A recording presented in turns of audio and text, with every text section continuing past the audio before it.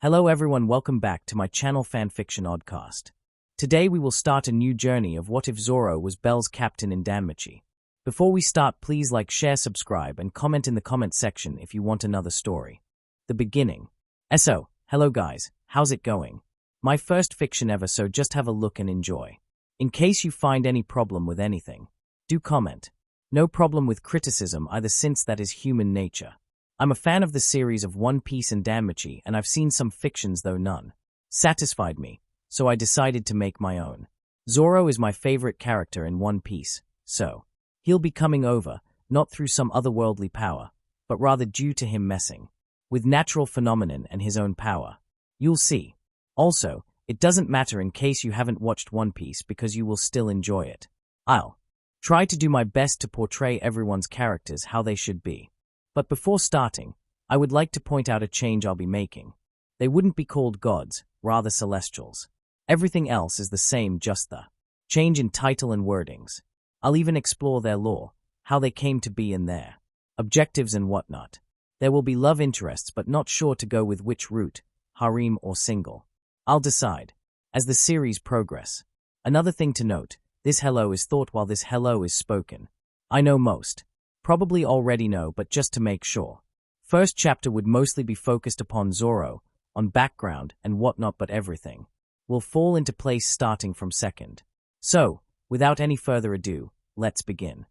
Zoro full name, Roronoa Zoro, also known as the greatest swordsman in history of the world. Used to be part of the Straw Hat crew, right-hand man of Pirate King Luffy. Together they accomplished many great things, including taking down the corrupt world government. But even after taking down the government, their adventure continued, everyone fulfilled their dreams, and eventually the crew disbanded after the death of Luffy at the young age of 27, due to him having given up many of his life years. Though he died, but his legend would continue till centuries. Everyone went their separate ways. Sanji found his all blue through destruction of One part of Red Line. Robin knew the full history. Chopper still practiced medicine to become even better doctor. Nami still in the process of making the map of the world. Usopp having become brave warrior and best sniper out there. Jinbei realized his dream after all races came together. Frankie still working on ships, and Brook finally laying down and resting in peace. Now what was the right-hand man doing? Nothing. Just wandering the seas in search of challenge. By now he had attained the title of the best swordsman in the world after defeating Mihawk, and went on to challenge every other alive. Emperor, Kaido, Big Mom, Shanks, along with many other powerhouses and won. Still, he went on to train more and waited for a worthy challenge. After all, just attaining the tile was fair from enough. You needed to be able to keep it. But he was bored. He couldn't find any challenge any longer. Time went by, years went by, and finally by the age of 33, he found himself a worthy challenge. The nature and all of its glory, that was his new challenge. He wanted to be able to reach that level where he could literally cut anything and everything. His strength was maxed out, haki was maxed out, understanding towards the way of the sword was maxed out, and had full control, so the only thing remaining was to get understanding of the nature, of environment, of forces and elements. Thus, he trained with calm of mind and wandered on a little dingy. Wait, this is not the end. The true story begins here. Man, that was some good nap. Green-haired man said, and you have to wonder, how could a man sleep with sun literally at its peak? Oh, the bottle is empty. He looked around. I'll just go find a town or something for more booze. What's that? He said after seeing something out of this world. A phenomenon he never saw before, not even in Grand Line or New World. Best way to explain it would be twisted. Everything in front with a diameter of about 10 meters was twisted beyond recognition. There were cracks in literal air, which in itself was not strange, since Gura Gura could allow the same, but there was not Gura Gura here. Forget that there was nothing in miles of radius, so it couldn't have been man-made. As Zoro got closer, he felt as if the world was sucking him in a powerful whirlpool. Without thinking, he sheathed his swords and used his most powerful attack possible. A line formed over the crack, and it was as if the world itself had been cut in several pieces. Damn, what the hell is this? Said Zoro after feeling the suction getting hundreds of times stronger after getting cut. Before he knew it, The entire part of sea there disappeared along with him. What happened? That was the first though Zoro had after opening his eyes clutching his swords. He was in some sort of vacuum, moving forward. Was he fast, or was he slow? He had no idea. Just that he was moving. Crap, there's no air. I can't breathe. What is this pressure? It's as if my entire body would be crushed. He quickly coated the entire body with armament haki, powered up by King's haki. Ho, that's better. At least I'm not being crushed. Damn it. I need to get out of here fast, otherwise the lack of air would definitely kill me. No matter how strong, Zoro was still human and had human limits. He couldn't survive without oxygen. Oh, what's that light? A bright flash an. Finally I can breathe, said while heaping. Wait, where am I? A cave, said Zoro to himself, noticing darkness all around with small bits of light. Sniff, the scent of blood is heavy in air. I sense danger. Zoro was excited. So much so that he forgot all about where he was or why was here. Danger. That was a foregone feeling ever since he climbed the throne as best. But where? Everywhere. That was the feeling. It was as if he was in jaws of a massive beast. Someone has been watching me. But who? He looked around but did not notice anyone. Wait. He thought and went ahead to touch the walls, the floor, the ceiling. This is alive, he thought. Was this like beige? No, the feeling was too strong, too vast and too powerful. He could tell that whatever this thing was, it was stronger than anything he had ever faced. The feeling of danger he got came down from deep down somewhere. This is first. I am getting excited. I don't care what it is. I want a challenge and it can give me. As he prepared to cut down below, he heard a roar. Roar of a beast he had never heard before. Now, that was strange. He had fought countless beasts, but none sounded like this. From where? He though looking around. There, from that tunnel. He sprinted forward and used observation to watch, but noticed an anomaly he couldn't use. Peak, advanced or even basic observation. What's going on? He thought to himself. Let's try armament. It's not working either. What about conquerors? What the hell is going on here? He shouted loudly after not being able to use any form of haki. I'll think about this later. I can still use my strength and my understanding. Toward sword can never be taken and my senses are still sharp, so I suppose I've lost about half of my power. No, it's more than half. My physical strength has also been greatly limited. It's as if I'm carrying a mountain. While thinking, he reached his destination and saw something he would never forget. A boy, with pure white hair and crimson eyes, was fighting a beast several times his size. The boy was weaker, he could tell, but still held on. The blaze in his eyes, that determination, that courage. It was like him when he was younger. The thought of helping the boy never crossed his mind. Would you help a man when he was trying his best to do something himself? No.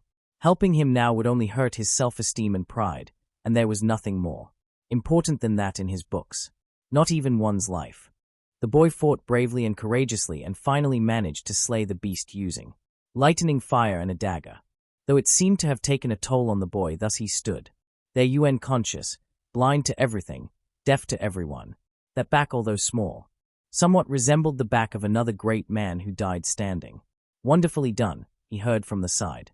It was just now that he noticed other people standing around. There was a golden-haired girl who was not human, he could tell, a gut feeling perhaps. A woman with long ears, a wolf man, 2 dark girls and a small boy who had the glint and will of a leader in his eyes. None were humans except for those dark girls maybe. These guys were strong, perhaps around the same level as peak vice admirals. He couldn't measure their exact level of power due to lack of observation haki, but he was still strong, and had strong feelings, so approximately there. These guys were marveling at the boy, but so was he. What he saw was potential, a lot of hidden potential just waiting to be unearthed. Maybe, just maybe, although the chances were slim, but this small guy might be able to become strong enough to one day challenge him to an equal battle. Yes, this was the feeling I was waiting for. This heart-thumping just imagining that scene. I must bring out the best out of him, so he thought. While he was wandering in his own thoughts, a question was asked. Who are you? It was that small blue-eyed boy who seemed like leader asking him. Me. I am Roronoa Zoro, a man destined to become the very best swordsman ever. Yes. Zoro never once though that he had become the very best regardless of what people might say. The best? You don't say, smiled the boy. Everyone was stunned by this proclamation. He didn't say that he will be, but that he was destined to be, and that is a big statement. Great dream you have there. Everyone was looking at him and he heard a scoff form. Quite a few. Didn't matter. You, the very best. Ha ha ha ha. That's a great joke, said the wolfman laughing. I chose to walk this path, and no one has the right to laugh at it except for myself, he said. The wolfman was stunned. What did you say, you damn three-swords punk? He growled. Stop it, beat. That's enough, said the boy. Good luck before leaving. Long-eared one. We need to be on our way, but we can't leave him here. Zoro, I'll take him to wherever his home is. Zoro was intrigued already, so why not go all the way? Zoro, I just don't know the directions. He never admitted it, but yeah, Zoro was hopelessly bad at directions even if given, and here he didn't even know. Lily will show the directions, said a small girl. She was really small, but he could feel her hardened resolve, which could only be built through many experiences. What is their true age anyway? Zoro, lead the way. An end. Man, this turned out to be quite long. I honestly didn't think it would be this long for first introductory chapter. Anyway, as everyone can see, this chapter was focused upon how Zoro came to this world, his current status, and his yet unfulfilled goal. Yes, I have nerfed him quite a bit, but he still has his prowesses, just can't use them right now. But he will be able to do so eventually and become even stronger alongside training. Bell. As for why he's limited, there's a valid reason. Hestia will be the one to explain that. This new world. So, here's the second chapter. It's a bit earlier than scheduled, but I had some free time, so wrote away. Enjoy. It was dark with some light illuminating from the walls all around. The tunnel was clean and tidy as if someone regularly tended to it, but that was strange. Who would waste their time cleaning such long and spacious tunnel? Two shadows were walking side by side, one tall and another small. There was a third shadow, who seemed to be sleeping on the shoulders of the taller one, unconscious perhaps.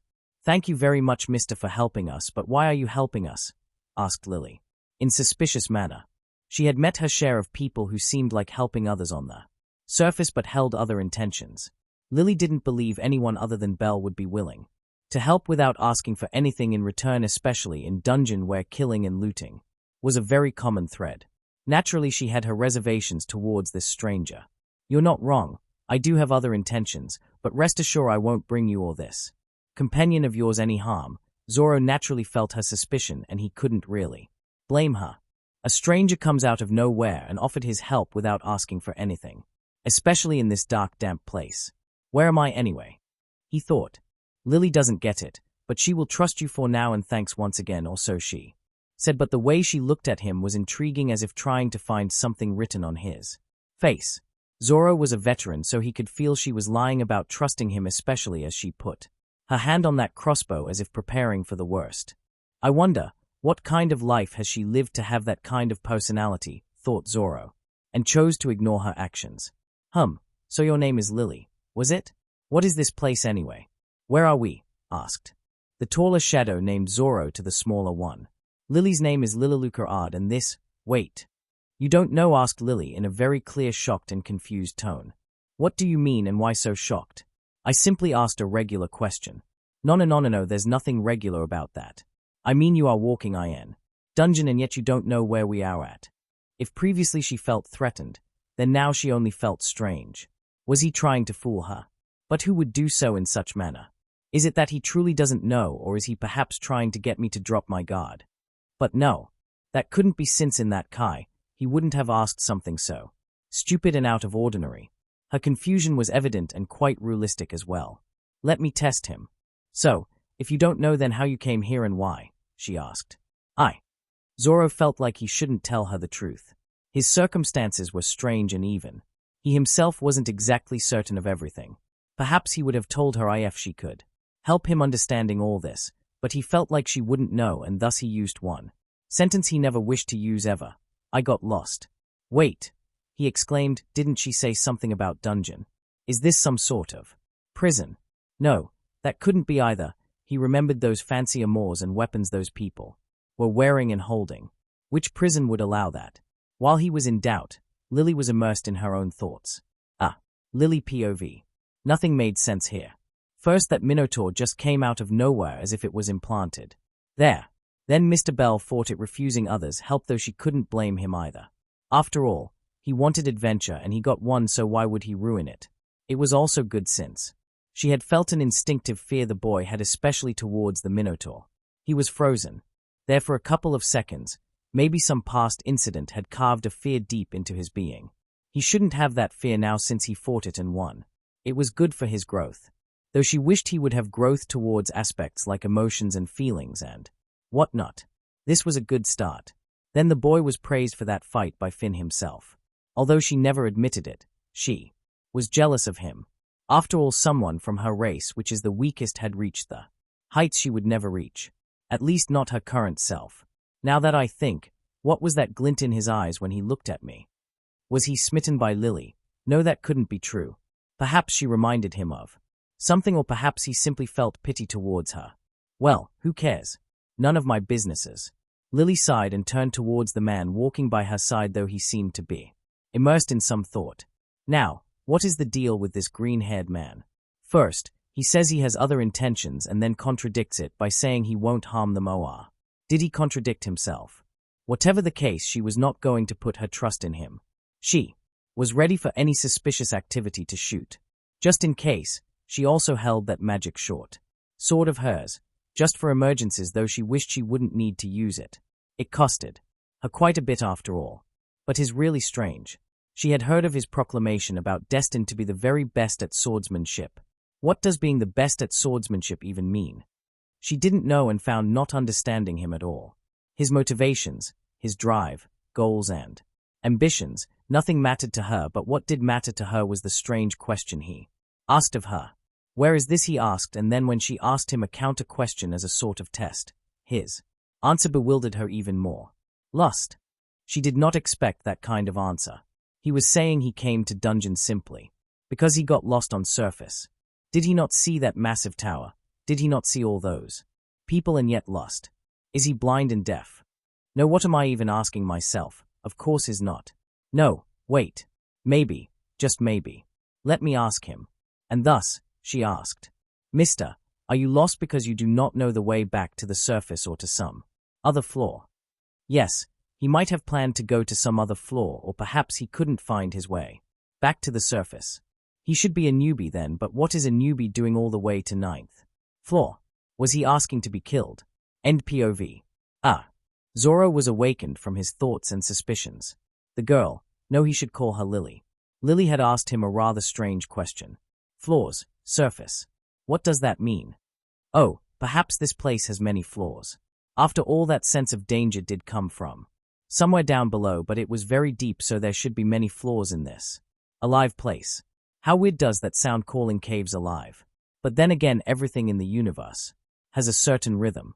The stones have it, so does trees, water, fire, and literally everything, but that rhythm doesn't make them alive, rather gives them a certain pattern to follow. Cutting along those patterns is how you cut through many unquotable or indestructible things. But this is different. It has rhythm, sure, but lacks that certain pattern, and only blood and flesh are living beings are like that. They have no patterns, but that doesn't mean they can't be cut. Rather, you don't need any special understanding to cut them. You just need enough power to do so. So how is this massive place alive? Man, I'm getting tired. Sure, enough, I'm not good at those critical thinkings. Screw this. She asked me a question and I'll just go along with it. Not like I'm losing anything here. Anyway. And so, he answered. Yes, you're right. I truly am lost here. So which floor is this again? Hearing this, Lily sighed. I am smart, she thought, but since he helped us, so let me give him some advice. Lily, Miss Dash. Zoro, stop. Zoro, Roronoa Zoro. That's my name. Lily, Mr. Zoro then. You know newbies shouldn't come this fair.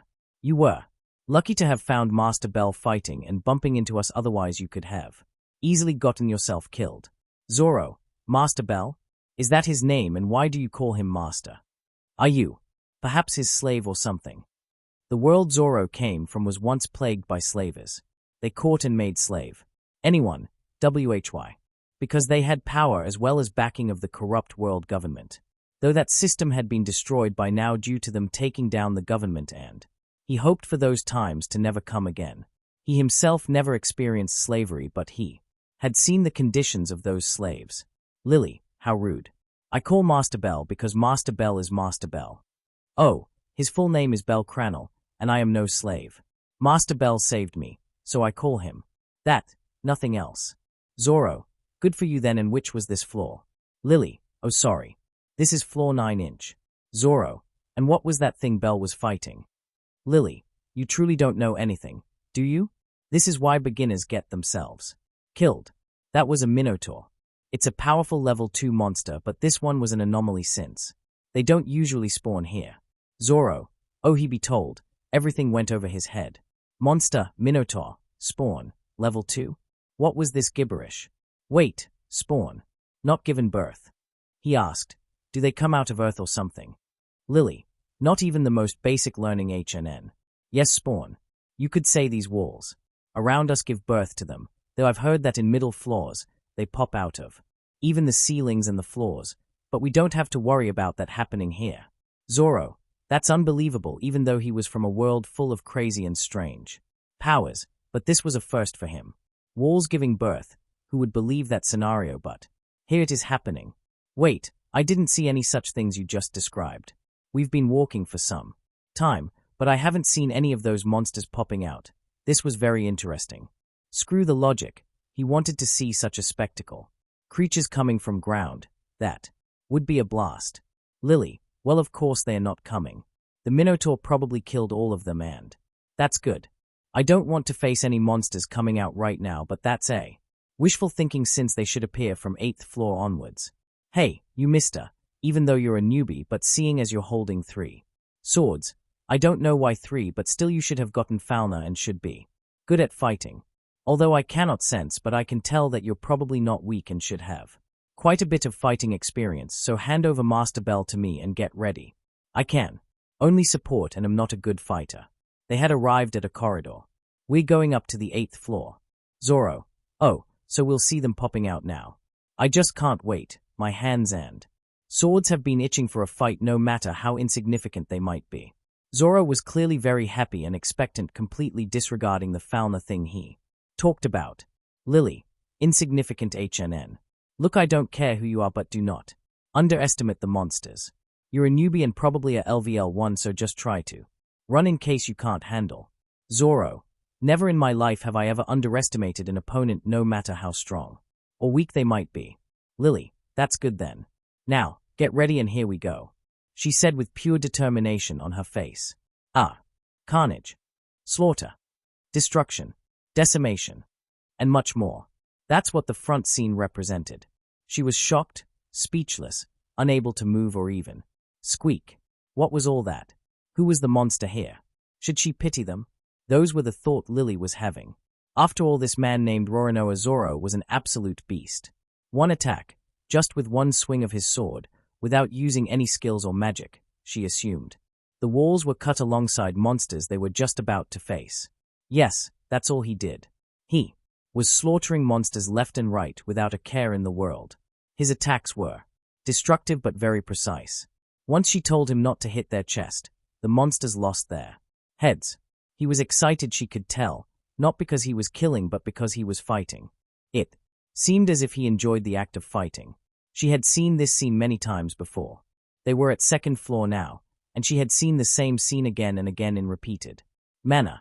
No matter the numbers, no matter the types, and no matter the power, the monsters just kept on losing their heads, and in fact the number of monsters they encountered was probably 5 times normal. Perhaps if this happened once, she could call it a coincidence, but no, it happened again and again. Literal volley of monsters came and died.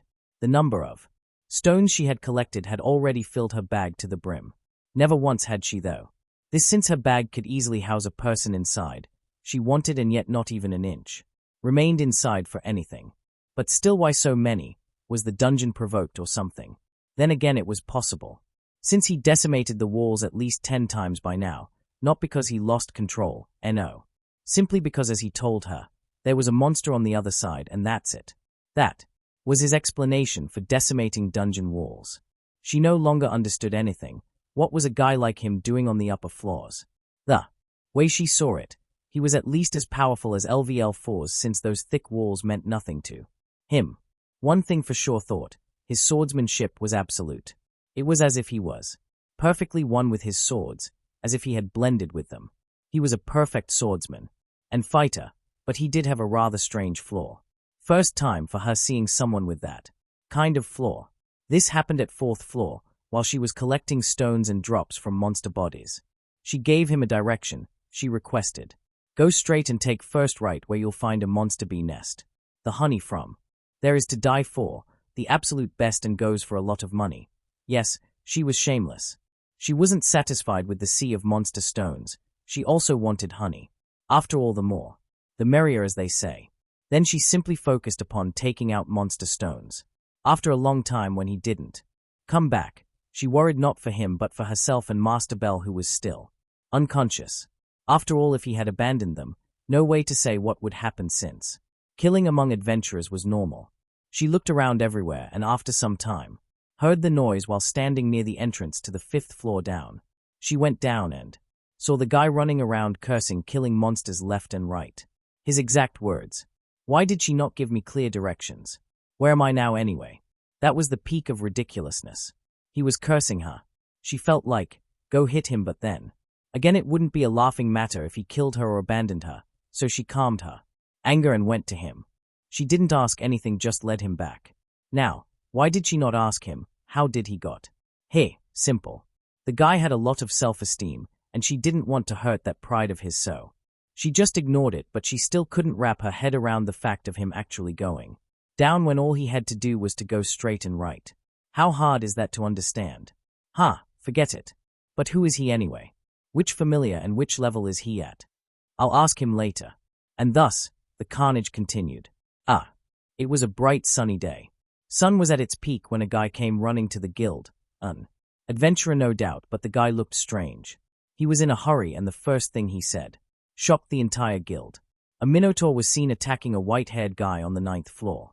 A statement which had disturbed the guild quite a bit, especially Aina. Aina was a guild advisor in charge of Bel Cranel. Once she heard the news, she tried to deny the possibility of the boy being Bel. Was it him? But how? Does he have some sort of fate with Minotaur in general? First on 5th floor and now this. Oh, Bel, I hope you're all right. Those were Aina's thoughts.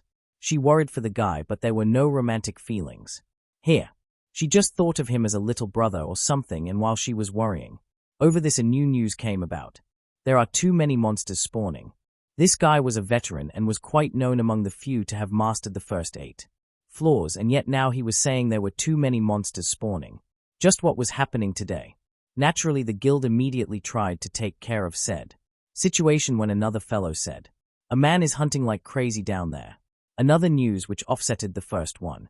Was it some high-class adventurer? But why would someone like that pay attention to beginner floors? Perhaps he was simply going down when encountered such situation, thus decided to take care of it lest more casualties come about. Whatever the case, some tension was alleviated from the guild, but still some checking was needed. While they were thinking this, a man came out of the dungeon with a girl. Zoro, so, this is the surface. Looking up. Zoro, damn, that is a massive tower. Hey Lily, who were those people watching Bel fighting down there? They weren't weak, at least were stronger than everyone else I met since coming here. Lily, since coming to Rio HNN. Well, that's natural. They are after all part of one of the 3 strongest familiars here. The Loki Familiar. Loki Familiar HM. What is this familiar that you're constantly talking about? Lily, you know, mister, you are really strange. You're that strong yet lack the common sense that everyone has. You give me the feeling that you do not originate from here. Zoro, well, of course, I'm from Fair East and there's nothing like this there. Lily, I don't believe you, but I won't pry. Everyone has secrets. Let's go to Lady Hestia and take Master Bel to his home. No, wait. What are you going to do now? I can hand over all the stones if you want. Zoro, nah. I'll go with you. It's not like I have anyone here to go to. Lily, what do you mean? Are you not in a familiar? No, wait. If you were in a familiar, then you would know what familiars are, but if you're not, then how are you so strong? Nothing makes sense. She was muttering to herself. Zoro, hey, let's go somewhere else to that Hestia you spoke of. Maybe you'll find out the answers to your questions there, but why don't you first get rid of these stones? Did you not told me they could be sold to the guild for a hefty sum of money? Lily, I'll do that later. Master Bell is more important right now. I'll lead the way. Zoro, whatever floats your boat. Yarn man, I'm getting sleepy again and hungry too. Lily, let's go to the Jagamarukan stall then. Before you ask, Lady Hestia works there. And Jagamarukan is a potato snack. We'll take Lady Hestia from there, and you can also get some snacks. Zoro, Hey, where can I find some booze? Zoro POV. That is Hestia. A girl, woman, whatever. So that's her HNN. Well, she's small, but it's good to not have that crepey cook around. Hestia looks like a beautiful young lady wearing full clothes, but never though I would call someone beautiful. I've seen some on the way here, and all of those men and women looked beautiful, lacking any flaws whatsoever. They were special, different from others around, and their beauty didn't come from physicality, no. It was their aura. That aura is what made them beautiful. I've never sensed such a flawlessly pure aura. I bet all of them are very strong. Should I just go and challenge some of them? What were they called again? Yes, Celestials. That's what that Lily called them. There are many different races around, but these guys are different. Someone's watching me. Looking around. This is different from that dungeon. Up there, the top of that tower. Someone's there, but who? I hate not being able to use haki. Can't even see just some distance away properly. The gaze intensified as if trying to look into his very soul. Let me see if you can continue gazing into my soul. POV end. He intensified his aura. Lily, what happened? Why are you looking over there? Zoro, nothing. Lily, let's go to Lady Hestia, what happened to My Bell? You better answer me this instant, said Hestia, coming over from behind her stall, screaming her throat out. Lily, please calm down, it's just mind down. Hestia, but those injuries. Zoro, they are not serious. The boy is simply exhausted. Hestia, who are you? Lily, perhaps we should take Mater Bell to home first. Zoro, don't forget to bring some of those snacks. I'm starving. Hestia, follow me, said Hestia while quickly walking towards her home. Hestia, why did you not just take him back before coming over? Lily, I do not have the keys. Hestia, arg fine, but you better tell me everything once we get back. Lily, sure. After some time, walking. Hestia, we're here. Hurry up, bring My Bell inside.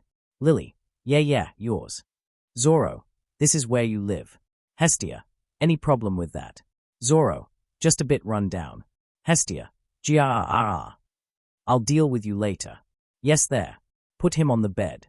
I'll bring some hot towels. Zoro, looing around, it's not bad for living. Hestia quickly brought some hot towels, washing Bell's body.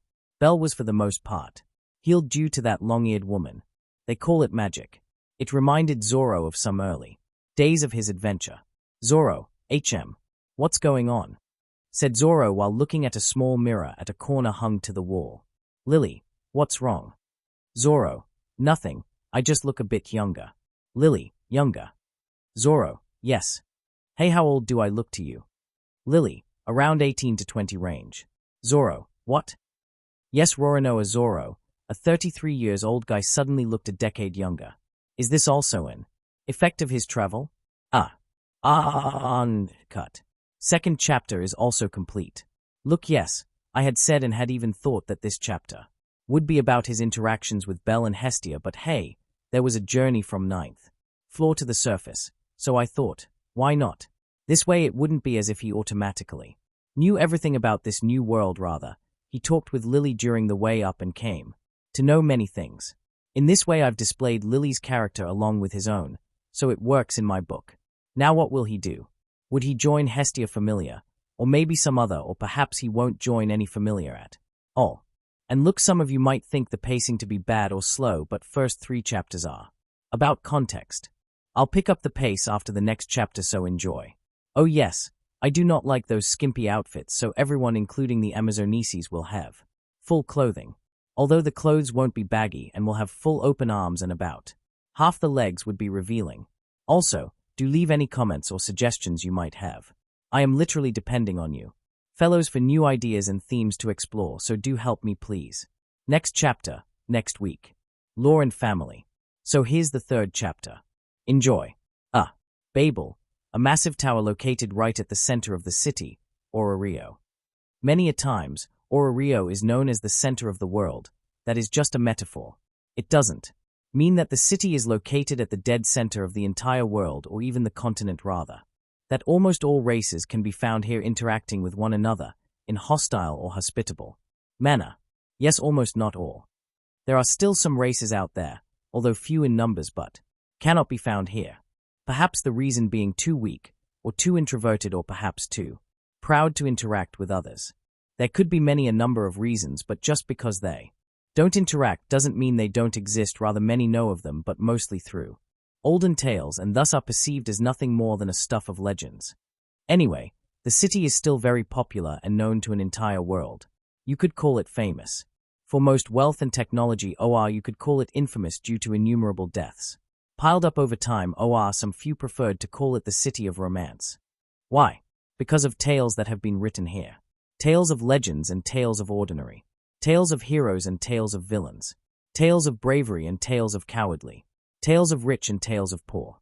You could find every sort of tale in this rich historical place, thus the city of romance. And then there's Dungeon, one of the 3 most dangerous places in the entire world. In fact, in times long forgotten, there was no such thing as dungeon, or as some call it, monster den.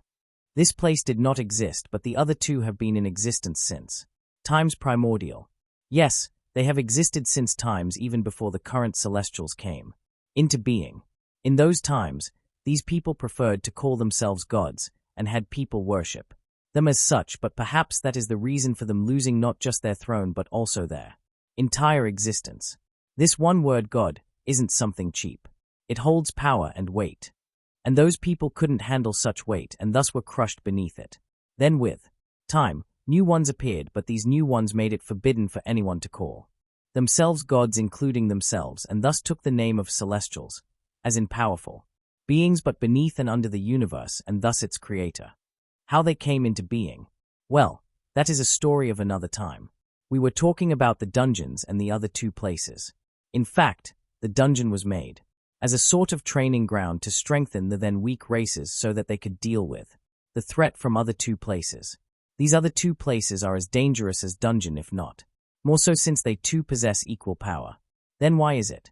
Why does no one seem to know about these other 2 places while everyone knows about dungeon? The reason is simple. You can survive in dungeon, even the weaker ones can on the beginner floors, but death is certain in other 2 places. The dungeon is a floor-by-floor structure with specific powered creatures existing on said floors, so the upper floors are weaker while the deeper floors are stronger in creatures. The other 2 places are not like that.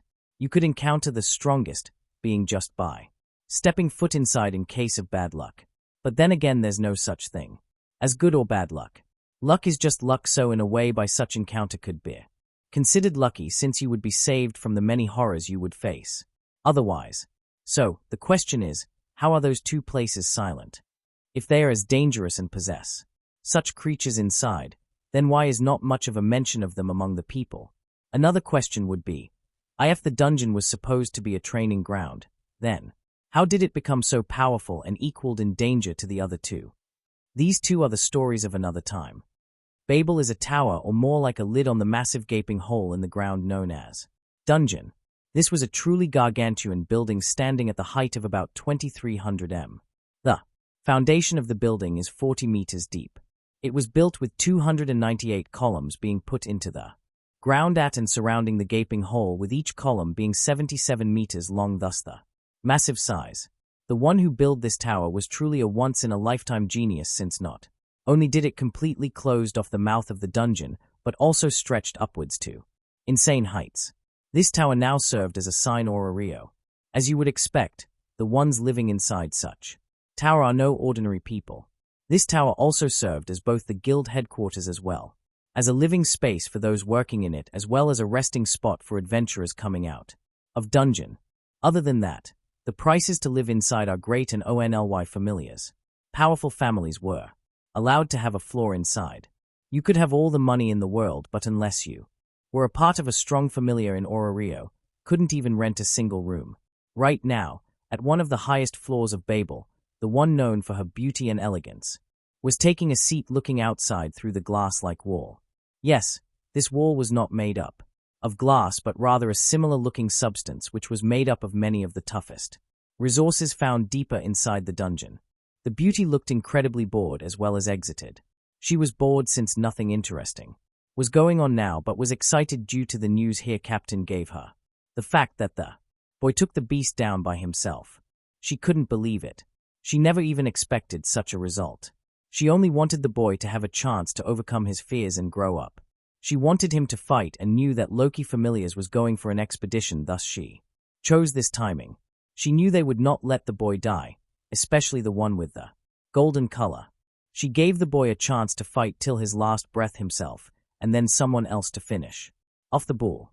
But the boy performed way beyond her expectations, not only fighting till his last but also taking it down. She was ecstatic and was waiting for the boy to come out and show her that transparent, brilliant color. She wanted to see if the color got any brighter, and if it did, then by how much, and her waiting was answered. She saw the boy, unconscious, lying on the backpack of that little prum, and yes, this is it. She thought his color has gotten much brighter, and that stain is gone. She looked at her captain standing behind. You did a good job, Otter, praising him. This was my job, nothing to be praised over, said the boar man, looking as astute as ever. Sigh. You're no fun, she said while looking at them going towards Hestia's stand. What's that? She exclaimed while looking at another man walking side by side with that prum. The man was strange, holding 3 swords with green-colored hair, but that's not what caught her eyes. Rather, it was his soul. Sharp. That was the first impression she got. Oh. He noticed that fast.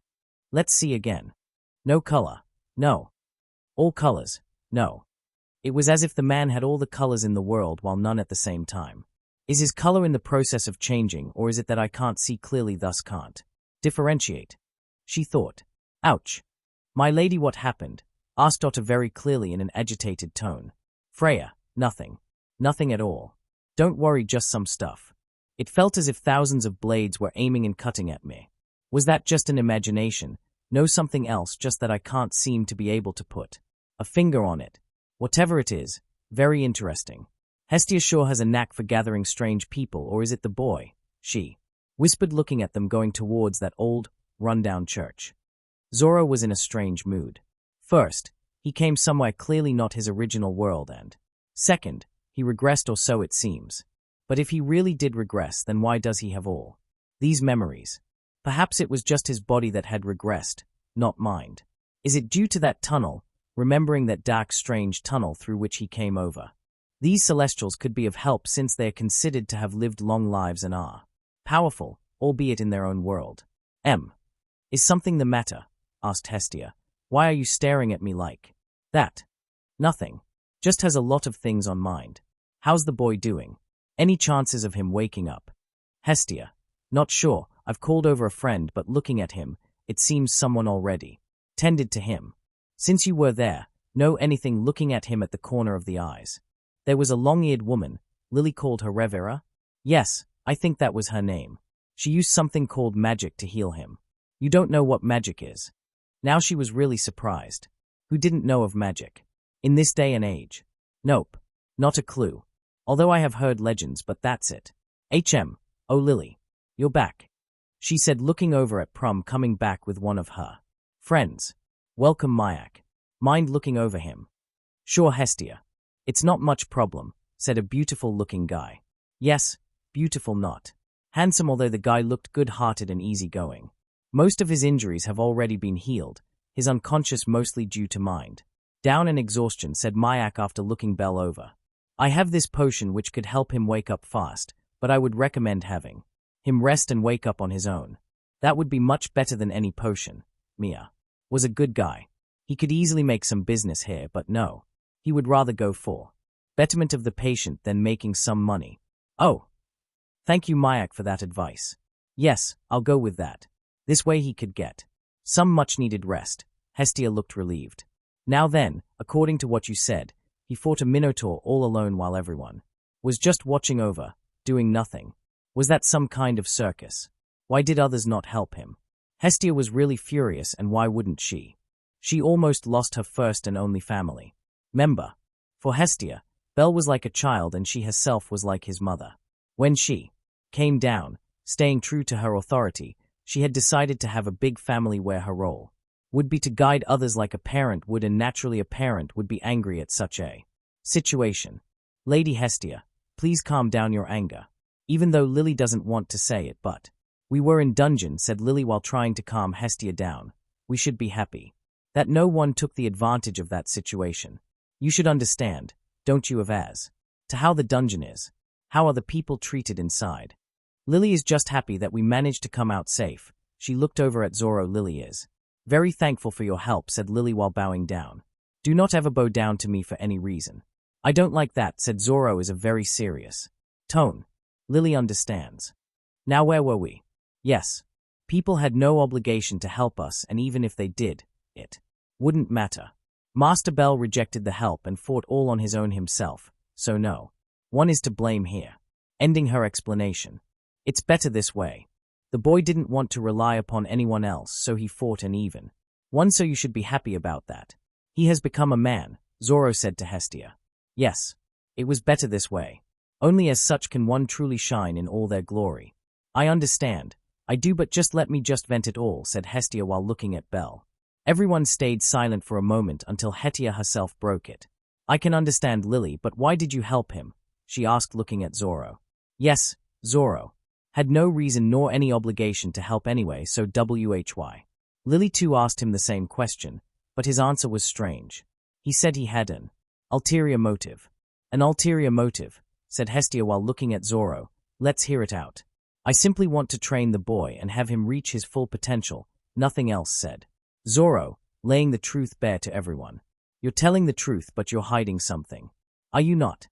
Half-truth is often more dangerous than a lie, so until you tell me, I won't let Belle be anywhere near you, said Hestia in a very stern tone. You could find threatening in that way of speaking. Even Mayak was surprised to see her like this, but he understood her and thus stayed silent. Let's just say I have a wish and perhaps he could help me fulfill it. Worry not, I can swear that I won't let any harm come upon him intentionally. Hestia looked at him as if she would bore a hole through his body. He was telling the truth and she could somewhat rest easy, but still. Let's just see how things go from here. So, what are your plans now? Hestia could tell he was not in any familiar, thus she asked. Why not have me join you? I heard you want a family. I could take the role of the Bog brother, said Zoro jokingly. In all seriousness, I am going to train the boy and make him stronger, and I would appreciate it if you would let me join you, said Zoro, finally getting serious. Hearing that, Hestia looked at Lily. Lily was the one to have spent most time with him, so her thinking mattered. Well, Lily can tell you that he is very strong. How he got that strong without a father, that I don't know, but it would be advantageous for your familiar to have him, Lady Hestia. Although yes, he's a bit strange and lacks what we consider common sense. That's all Lily can say about him. Whether he's trustworthy or not, you'll know after giving him a Falna.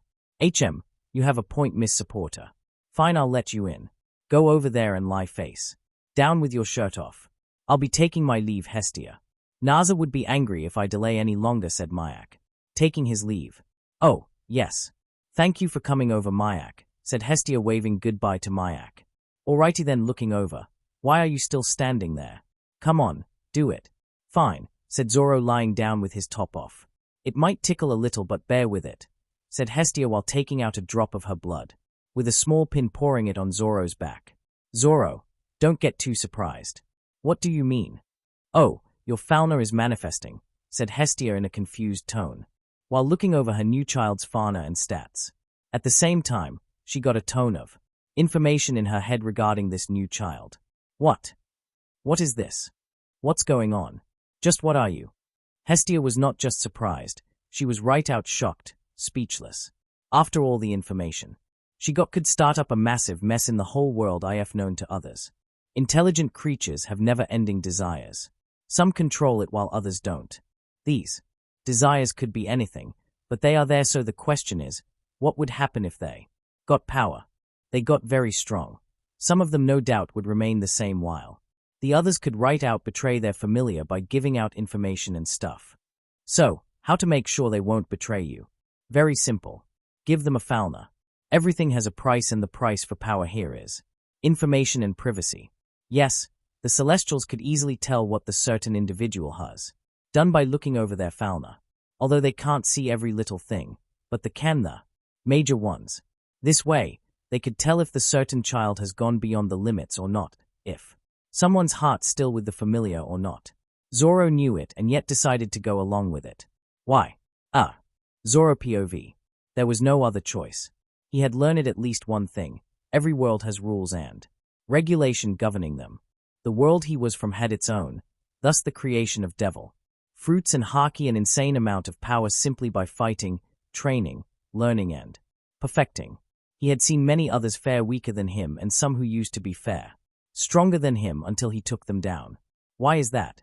No one could ask that question, since from their perspective, everything depended upon training and fighting. You train more, you become stronger. You fight more, get more experience, and you become stronger. It never even occurred to them as to why that was the case. How was it possible to have the small human body possessing the strength, surpassing even the giants? No one asked, since that was a norm, but what now? He was forced to ask that question and ponder over it, thus the result he got about rules and regulation of nature. Why was he forced to ask such question to himself? Well, his strength was decreasing at an insane rate ever since coming over. He had a doubt that before long, he would become just like normal humans without all that hard-earned power, so he decided to join a familiar, since from what Lily said, the who join a familiar gets a huge power boost through fauna, and that power kept increasing, so perhaps that was the way of this world. You couldn't become powerful enough to destroy mountains simply through training here. On the other hand, he was also ecstatic since he could become even stronger here than before. Since he already knew and had mastery over all of his swords, all of his movements were practiced over thousands of times and had now become a norm for him. His understanding of nature and his power to cut almost anything, regardless of how shallow the cut might be. These were the things accepted by all worlds, so couldn't be taken like strength and haki. He also had hopes that he might get his haki back in form of those skills mentioned to him before. If previously he had to train and start from 0 to come all the way to 100, then now he was already starting from 50 and could probably surpass that 100 limit with time. After all, combat prowesses didn't just rely upon physical stats and haki, many other things, especially for a swordsman, mattered as well. Experience, control, ability, understanding, and much more also went into combat prowesses. He had gathered all of this through 30 years of training, so couldn't be taken. So what if he no longer possessed the same strength and power? He had a lot of time to grow now due to going back to his younger years. Yes, he would train again and become even stronger, surpassing the limit he couldn't before, and reaching that absolute peak. POV end. Hestia couldn't believe it. A man from another world and who came over due to his own overwhelming strength and power. Sure, he had gotten weaker now, but he could grow even stronger, and that's what would normally scare her. But she was thankful. Yes, she was thankful, because that man was Roronoa Zoro, a man with strong belief and principles. A man so loyal that he would not hesitate to not only put his very life on the line but even his dignity and pride for his leader. He's a good child, thought Hestia. The shock that she got was growing lesser with time. So, this is what you meant when you said that to me. You know, it's really miraculous. Honestly, I had my doubts when I heard it from her. But man, is it a scary ability, said Zoro. Well, now you know. Don't tell anyone about this, since the aftershock would be too great. I'm not stupid. Yeah, I know. Anyway, I welcome you, Roronoa Zoro-No. I welcome you, Sword Emperor, in my small family. I hope your wish would be fulfilled and that Bell won't disappoint you.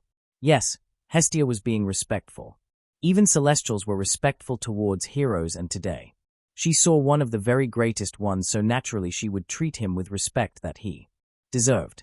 Oh, he won't, I can tell, said Zoro, laughing. What dash? What's going on? Lily doesn't understand. What Sword Emperor? Who is he after all? Lily threw out a torrent of questions after seeing Hestia being so respectful, and after hearing that title, she called him by Sword Emperor. What is that? Hestia, do not be agitated. You'll know with time. that I'm certain. While they were talking, another voice spoke in between. HN. I'm awake, looking around. Oh, I'm at home. He looked over the smiling Hestia, shocked Lily, and the laughing Zoro. What's going on and who is he? Belle Cranel was awake and rather obviously confused. At the same time. In Rio somewhere. Go, sell them all. Ha ha ha ha ha. We'll be making a lot of money off of these irregulars, screamed a man, rather obviously happy while directing many others. They were transporting some things in cages. We would rather die than become playthings, and then crack. And with that, whatever was in the cages dissolved into fine dust. New. You fool. Had I not told you to tie 'em all up? It was a mistake. It won't happen again, said a terrified voice. Sure, it won't happen again, and I'll make sure of that, he. Kill 'em all. They're of no use, said the man while looking over some tough fellows. Sure, what now? Let's go back. So, what if these died? There are many more down there, aren't there? In deeper floors, the wall cracked, and a bull fell down from there. It was black with red horns and eyes. Where? Who? Thought the bull, but before organizing its thoughts, something jumped at it trying to bite. The bull roared and threw a powerful punch over that thing and crushed its head. At the same time, another thing came over, fully white with red eyes. This was an evolved form of Almirage's, LVL4 monsters known simply as White Shadows. It resembles. What does it resemble? Though the bull trying to remember. The advance party should have reached there already. Pick up the pace, said a blue-eyed boy known simply as Finn. We have to reach there and make this expedition a success. What do you think about that green-haired man? Asked the vice-captain of the Loki. Famelia. Finn, his hairs resembled you. Reveria, I'm not joking. Finn, it was intense. When I looked at him, my thumb throbbed like never before. Storm is coming, and we should be prepared. Thinking of something.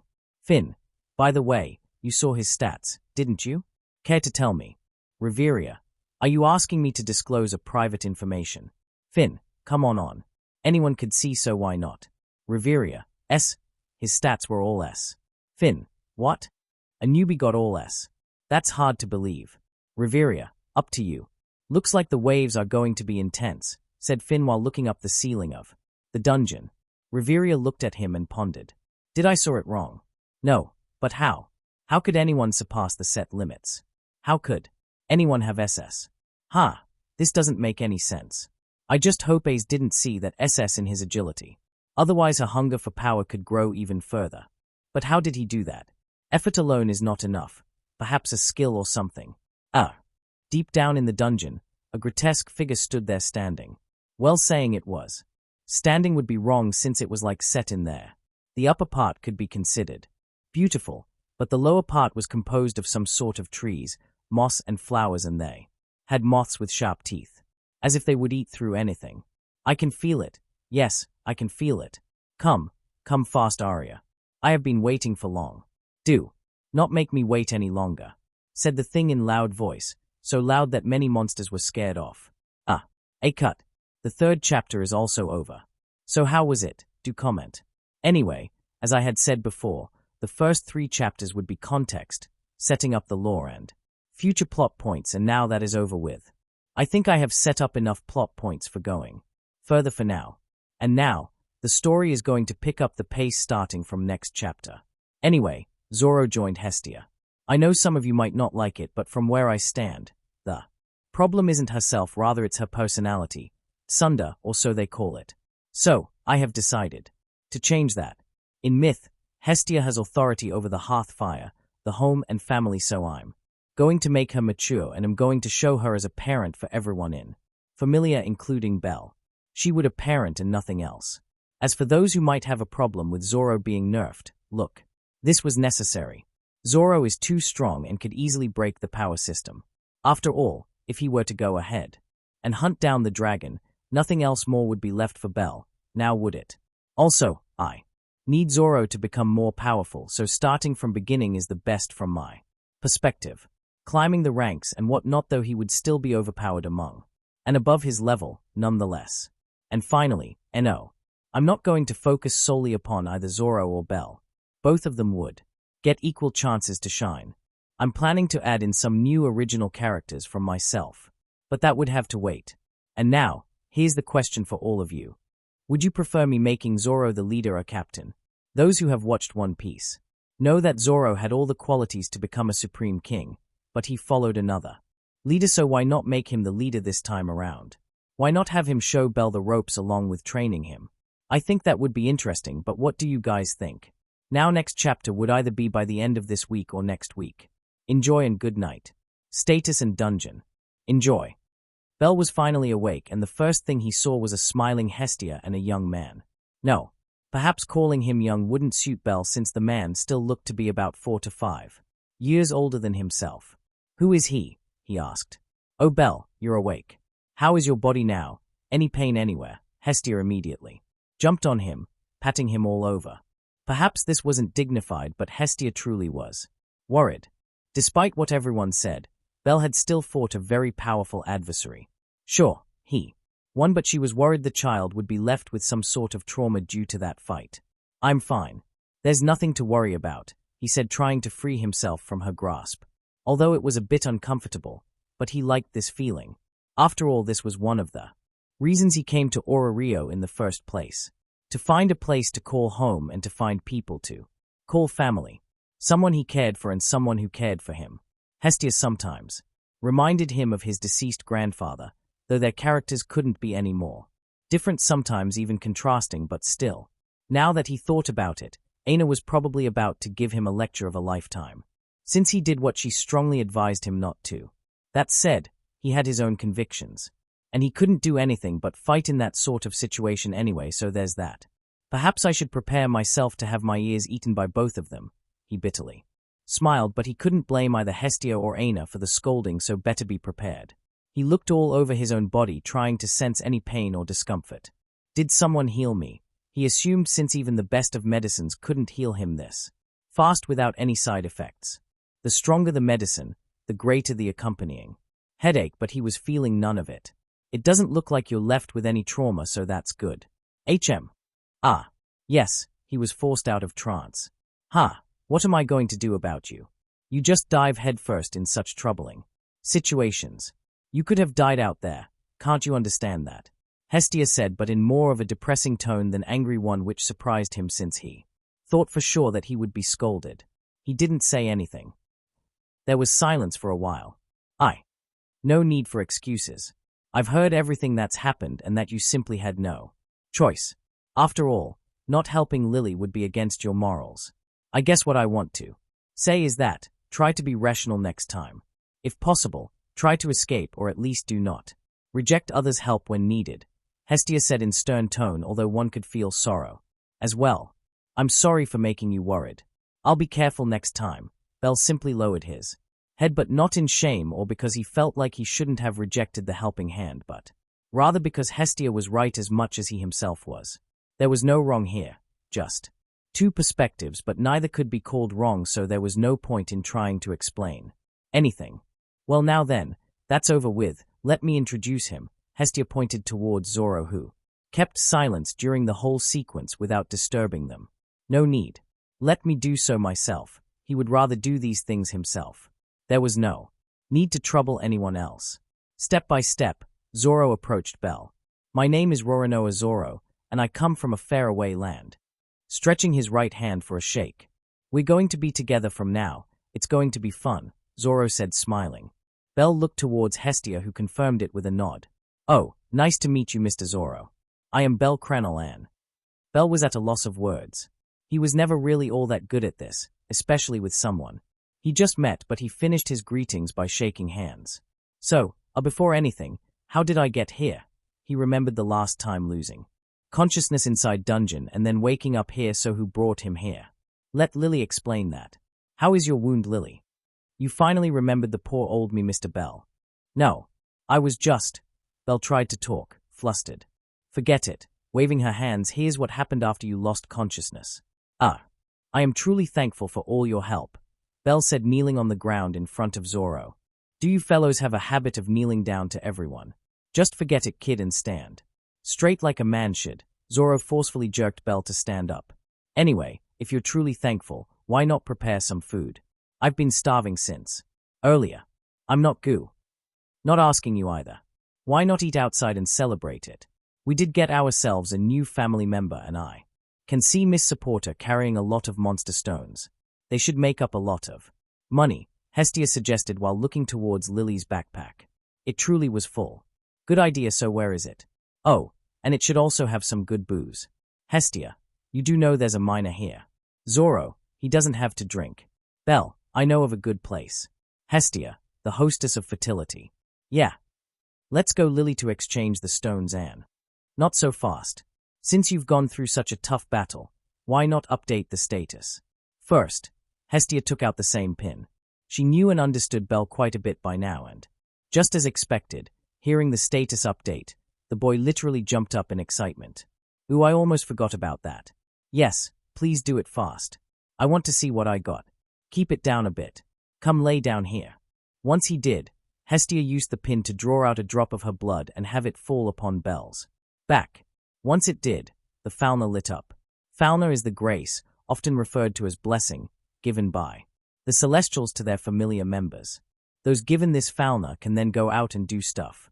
Everything they do turns into what is known as Excelia, and this Excelia can raise their status, making them stronger in the process. The amount of Excelia obtained depends upon the difficulty of the task completed. Those tasks could be anything, from fighting to smithing to potion creating and everything else imaginable. Hestia looked at his back, blanked out for a moment. What happened? Belle asked, feeling her suddenly collapsing. No, nothing. Do not worry about it. I'm just overwhelmed a bit. That's all, Hestia. Once again looked at his Falna. Sigh, so it happened. This is what I was afraid of. She took out a paper and printed it. Upon his back, word by word, of course in translated language which could be understood by them. Before handing it out, let me congratulate you.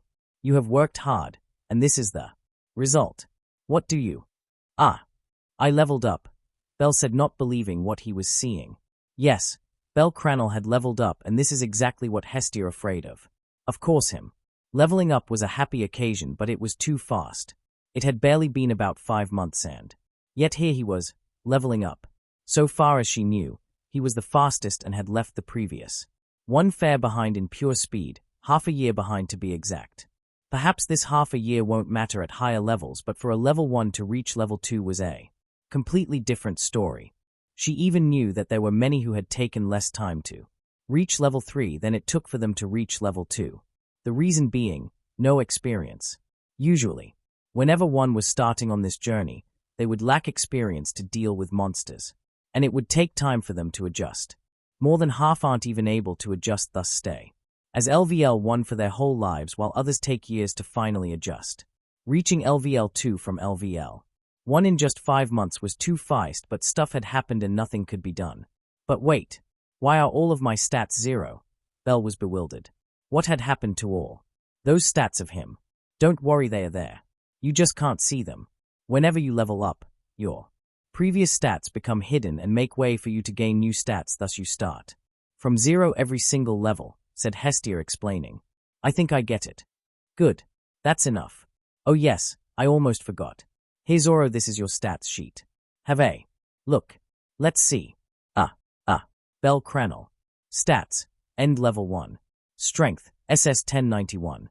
Endurance, SS 1019. Dexterity, SS 1098. Agility, SSS 1337. Magic, SS 1001. Skills. Lyra's Freeze, hidden. Fast growth as long as a desire lasts. At minimum, 1.5 times increase in Excelia gain. At maximum 3 times Excelia gain. Extremely intense desire could help break past certain limits, but only during first 4 levels. Magic. Firebolt. Stats, level 2. Strength, I0. Endurance, I0. Dexterity, I0. Agility, I0. Magic, I0. Luck, I. Skills. Lyra's Freeze, hidden. Fast growth as long as a desire lasts. At minimum, 1.5 times increase in Excelia gain. At maximum 3 times Excelia gain. Extremely intense desire could help break past certain limits, but only during first 4 levels. Argonaut. A chance at victory. Magic. Firebolt. Rorinoa Zoro, LVL 1. Stats. Strength, I0. Endurance, I0. Dexterity, I0. Agility, I0. Magic, I0. Skills. The Conqueror's Will. Those with weak wills are not permitted. Those with weak strengths are not permitted. The limits matter not. Nothing can limit a conqueror. Nothing can suppress a conqueror. The will eternal. Voice of all things. Ability to sense and trace the breathing and the rhythm of everything. Ability to understand. All languages. Nothing is hidden, neither can it be hidden. Full counter. Resistance to all sorts of magics and phenomenon. Ability to survive in any environment. Full immunity to all sorts of harmful substances and poisons. Being promoted to level 2, Bell had a choice to make, the choice between choosing a skill. He had 3 skills to choose from. Abnormal resistance, a skill which would provide him with resistance to many diseases and poisons, very useful when exploring a dungeon. Hunter, increase in ability and power when hunting the same type of monster again, good. When fighting monsters. Luck, no idea. Luck was an abstract subject to begin with. He himself felt that Hunter would be cool, but Hestia intended for him to choose luck. Seeing him in a condrum, Zoro gave him some advice. Listen to your heart and your ambitions. That was enough. Bell calmed himself down and focused upon his ambitions, and in the end chose luck since that's what his heart told him. It was more of an intuition than anything, but he felt like he had just passed some hurdle, as if he made the right choice. That said, his skill made him awkward. Yes, he loved hero stories but never expected for those inspirations to take a form of a skill, and such a vague one at that. A chance at victory. What did that even mean? He didn't know, but there was no point in pondering over this matter for now. He could test it out in dungeon later on. Other than that, Zoro's status was strange. It had everything except for magic. He didn't even have that option of magic as in heading, but Hestia could explain that problem with only single sentence. Your skills are too strong. Yes. Disregarding everything else, those skills of his were broken. Only Zoro understood of. As to what the importance of voice of all things was, and Hestia too had some guesses. Other than that, his other 2 skills were understandable for everyone. The will of the Conqueror basically removed that upper limit for him. Other than that, it seemed as if he didn't even need to fight hordes if they were weak. Many powerful adventurers died not due to one stronger monster, but rather due to hordes of weaker monsters, and yet here he could waste all of them. And third, the one considered by both Bell and Lily to be the most broken was full counter. Although this skill did not have any great attack, it gave him a superb natural defense. This was a skill which not only provided him resistance towards all forms of magic, but also gave him the ability to survive in any environment. It also made him immune to harmful substances, thus toxins and diseases etc. had no effect on him whatsoever. And the most absurd of all, this was him only at LVL1. Hestia could understand the reason since she knew of his true self, but he had stopped her from revealing anything. So, he was just a humble swordsman from faraway land and nothing else. When Lily questioned him about how was he able to do all that in dungeon without any fauna, his answer was very simple and straight. You'll know eventually, but keep it to yourself. Naturally, Lily was not convinced, but what else could she do in this situation? Thus, with all that sorted out, Bell and Lily went to the guild to exchange the monster stones and drops, as well as updating their familiar information, while Zoro simply lay on couch, taking an afternoon nap without a care in the world. Aina, as usual, was busy with her work, but she also looked worried. She had gotten the information of a white-haired boy being attacked by a minotaur on 9th floor, and later she found out that someone was seen bringing a white-haired boy up to the surface. Till now, no other news came. The guild had gotten busy, but the dungeon, which seemed to have suddenly erupted, calmed down almost instantly, so those busy few instances were gone as well, though they had sent a team down to investigate the cause but had yet to receive any worthwhile report. Sigh, Bell. Where are you? I hope it wasn't you. As if her wishes were fulfilled, she saw Bell coming over with his supporter. He looked fine and not all that exhausted either. Miss Aina, Bell shouted while coming over. Thank goodness he's all right. It shouldn't have been him being attacked, she said to herself. You look happy and excited. Did something good happen? She questioned. Yes, very much so. First, we have gotten another familiar member. Oh, that's good. Where? Did they not come with you? Aina looked around, not finding anyone who seemed to be related to Bell or coming over. Oh no. He's taking a nap. He should be quite exhausted so. Is that so? Well then give me the paper. Guild was the central power of Ororio. This city, which was filled with hidden dragons and crouching tigers, there needed to be a force to keep them all under check lest they go out of line, and Guild was that force. Though Guild didn't possess strong military power, but they did possess potent authority. Although they couldn't force strong powers to move, but they could minimize their movements. One of the best ways to keep the order was to know who is how much strong. This was accomplished by level declaration system. According to this, everyone was required to declare their true levels and to make sure of as to what was being declared true. A proof was needed. This proof was simply the top of the page of status. At the top, one's true name as well as true level would be present, and Guild had a way to make sure these weren't forged fake but rather true ones, and they could also tell of as to when it was recorded. In this way, it didn't exactly stop people from not declaring at all, but those declared could now be proven, which was a big improvement from the past. They likely learned lessons from past incidents. Here it is. Oh, and there's mine as well. Guess what? Belle put on the brightest smile he ever could. I've leveled up. Yes. Wait. What? What did you say? Aina almost screamed, but then immediately lowered her voice and checked both the papers. It was true. Belle truly had reached level 2, but how? To explain. Yes. Follow me. Aina took him to one of the private discussion rooms. The room was completely shut, and nothing could leak outside. Look, Belle. You managed to level up, which is good, but it's too fast. I don't want to press for details, but it's my duty, so tell me truthfully, what did you do? I fought a minotaur and won. What? Quickly composing herself, explain. After some time. So that's what happened. Aina took a deep breath. It seems nothing I say has any effect on you. Listen, Belle, I've said it again and again, so let me say it again. Adventurers shouldn't go on an adventure. This might seem contradictory since that is their job, but by adventure, I don't mean they shouldn't explore. I meant they shouldn't try to do the impossible. I've seen countless adventurers die due to trying something beyond their limits. Trust me when I say so. You might not return next time. I won't be angry with you, but that said, I am going to put as much knowledge into your brain as possible regarding several types of monsters and dungeon terrain. You should prepare yourself. Aina no longer held anything back. This young fellow was too much. Forget about fighting Minotaur. Him just fighting hundreds of killer ants and wall shadows alone is enough to make him dangerous, but for others, but for himself. If he wasn't going to stop no matter what, then she could only try to teach him everything so that he would be prepared for future challenges. And thus started the classes known far and wide as the Course of Hell. We're back, Belle said, exhaustion written all over his face. He wasn't physically exhausted.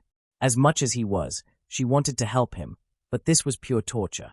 No, it was worse than torture, but what else could he do? Sure, she was strict, but her lessons were top-notch and helped him a lot, for which he was thankful but also fearful. Welcome back. What took you so long? Hestia had been waiting for quite some time. By all means, it shouldn't have taken so long, but perhaps it was too crowded. Nothing. Just forget it. Hearing this answer, she wanted to ask more but felt like she shouldn't, so she turned to Lily. So Lily, how much? It's enough to eat there for weeks on ends. Perfect. Night is about to come soon, so go and freshen yourselves up. I'll wake that sleepy head. Both Belle and Lily took turns freshening up. Zoro too was awake by that time. Normally he could sleep through disasters and tsunamis with no problem, but he truly was too hungry, so woke up rather easily. All right, let's go. After some time. Zoro, so, this is Hostess of Fertility. Nothing out of ordinary. Hestia, or else what did you think? Zoro, nothing much. Belle, the food here is great. Lily, let's go inside. Hope it's not already filled. Hostess of Fertility is a pub very famous in all over Ororio for their first-class cuisine and drinks. Hestia Famelia went inside, found a spot and took their seats there around a round table. What would you like to order? It was Ryu Lion to take their order. She was as frosty as ever. Let me take the order over here. Hey Belle, how are you? SYR came over running, bumping into Ryu, almost causing an incident, but she didn't care. With a smile plastered over her face. Get to your work, you moron, came a loud shout along with a woman, taking SYR away for Other tables. I'll prepare your breakfast, so come tomorrow morning for sure, K.S. Sure. Ryu watched all that without any change in expression. This had become common by now. So, your order. It was early in the morning. The first rays of sunlight lit up the worn-down church and its surroundings. The dawn chorus of melodic birdsong drifted through with the rising sun, casting a rosy hue across the morning sky. Today would be the first day for Zoro to make a trip to the dungeon as part of a familiar and as someone with Falna. He was accompanied by Belle. Apparently Lily had something else to do, so she was on leave. I thought she was part of Hestia Famelia, but I guess not. Ha ha ha. There are some troubles between her and her familiar, so. Did you really need this tiffin? Zoro was looking at the tiffin given to Belle Cranel by one of the waitresses from that bar. She did prepare some food for me, so it would be rude to reject or ignore. They had reached the dungeon while talking and discussing. Here we are. Let's go. Both woke up early to go into dungeon, and both had goals to accomplish. Zoro wanted to know the full extent of his current abilities, while Belle wanted to test out his new skill. They started from first floor and went all the way up to 8th. Still haven't figured it out? Zoro asked, looking at Belle. Belle had been trying to use that skill of his, but to no avail. He just couldn't find the trigger. I should be able to eventually, Belle said with face full of determination. Zoro looked at him silently. All right, let's stop here. The atmosphere suddenly became tense. Now then, we've reached a rather spacious place. They had arrived in a room or more, like a cave with big area inside. Attack me, kid. Show me everything you've got. This was his second objective today. 2. Test out the limits of the boy known as Belle Cranel. Sure, he once saw Belle fighting, but that was only the ending scenes. He wanted to personally know of the current skill level of Belle. What do you mean? Belle was bewildered. We're in the dungeon, and why would I attack you? We're in the same familiar. Forget it. Forget where you are, what your circumstances are. Come at me with your full power, because I won't hold back. Zoro took out Shusha. Wait a minute. Would your enemies wait for you? Don't be naive. It's either you don't know or you're pretending to not know of as to where you are. Of what kind of life you have chosen to live. You are strong, but just being physically strong is far from enough. Yes, you have determination, but I've seen many with as much determination who ended up getting destroyed since they refused to acknowledge the hard facts of life, who were indecisive, who were not ready, just like you. Life could throw anything at you, thus you need to be ready for anything and everything. This in turn is absolutely nothing. If you can't even pass this, then forget about your dreams, since you'll never fulfill them in current shape. And with that, Zoro said everything needed to be said. The boy needed a fire to wake him up. He once woke up during that battle against Minotaur, but he went to sleep right after. No, that simply won't do. You won't get anywhere by simply reacting. You need to step forward and act to achieve anything. Belle, as of now, was someone who only reacted and never took the initiative. The reasons could be many, but this couldn't be allowed to continue. Belle wasn't a fool. He naturally understood the true meaning behind those words, and thus he, too, got ready, took out the Hestia knife and took a step forward. Yes, that's it. Right now, you're following my instructions, but you've taken your first step, even though it was forced, but you did. Later on, you'll do so without anyone's instructions. Now come show me everything you have. The smile on his face grew deeper, and thus he took the stance. Belle was fast. Although this speed was nothing for the peak him, but right now, he no longer had his previous power, so it might be somewhat difficult. The first attack Belle made was straight slash, which was intercepted by Zoro, who counterattacked using the hilt, sending Belle flying. Yes, Belle was fast, but dodging from such a close distance was impossible for him. Zoro didn't attack, just waited. Like this, Belle came over and over again, but was countered each time. Horizontal plus vertical slash combination. Using unpredictable movements. Using kicks along with knife to attack and defend. And yet, utter defeat. He wasn't able to land a single attack. He even used firebolt, but the thing was cut in half, making it useless. Overwhelming. This was the second time Belle got this feeling. First time he got this feeling from Ace, but that was mostly due to her pure power, level, and stats. And now the second time he got the similar feeling from an opponent who in terms of stats was even weaker than he was, and yet completely overpowered him. Ha! I'm losing consciousness. Did I go too overboard? Is it mind Down. Is that all you have? You really disappoint me, kid. Look, despite having such any overwhelming advantage over me, you haven't been able to make me take a single step. From here. And here I thought you had potential. I'm not down yet. Bell could barely focus, but he still kept at it. That's the spirit. Then come and show me. Zoro was smiling. Despite what he said, it was becoming increasingly difficult for himself to hold the ground, but he couldn't give in. He needed to show Bell that there was no such thing as limit in the world, and today he would prove it. Focus. Focus. Focus. One chance. One attack, and I have to grab it. Yes, that's it. Just like the heroes of the old. The brave warriors who fought just for that. One chance and then overturned the tide by taking it. Tin. Tin. Tin. Zoro heard a noise, or more like ringing. It was like several small bells were ringing continuously, and then he saw on Bell's right hand. There was a white glow there, continually, spreading and lighting up the area. He didn't interfere and just let it continue. Time went by until about 3 minutes later. Huge number of white lights glowed there, but Zoro could still feel that it could go a step further, and so he said, "Come now. You've already come this far. Do not stop here. Go till the end and go beyond the end. Show me your full brilliance. Show me that you can truly take that chance." His words were having an effect. Bell was completely in a trance-like state by now, and the ringing grew louder and louder until a sound of a grand bell echoed through the caverns. Yes, that's it. Bell had finally gone beyond the limit and had truly gathered a massive amount in power, and in the next instance, he released it through that Hestia knife. The attack was powerful. The entire cave was shrouded in white light, and thus Zoro, too, made his decision. He decided to dodge it. Yes, Zoro did have the ability to cut through any form of energy attack or defense, but what if his swords couldn't handle it? His swords were masterpieces, but after all they were still made up of steel, and thus even though they were powerful, they longer possessed the same kind of endurance they once held, and similarly Zoro no longer possessed the strength to cut such huge energy blast.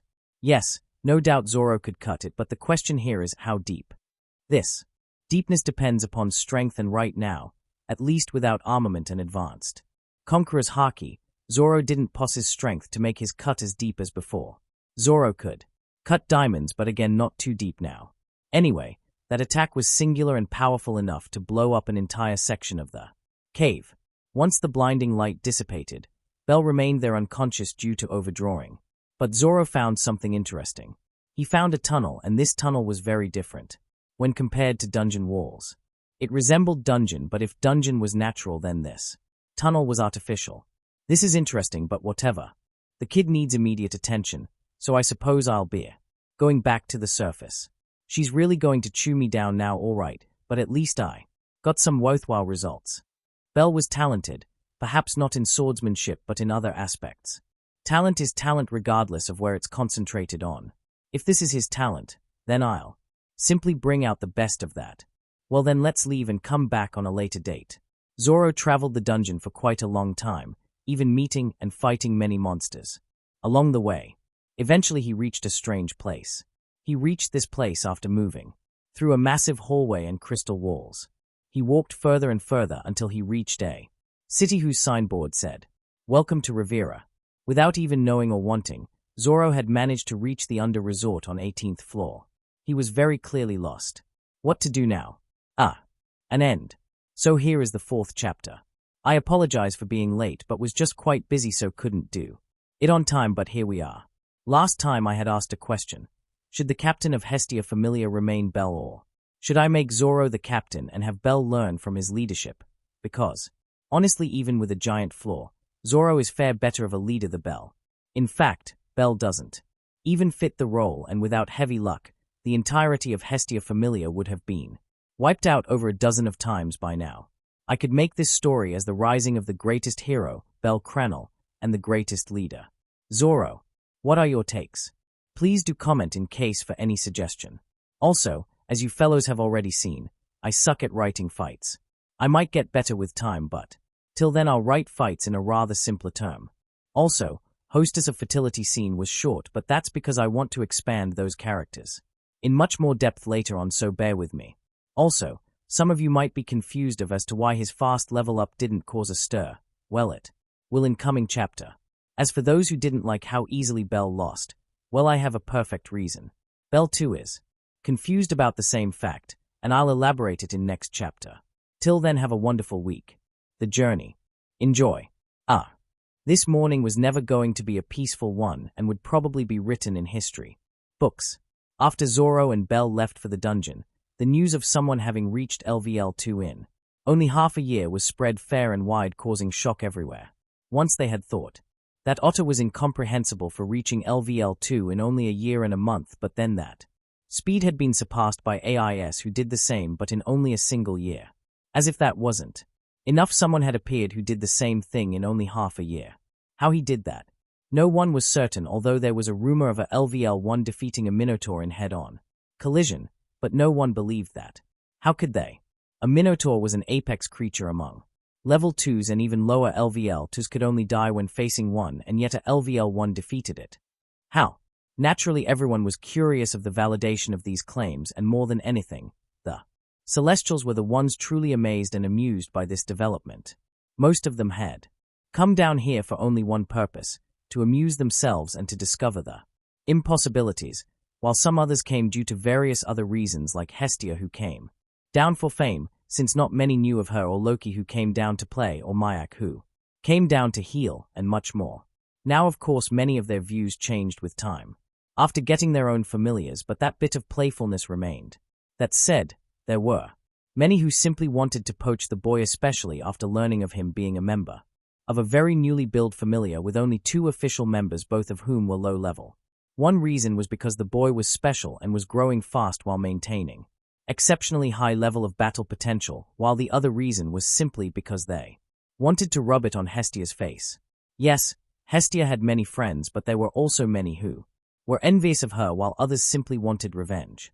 After all, despite not being seen in that way, Hestia was special even among the Celestials, and her abilities and authority could suppress many of them, and she had done that, although she had gone lazy by now. But there was once a time when she had run amok in the upper realm. She was wilder than even Loki, and had caused all sorts of problems for various parties, and some were simply envious of her assets, Loki being the prime example. Anyway, the point was that they were interested, and if the boy got seduced by them, then all the better. Coincidentally, Donatus was about to be held by the end of this week, and naturally they wouldn't let go of this chance to cause problems for Hestia. Thus began a hunt relating to how. Naturally, everyone was curious. Even if the rumors of him defeating a Minotaur were baseless, there had to be a reason for this fast growth. No one was fool here. Most suspected of it being relating to some sort of skill, while others related it to fast hunting speed. Skills were a sensitive topic, but no skill, regardless of how powerful, could allow direct ascension. One had to work hard to allow the skill to display its full potential, and, in this case, that work hard just had to be related to dungeon and monster hunting. Nothing else could make sense. Sigh. Hestia sighed as soon as she woke up. It's going to be a long day today. She looked around the empty house, or rather the empty room. Her children were nowhere to be seen. The room was empty except for a piece of paper on a side table. She went over to look. We're going to dungeon and we'll be back shortly. Please take care of yourself. It was a simple message, and seeing how respectful the tone was used, she already had an idea of as to who wrote it. Anyway, this wasn't the first time, neither would it be the last. Well, no time to waste around. I better prepare myself and go to work. She always felt like crying whenever remembering the huge debt left to be paid. She even doubted if she could ever repay it, or maybe she could be shameless and beg her friend to lessen it. No, what am I thinking? She made a fist in triumphant pose as if she could do anything. Since I said I'll pay it, so I will pay it, penny by penny. This was nothing more than a self-encouraging gesture from her part. She left the bed, took a bath, put on the work clothes, and left. The sun was really bright outside, alluding to the fact that she was a bit late. Perhaps she ate and drank a bit more the last night. Indeed, a long day. She knew she would be hearing a lot from her boss today. One, the way she was stopped and asked about Belle on multiple occasions on the road to her workplace. I wonder if I'll even be able to reach there in today's date, she whispered to herself, showing no concern about their interest and intentions in stealing Belle. She knew the kind of character he had, and that he would never leave her unless she personally asked him to, and No one could just forcefully steal him since the guild rules were there. This was the first time ever that she felt thankful towards Uranos and by default the guild. While things were getting crazy on the surface, the one center of it all was sleeping or more. Like UN conscious due to mind down. He had truly outdone himself, and that explosion of power, even if only for a short moment, was enough for him to be out for quite a while. If the boy was awake, no doubt he would be shocked speechless to know of as to where he was. Yes, he was sleeping on grassland of 18th floor, commonly referred to as the Under Resort. This was truly a picturesque place with small hills all around dotted all over by trees along, with a small pond in the distance. It was like those fairy tales where the princess would be sleeping at the center of nature's beauty, except that he was no princess and this was no nature, or maybe perhaps it was, since you couldn't really call the dungeon fake or artificial. No, perhaps it was man-made, but what it had turned into, no one was certain. A young man with green hair was in the distance, taking a dip in the lake. He had come all the way here fighting monsters at every turn. This naturally made him dirty with monster blood all over. If Zoro wanted to, he could simply take out most of those monsters without even fighting them, but he wanted to test himself. He wanted to see how much he could do at his current level, thus he didn't use his skill and only swords which were lying at the bank of said lake, already cleaned. This isn't so bad. Who would have known a place like this existed deep down? It had been about 3 hours since Zoro reached the 18th floor. He had managed to find a city, but the prices there were sky high. They were just rip-offs, but he did get a lot of information after asking around. Ever since he came to this world, the dungeons seemed like a monster den, but now he had heard of places like these existing all over. A place where no monsters spawn. How convenient was that? Hi, truly experience broadens one's horizons, but this isn't that shocking. Others would be shocked about learning all this, but not Zoro. After all, he had seen his own fill of crazy stuff, and this at most was surprising and nothing else. Now how long till he wakes up? He said, looking towards Bell. The boy was smiling, perhaps having a dream. Should I just go and take a look down there? He could feel real challenge from floors below, but even though he would fight anything, anywhere, but not right now. He had a responsibility to keep. Perhaps he might come off as someone boorish, but in truth, he cared a lot, especially those he considered close. Now he hadn't spent that much time with Bell and thus wasn't all that close to the guy, but responsibility was a thing. Since he took the boy here, he would take him back as well, safe and sound. While he was lost in his own thoughts, "Looky who's here," a fellow with weird accent spoke. Zoro looked towards a group of people, evil written all over their faces. He remembered them from that town. This was a group he had bumped into while inside that city. The group was comprised of 5 fellows, 3 males, 2 females. They were interested in his swords, and naturally he refused, but it seemed their death brought them over. "The swords are going to be mine, and so are your lives. How dare you refuse me? Do you know who I am?" "Nope, and don't care." Zoro lifted himself out of that lake and came to the bank, picking the swords, and readied himself for battle. "Ha ha ha ha ha, fine pal. Die." All of them launched over at the same time.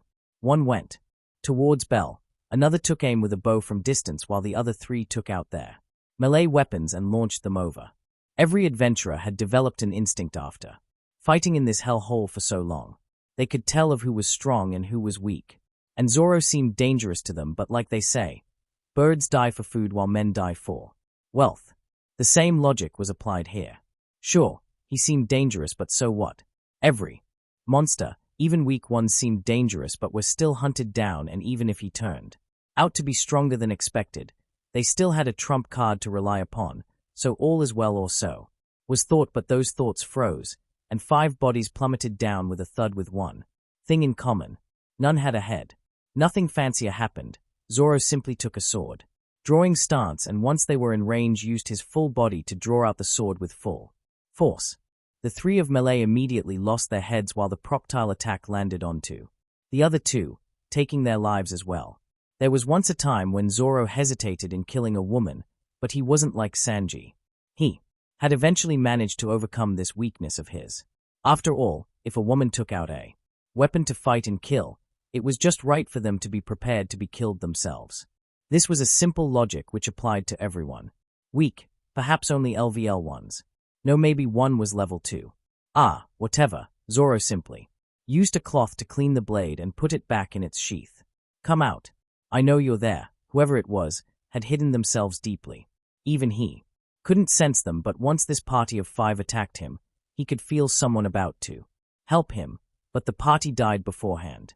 The bushes were parted, and an elf appeared with a mask over half her face looking over the dead bodies. Wait, aren't you that waitress from last night? Zoro remembered her since it was her taking their order. He had felt that she was strong, but it seemed he underestimated her. Being able to hide herself even from his sharp senses wasn't easy. At least he could tell that as of right now, he wouldn't be able to beat her in one-on-one. Ryu simply looked around and then at him, perplexed. She had met her share of people, but none as indifferent to killing as him. She herself had caused a lot of bloodbath, but even then, she couldn't get used to it, or more like no one could unless they had gone insane. But here he was, without even a hint of remorse or guilt over killing. He's used to it. That was her first thought.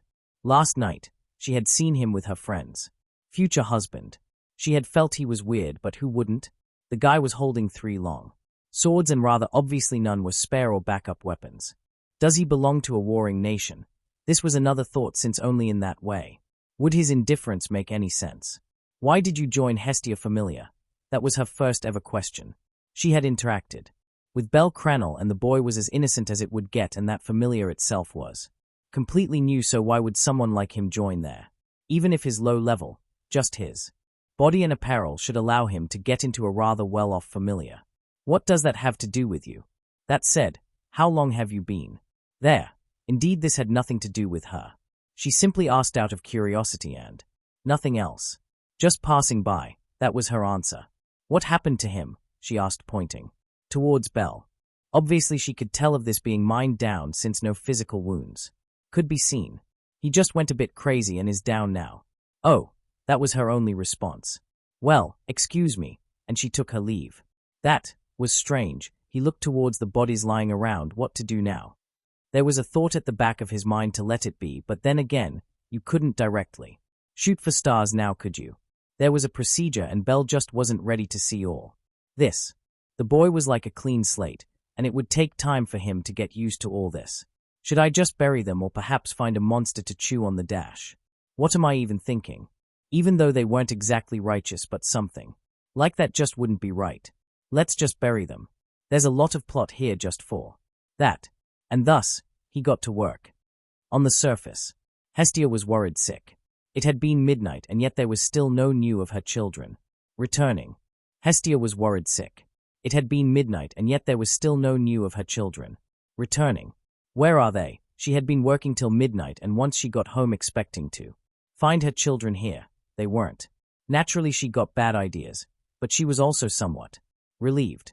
After all, her link to them was still there, so that means nothing bad had happened to them yet. But still, she waited and waited until it was morning, and yet there was still no news. Maybe I should issue a quest, she thought, but I'm broke. All the money they made last time was spent on that party. What to do now? What to do now? What to wait? I know. Takes Famelia should be going down. Maybe I should just request him, and thus she ran with all her might towards her good friend, Take Mikazuchi, or Take 4. Short.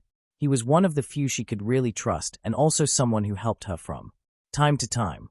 His Famelia wasn't exactly big or powerful, but they still had a LVL2, no from what she had heard, another one of his children had broken through, so 2 LVL2s. Anyway, she wasn't going to ask him to help her find them, just look for them on the floors they would go to, and so she reached his home and was in luck, since his Famelia was just preparing to go down. Take. Oh Hestia. Slow down, slow down. Why in such a hurry? I need your help, Hestia said, almost crashing into him. She was breathing heavily due to all the running she wasn't used to. Go ahead. What kind of help? Kudash. Oh, I remember. Bel has leveled up, hasn't he? Man, that was a surprise. Sorry I couldn't come over to congratulate, since you know.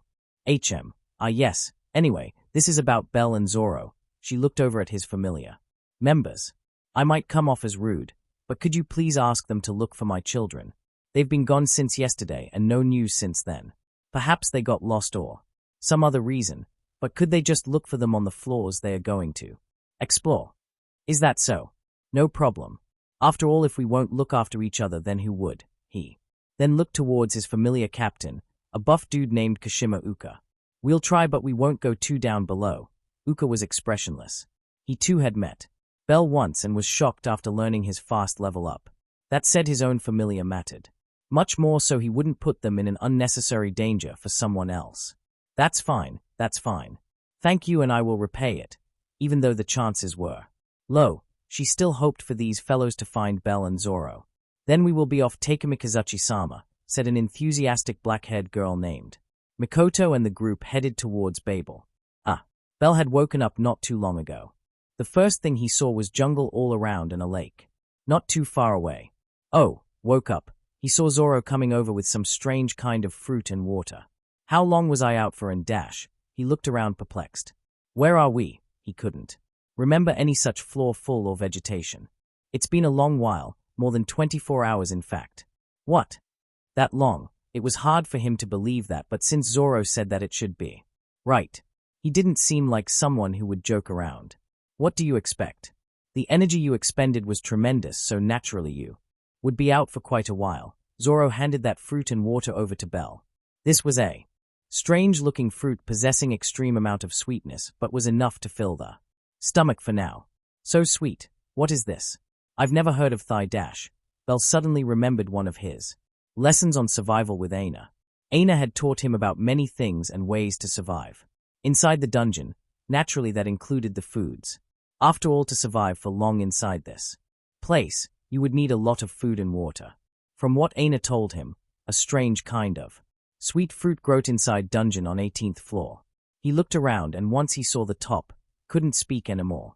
There was no sky, just humongous crystals lining up the upper part, illuminating the entire place. Where are we? He asked that, but you already know, don't you?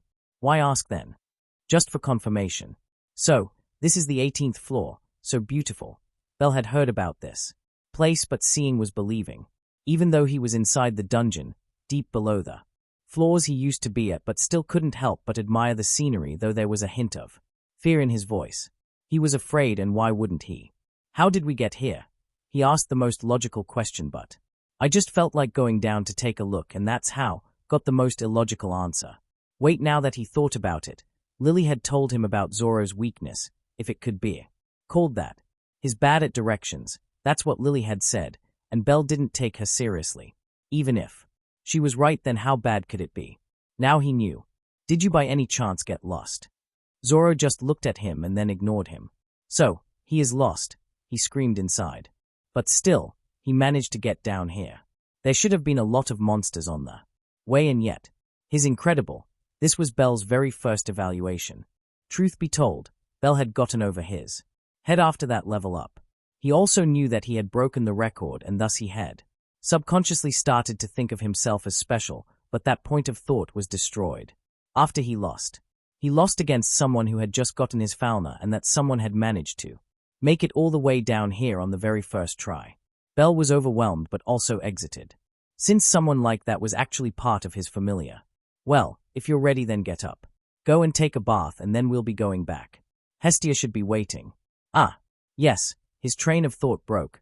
Bell looked at him, and after some hesitation. Can I ask something? Zoro looked at him. Go ahead, he said. How did you beat me? I mean, I had higher level, higher stats, and I even used all my skills, and yet I lost. How? This question was all over his mind right now. Sure, he lost, but why, when he stood at higher stance? How to say it? Let me think. Zoro scratched his forehead as if trying to think of right words. Well, first, your inexperience. You have good stance and abilities, but you don't know how to utilize them to maximum capacity. Then there's the fact of imbalance between your body and mind. And then there's the fact of you wasting a lot of power. There are all kinds of reasons, but everything comes down to two concepts, experience and in control, and you lack both. Bell was confused. Sure, he understood, but kinda not. Seeing that Zoro simply took out a small knife. This knife belonged to that archer. It's better to experience than to listen. Attack me with your full power, now. Hearing that, Bell hesitated a bit, but eventually complied. He took out his knife and rushed forward for a straight swing. Zoro just stood there, and once that attack neared, he simply used the tip of his knife to stop that attack. A shockwave occurred, but nothing much. His full powered attack was stopped just like that. See here, Zoro said, pointing towards the tip of his knife. When you attacked, a point of concentration was formed, a single point where all of your power was concentrated. I simply hit that point and all that power was dispersed along the blade, thus removing the impact. Bell was still confused. In fact, it's a strong technique, but it doesn't fit slash attacks. This technique is actually best suited for spearmen and those who use staffed weapons rather than those who use bladed ones. Why? Think about it. A bladed weapon has many attack, but the main premise is always a slash. Now that slash can be utilized in million ways, but after all, for the most part it relies upon speed rather than power, and there's a lot of surface to cover, while a spear relies upon power much more than speed, and that tip is small, so not much surface for power to disperse, thus the impact can't be dispersed. Now which one do you think would be more difficult to block head-on, a sharp slash or a powerful impact? An impact, I think. And why is that? Even if you did block a spear, you would still be thrown backwards, and since the power is concentrated on the tip, it could easily break through your defense, while a slash is sharp, but it doesn't have that tip, so the concentrated power is on a flat surface, said Bell after thinking over for a bit. Yes. I don't know who taught you this technique, but they are either a spearman or someone trained by a spearman. Bell now had some understanding. So that's how all his attacks were stopped. He had made a habit to concentrate all the power on flat surface, and that was his downfall. If you want to use that technique, then do so while using an impact attack rather than a slash one. You do know how to, don't you? Ah yes. It like just ramming into someone with the tip rather than the blade. Exactly. That he understood, but that wasn't the only thing he used. After all, he was still faster and stronger, so even if the impact was dispersed along the flat surface, the power that he had put behind should still have thrown him over. Looking at him in such thoughts, Zoro laughed. Ha ha ha ha ha. I know what you're thinking. Do you remember the stance I used to block? Yes. That stance is the key. My aim can disperse the impact, but your power is still higher. And that said, have a cow running at full speed ram into a tree, what would be the result? The cow would be stopped so long as the tree has strong foundation and can handle the initial impact. The same applies here. I dispersed your initial impact force, and what's left is your strength, but what would it matter if you can't even use it? But doesn't that mean dash? Yes, if my technique was anything but perfect, then that impact would have destroyed my arm and I would have been thrown over. This technique is useful, but only if your opponent doesn't surpass you in power by too huge an amount. Even though I don't have that many stats, my foundation and controls are solid, so I can deal with you. As for speed, it's even simpler. If I can sense, my body can react accordingly, and that's that. This was the first time Bell had heard of anything like this. Don't just use one part of your body during a battle. Use your entire body, whether it's for attack or for defense. That would give you several times more power, speed, and force. Also, your senses are just passable. Make them stronger so that nothing can catch you off guard.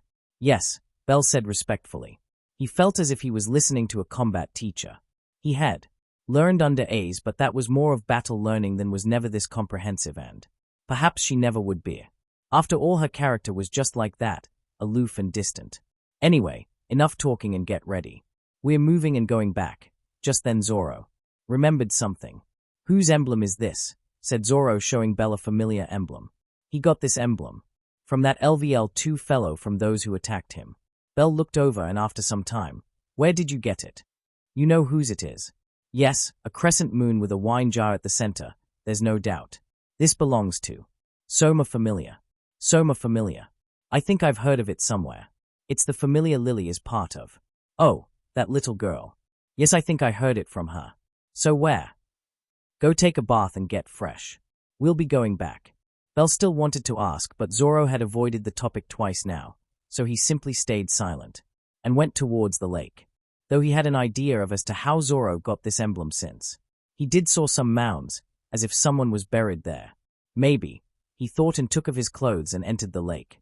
It had been 2 hours since Bell and Zoro left the 18th floor and started walking towards the surface. They had managed to reach the 12th floor when suddenly, immediately run. There are too many. They saw a group running over some distance away being chased by a big monster party. "Uka!" Bell exclaimed. He naturally recognized the big man. They had even gone to a quest once together. "You know them?" "Yes, they are part of Hestia Famelia." "Are they friends?" "Yes," Bell said with no hesitation. "Well, they why stand here? Let's go." They had been walking for quite some time and the number of monsters they came across wasn't much, so suddenly seeing such a big party motivated Zoro. He liked fighting and here was a chance, so why not? With that, both of them rushed over. A monster who was just about to bite one of the lower members of Familia was suddenly struck. It was something like light projectile and dispersed right after. Uka was shocked and looked over. He saw two fellows coming over and immediately recognized them. "Bell, don't come over, there are two-man dash." "Wait, why don't I pass these monsters up to them? I mean, they are coming over of their own accord, so it wouldn't be wrong, right?" He was searching for excuses to justify himself for what he was about to do. While he was in thought, the two came over and directly engaged the monsters. Seeing that, all the hesitation left him, and he screamed, "Mikoto, take them back. I'll stay here and try to hold the monsters with their help. But dash, go. Chigusa is too injured. It's not like I'll die right away. Then I dash. Lead them back. This is an order," and with that Uka too jumped in that monster party, engaging them. Mikoto bit her lips and eventually didn't say anything and immediately left. Uka had thoughts of fighting a great battle and getting gravely injured, but it didn't happen. The two fellows, especially that green-haired swordsman, were too strong. Bell was fast and was taking out monster after monster while Zoro was clean. None of his attacks missed the target, and every time he swung his swords, many monsters would fall dead all around him. Isn't he just LVL1 then? How?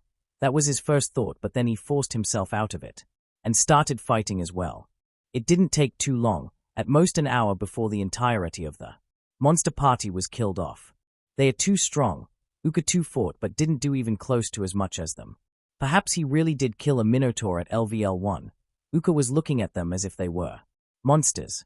"Thank you very much for your assistance. That was one heartful gratitude." Uka was certain that without their help, his entire familia could have been wiped out. "Don't mention it," said Bell, accepting his thanks. "Well then, let's go," said Zoro. And with that, the party of three moved towards the surface, without knowing the kind of disaster they left behind. Perhaps it was oversight from their part, or perhaps it was simply the lack of information, but they left all the monster stones there. Naturally, some monsters came and ate those stones, resulting in the birth of many irregulars, which caused a huge disaster. And also a lesson for them and everyone else. And cut. Here's the 5th chapter. Honestly, I had thought of adding the Everless in all this, but after thinking it through, didn't do so since that plot would be left for another time. Anyway, some of you aren't happy, or more like don't think that Bell should have taken that long to reach LVL2. My answer is simple. I didn't want to corner my future self. I want Bell to level up fast, but within the boundaries of acceptability, and so that other new members who would join later on would be able to at least somewhat keep up with that pace. Honestly, I don't want to be sarcastic, but it seems to me like Momo has cornered himself and doesn't know what to do. Bell has grown too fast, and I won't do that since I know I won't be able to handle that in the future. Anyway, his training has officially begun, and I've gotten many comments regarding that captain issue. Perhaps I'll decide in next chapter as to who the captain is going to be. And it has been about 3 days, maybe 4 days since Zoro came over, and things are going to pick pace. Perhaps there would be some time skips in between, like 1 day or 1 week and so on, to keep their growth continuous. Thank you for reading this, and I'll see you good fellows in the next one. Progression. Enjoy. It was yet another morning, starting of a brand new day. There's a saying that a new day brings new things and experiences, carrying with them a lot of expectations. That said, for Hestia Famelia, this morning didn't bring anything new, except for maybe one person. Today, the sun was hidden behind the clouds with watery weather. This could be considered a new experience for Zoro, since ever since coming over, he had either only seen sunny or artificial bright days, so this could be considered a change of pace. Talking about that, with today's count, it had been exactly a week since Zoro came over to this alien new world, and right now, he was just bored, nothing to do. Due to their actions of spending over 48 hours in the dungeon worrying Hestia, she had forbidden them from going anywhere near the dungeon for the same amount of time. In fact, she wanted to forbid for 7 days, but after a lot of convincing, she stopped at 2. This from her part was considered a punishment for them. She wasn't really angry about the fact of them going spending time in the dungeon, rather she was angry due to their inconsistency. What had they told her before leaving? We're just going for a light stroll. And yet said light stroll turned out to be 2 days long. Many lower and even mid-class familiars don't spend so much time down there even in full-on expedition, and yet their stroll just did that. That's what she was mad about, and since Zoro hid the real reason to save some face for himself along with forbidding Belle from saying anything, she naturally misunderstood and only thought that they lied to her, or more like hid their real intention. Perhaps if they had gone down there and even spent a week, she wouldn't be that mad if and only if they told her beforehand. But they didn't, breaking her trust. Other than that, there was another reason for forbidding them, and that was for rest.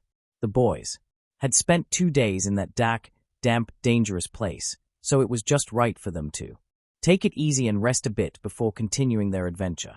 And so, the Hestia Famelia had been taking it easy for yesterday along with this one. Well, saying taking easy wasn't appropriate since Zoro was still very much training Belle with huge intensity, so there was that. After coming out of dungeon that day, the first thing they did was to visit Hestia Famelia. Since they operate a small clinic and given the wounds of that girl, it was highly likely that the first group took her there directly to get immediate treatment, and they were right.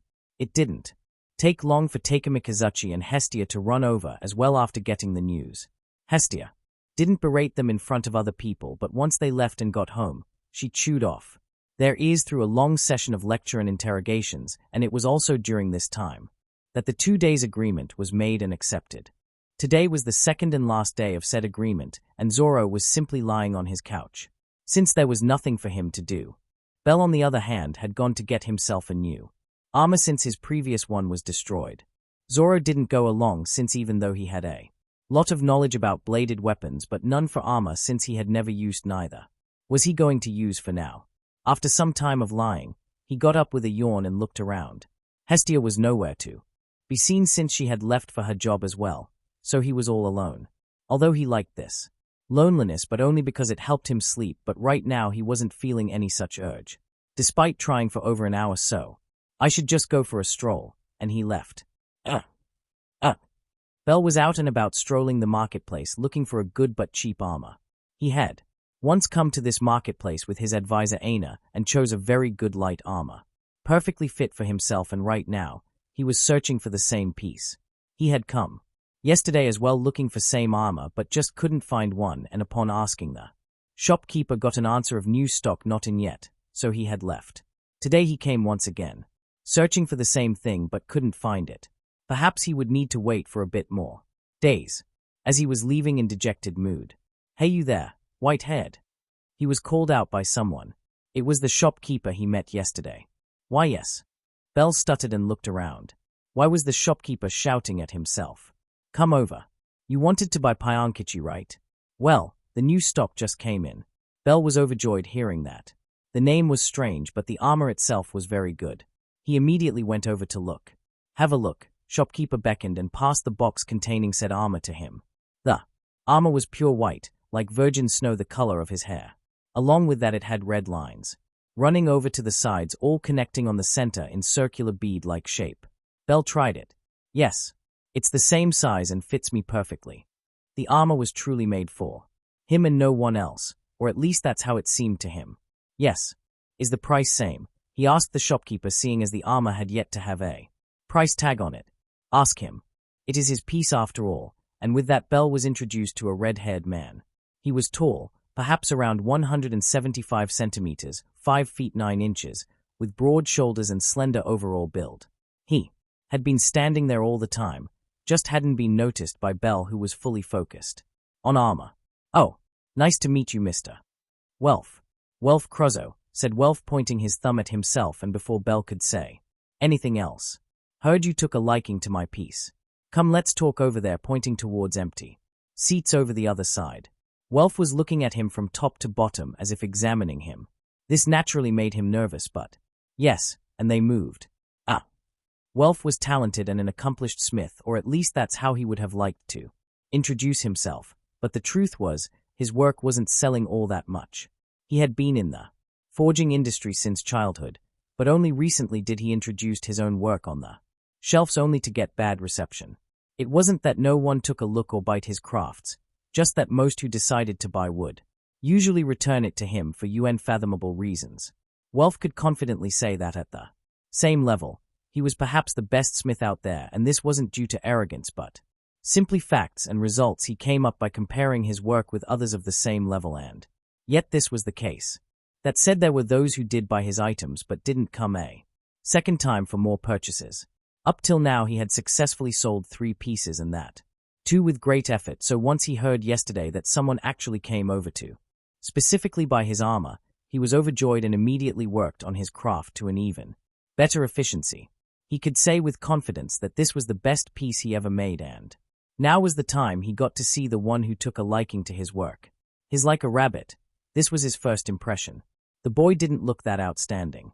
He was more like a village boy from outskirts than an adventurer, especially due to the way he carried himself. That said, Welf didn't look down or disregard him. After all, appearances could be deceiving, with Finn from Hestia Famelia being the best example. Wait! Welf exclaimed and once again looked at Bell from top to bottom.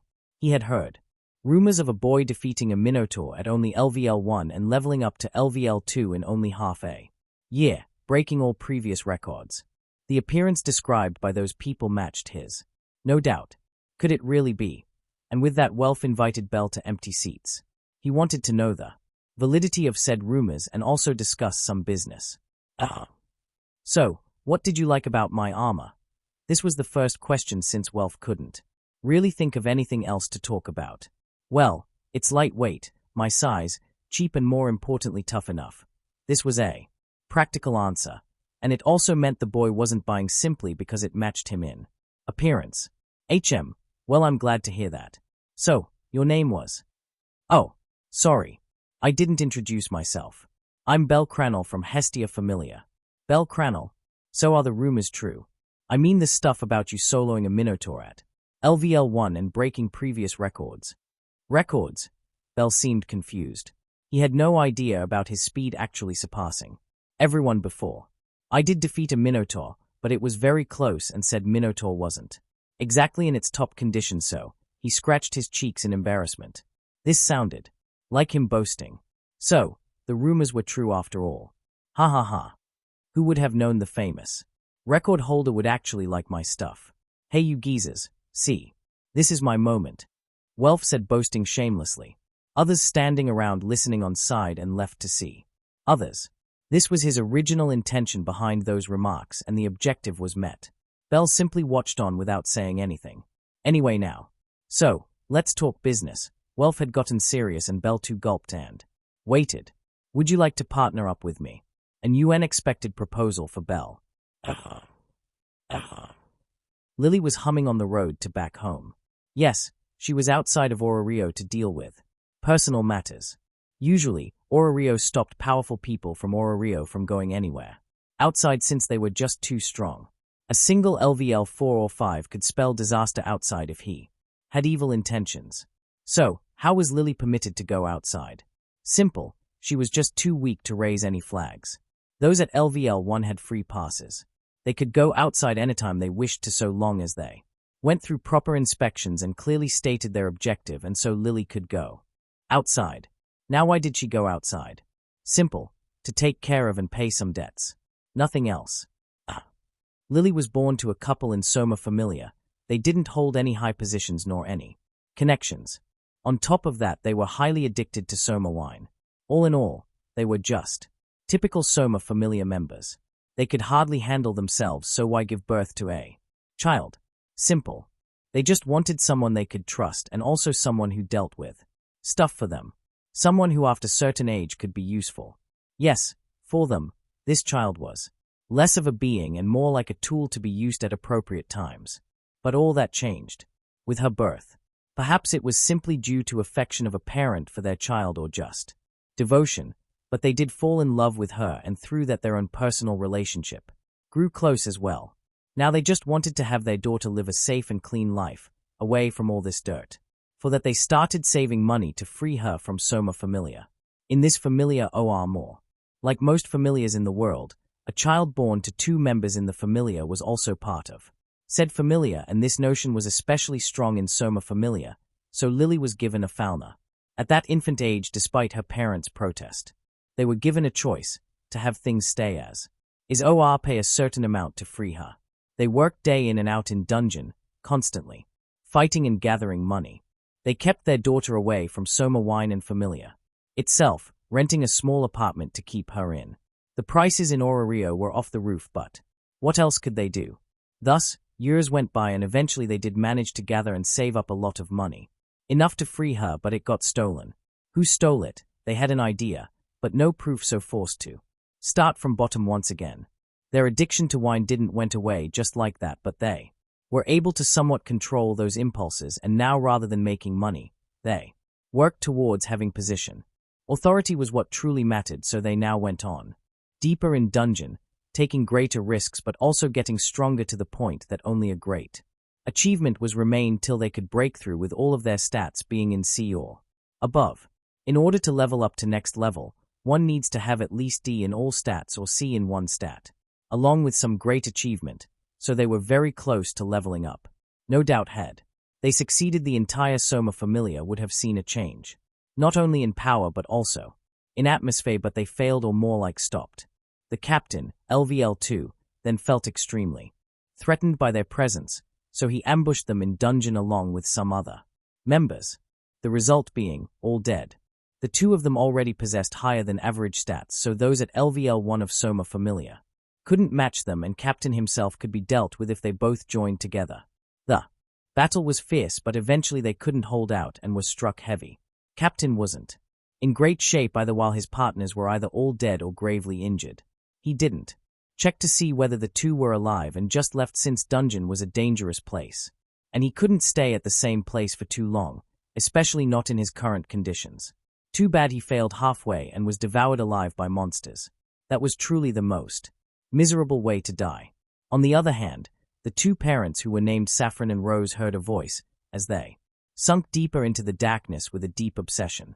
They named their daughter Lily because they wanted her to always stay as pure and innocent as possible. Alas, their wish couldn't be fulfilled. After they apparently perished in the dungeon, Lily was left all alone without any help. Her parents had some friends who owned a flower shop in town. They took care of Lily by using the money her parents had left behind. This money wasn't what they collected, no. After their finances were stolen, they were forced to borrow money from others and died before they could pay back. Anyway, Lily eventually came in contact with Soma Familia, since only through that could she earn her living. She didn't want to rely upon the old couple, so she left after the money was spent, and this way, she became the way she was, dispirited and untrustworthy. A thief, so to speak, but things had changed. It had always been her wish to be free, but even more than that, she wanted to pay back every penny her parents had borrowed, even though the lenders didn't harass her, but she still wanted to pay back. This was a burden for her, and now finally, said burden had been lifted after she paid back everything. The money was mostly borrowed from a caravan which traveled to and fro in the world. It was quite famous, and after she came out to find them, it didn't take long to get in contact with them. Finally, that is over with. Lily heaved a sigh of relief. Young lady, we're here, said a human driving the wagon, stopping it in front of one of Orio's four main gates. Rio was called a city, but its size was truly humongous, comparable to a small country even. Yes, thank you very much. She paid the driver and got off. After stretching for some time, she went ahead and became part of a long line in front of the gate. I'm home, she said, looking at the massive walls in joyful mood. Hestia was in a panic mood, and why wouldn't she be? Tomorrow was a very big day. Donatus, as was called. It was held every 3 months and was a very grand occasion. According to common legends, this was a day when all celestials gathered to decide the fate of the world. High-priority meetings were held, and many issues from around the world were discussed and solved. And most importantly, it was the meeting in which the adventurers were recognized for their deeds by all celestials and given titles based on them. These legends weren't entirely false either, since important matters were truly discussed, but for the most part, they devolved into dog fights and arguments. On top of that, only once in a blue moon were such important matters discussed. For the most part it was comedy or humiliation for some while relieving boredom for others. As for titles, well, they were taboos for celestials to even bring up. This was especially the case for those whose children were chosen to be given a title. Naturally, all of that was alien for Hestia since she never truly went there, or more like she wasn't qualified to go there. Only those who had at least one LVL2 member in their familia could attend this meeting, and only now did Hestia met this condition. She was nervous and was visiting all of her friends who had joined this meeting. From a hindsight, all of her close friends, Takamikazuchi, Mayak, Hephaistos, were qualified except for her, and thus all had attended at least one donatus, so she went over to get teachings and be prepared for what was about to come. Each one gave her a pitting look as well as giving her single-word advice. Takamikazuchi, stay strong and fight. Never back down. Mayak, well, just do your best. Hephaistos, get through this on your own merit. This made her even more nervous, but she could only brace herself by this point. Tonight is going to be a long one, she said, looking at the sinking sun, and left on her way towards the broken church she called home. I'm back, both Hestia and Belle shouted at the same time. They had met up with each other just outside and came together. Welcome. To their surprise, it was Lily who welcomed them back. Zoro, on the other hand, was nowhere to be seen, though they could guess since water flowing sound was coming from the shower room. Belle looked over. He could see change in her. He had always felt that she was carrying some sort of burden, but now she looked to be free. He didn't know of as to what happened, but he was happy for her. So, Miss Supporter, those important matters have been dealt with? Asked Hestia. Though she already knew the answer, yes, they have. Thank you for your concern. Humph, who is concerned about you? Hee. By that time, Zoro came out of shower room, clothed. What is the plan for tomorrow? Asked Zoro, looking towards everyone in the room. Well, I'm going to Donatus, Hestia replied first. What is that? Zoro didn't know anything about that, though Belle grew excited. A meeting. Wait, Donatus. So does that mean I'll finally have a cool nickname? Belle wasn't someone wanting attention, but who didn't like to be called with a cool nickname. This is every man's fantasy. Sure. Cool, hey. Though Hestia was clearly not very enthusiastic. Lily will go with whatever Master Belle decides. Lily always had one stance. Now it was time for Belle. I want to introduce someone tomorrow, Belle said, thinking about a proposal. Who? Lily was the first one to ask. Someone who'll be joining us from tomorrow. Sure. Let's get to eat something first. Zoro didn't really care so long as said person was faithful and capable, and since Belle was going to introduce them, they shouldn't be bad. Everyone woke up early in the morning like always. Zoro, Belle, and Lily were outside in a small court preparing to head out while Hestia was gone. It seemed she wanted to make some preparations before joining Donatus. So, where will we be meeting? This was Zoro's turn to ask. In front of dungeon. He nodded his head. Let's pick up the pace. On the way, like always, Belle encountered the waitress from hostess named Syr and accepted the lunchbox. After some walking, the team came in front of a huge tower which was like always brimming full of people. Belle looked around as if searching for someone until he found him. This way, he led the way towards a red-haired young man waving at them. Is he a smith? Zoro asked, looking towards him. Yes. Have you met him before? No. I've just encountered some smiths before. They have a certain atmosphere around them, so are easy to differentiate. By this time, they had come in front of said smith. Belle introduced him to the other members. So, let me take it clear. You got seduced by some armor and invited a complete stranger over whose only objective is to use us to get to level 2, asked Lily, rolling her eyes. No, Lily, What? Nothing. Well, you're not wrong, but that's not the only reason. Mr. Welf is good at smithing and is also part of Hestia Famelia, who is friends with Hestia, so there's that. Belle, could you PLZ stop addressing me with so respectfully? Oh, all right, Belle said, nodding his head. Anyway, Lily was it. You're not wrong about what you just said. Just take it as a business transaction. It's Lily. If you want to level up, then why not join your own familiar expedition? It would be better when compared to us anyway. Let's just say I don't get along with them, Welf said, awkwardly scratching his cheeks. After all that, Welf introduced himself along with his profession and speciality. Lily had already introduced herself, so only Zoro was left, who simply gave his name and didn't pry much. Now that's all done with. Let's go. And cut. It's been quite some time. How has everyone been? It got late due to exams and certification preparations and more. The last chapter was longer due to this as well. Anyway, this is more of a transaction chapter from beginning to starting an arc, so bear with me. Anyway, I've decided to keep Bell as the captain of Hestia Famelia, while Zoro would be more of an instructor, advisor, etc. I'll try to keep up with week-by-week release, but not really sure, but I am going to complete the story I started in one way or another, so I won't be leaving it in mid-part or anything. Thanks for your support and night. Comparison. For those who have watched One Piece, level-by-level comparison is this.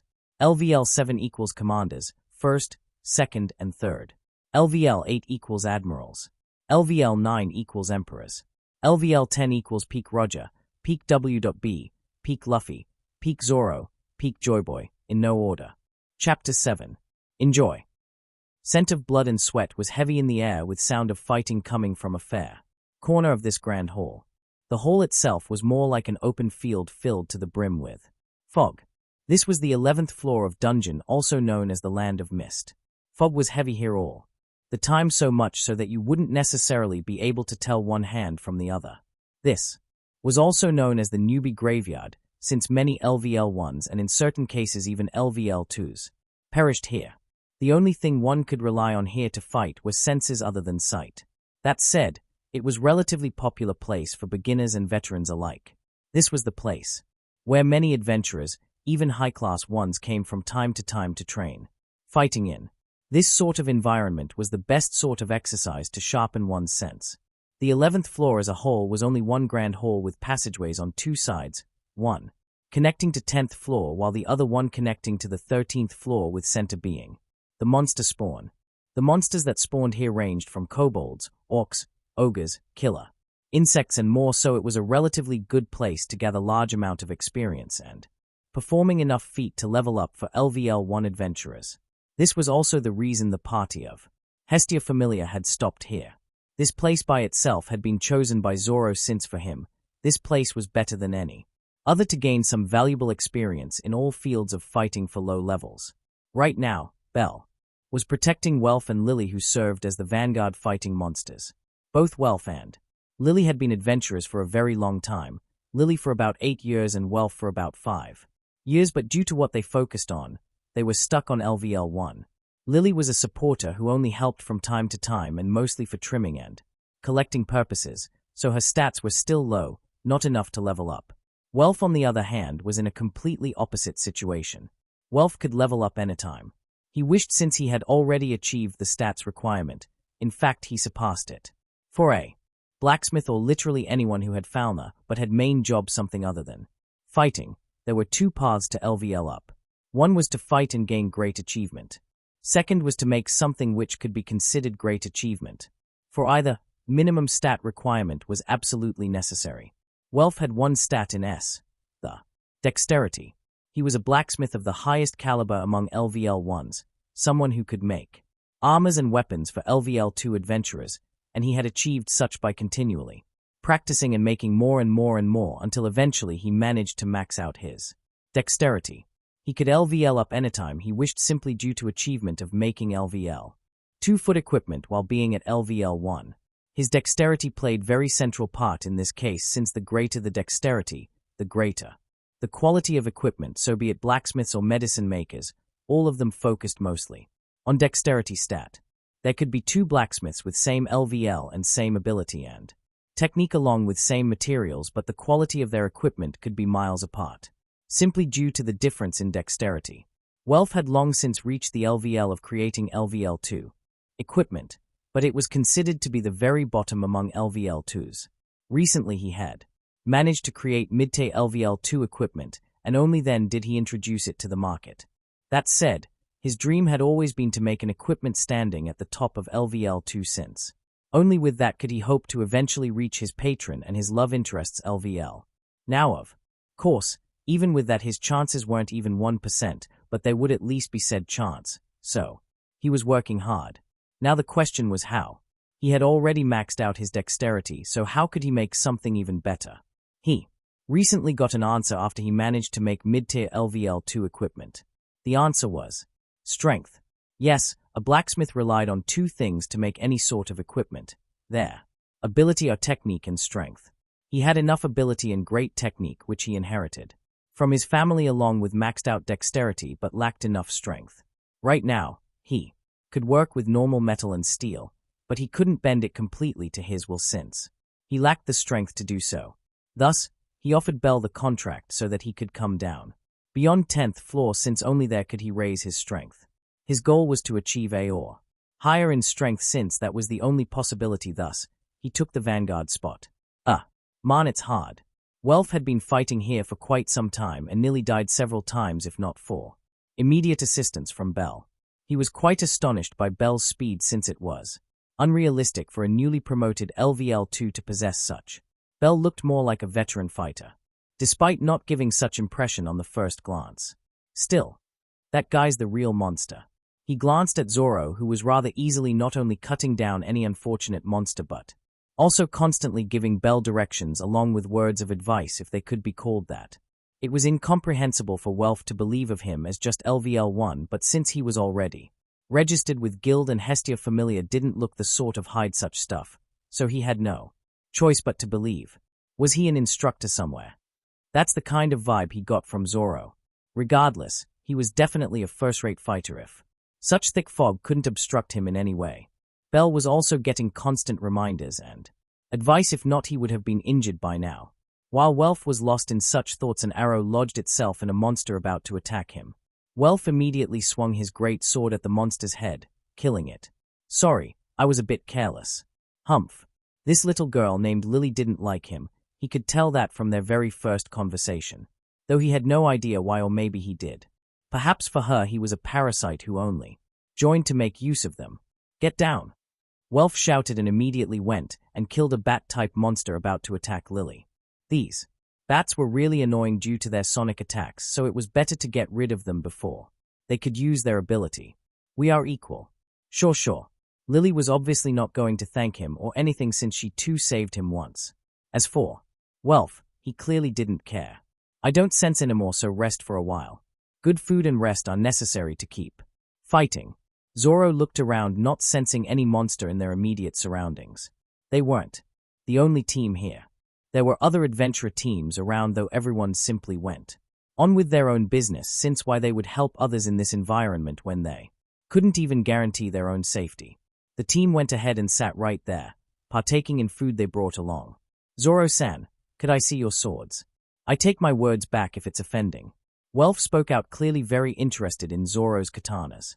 This style of swords wasn't mainstream, but it wasn't that rare either. Those from Fair East usually used these kinds of one-sided, slightly curved blade for battles. Sure, but why now? There was no point in seeing these swords right now, since even if a smith wanted to replicate something, they would take a lot of time and effort to find the right way and method, and now was obviously not the time nor place. No, just needed to confirm something. Zoro handed his swords to Welf, who unsheathed them. After looking over them for some time from every angle, he let out a sigh in exasperation. They truly are masterpieces, must be the works of great blacksmiths. Each of these swords were of highest caliber, and the most important part, they didn't rely upon their own cutting power, no, rather their power could only be equal to the wielder itself. They would cut as deep as the wielder himself was capable of, and such weapons were true rarity these days. Even now he wasn't certain if anyone other than Hephaestos herself would be capable of making swords like these. Swords that possessed their own souls and aura and would only accept truly capable wielders to wield them. Welf himself wanted to be able to make equipment like this, and the main reason being, they had no upper limit. Every equipment, even the mythical Tier 9, would have a limit of how much they could do, but swords with wills weren't like that. Yes, they would be weak in the beginning, waiting for someone capable, but once that capable one appeared, they would be able to grow alongside their wielder. The stronger the wielder, the better their performance. And thus why Welf envied the skills of those who managed to make such grand pieces.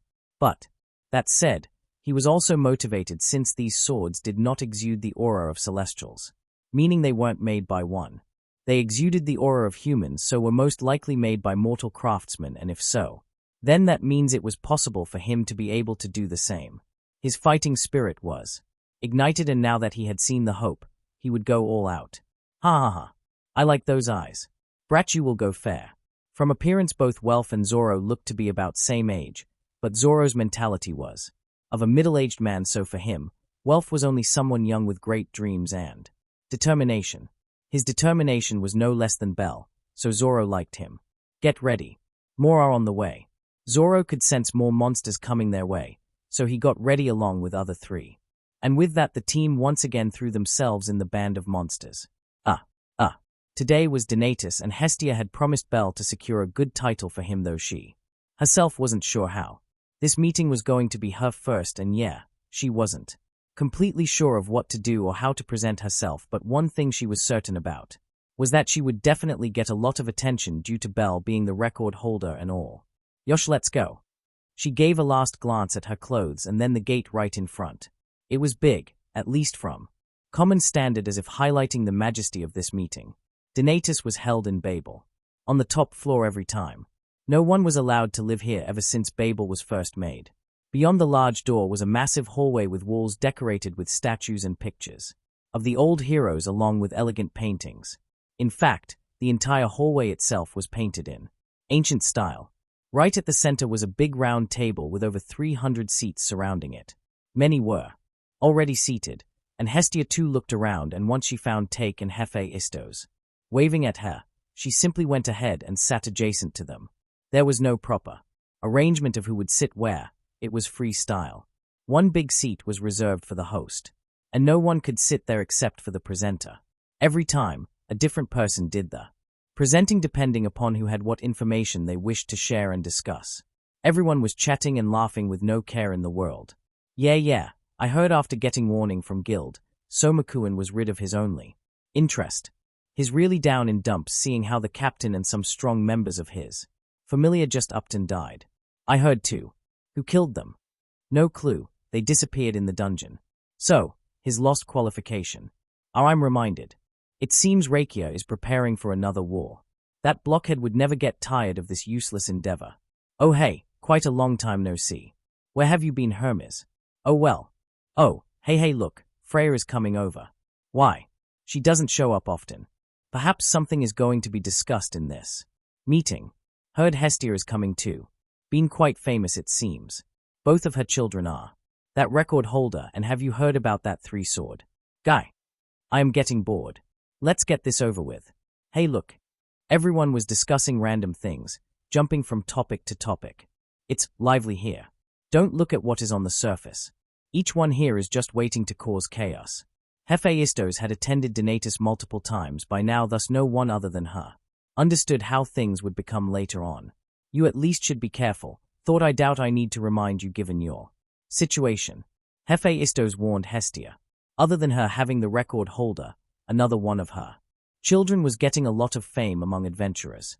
A three-styled swordsman, the only one she ever heard ever since ancient times.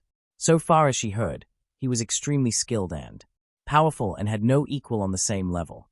Others had only seen him fighting on upper floors few times and described him as someone with exceptional skill despite being only LVL1. There were even rumors of him having been seen on middle floors fighting packs of minotaurs, but most discarded them as mere rumors. Who would believe that? Now of course she didn't know of their exploits of going down and coming back from 18th floor, and Hestia wasn't going to tell that to anyone. She was already getting too much attention. Clap, okay, let's get started. Loki was the host of today's meeting since she had some serious matters to talk about and discuss. Loki, let's start with overflow. Overflow was a phenomenon when Dungeon gave birth to more monsters than usual.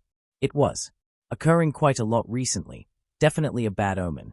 Usually there would be reasons, but they weren't sure the one this time. First, I don't think we can do much about it other than just taking them down as they come. Second, that's not the only thing. There are mutants running wild these days. First there was that Minotaur, then a whole bunch of low LVL monsters getting stronger and evolving. Third, some fool must have left tons of energy stones behind, causing in several mutations. Fourth, well, If it was done due to mistake, then nothing can do, but if someone is deliberately doing this, the situation could become critical. Fifth, yeah. There was also a case of those strange flower monsters running wild on streets few months back. Hey Loki, heard your familiar took him out. Any idea what they were? Loki, none. Perhaps a new kind of monster. Sixth, how did they leave dungeon?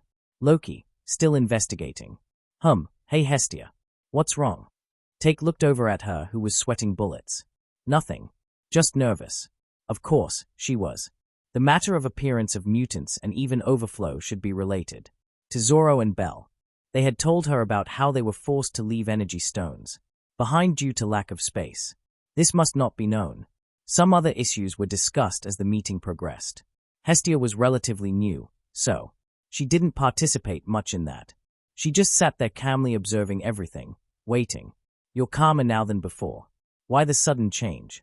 Hephaistos found it strange seeing how calm she had gotten over the time. Nothing. I mean, if I'm flustered or anything, wouldn't they just take advantage of that and make fun of me?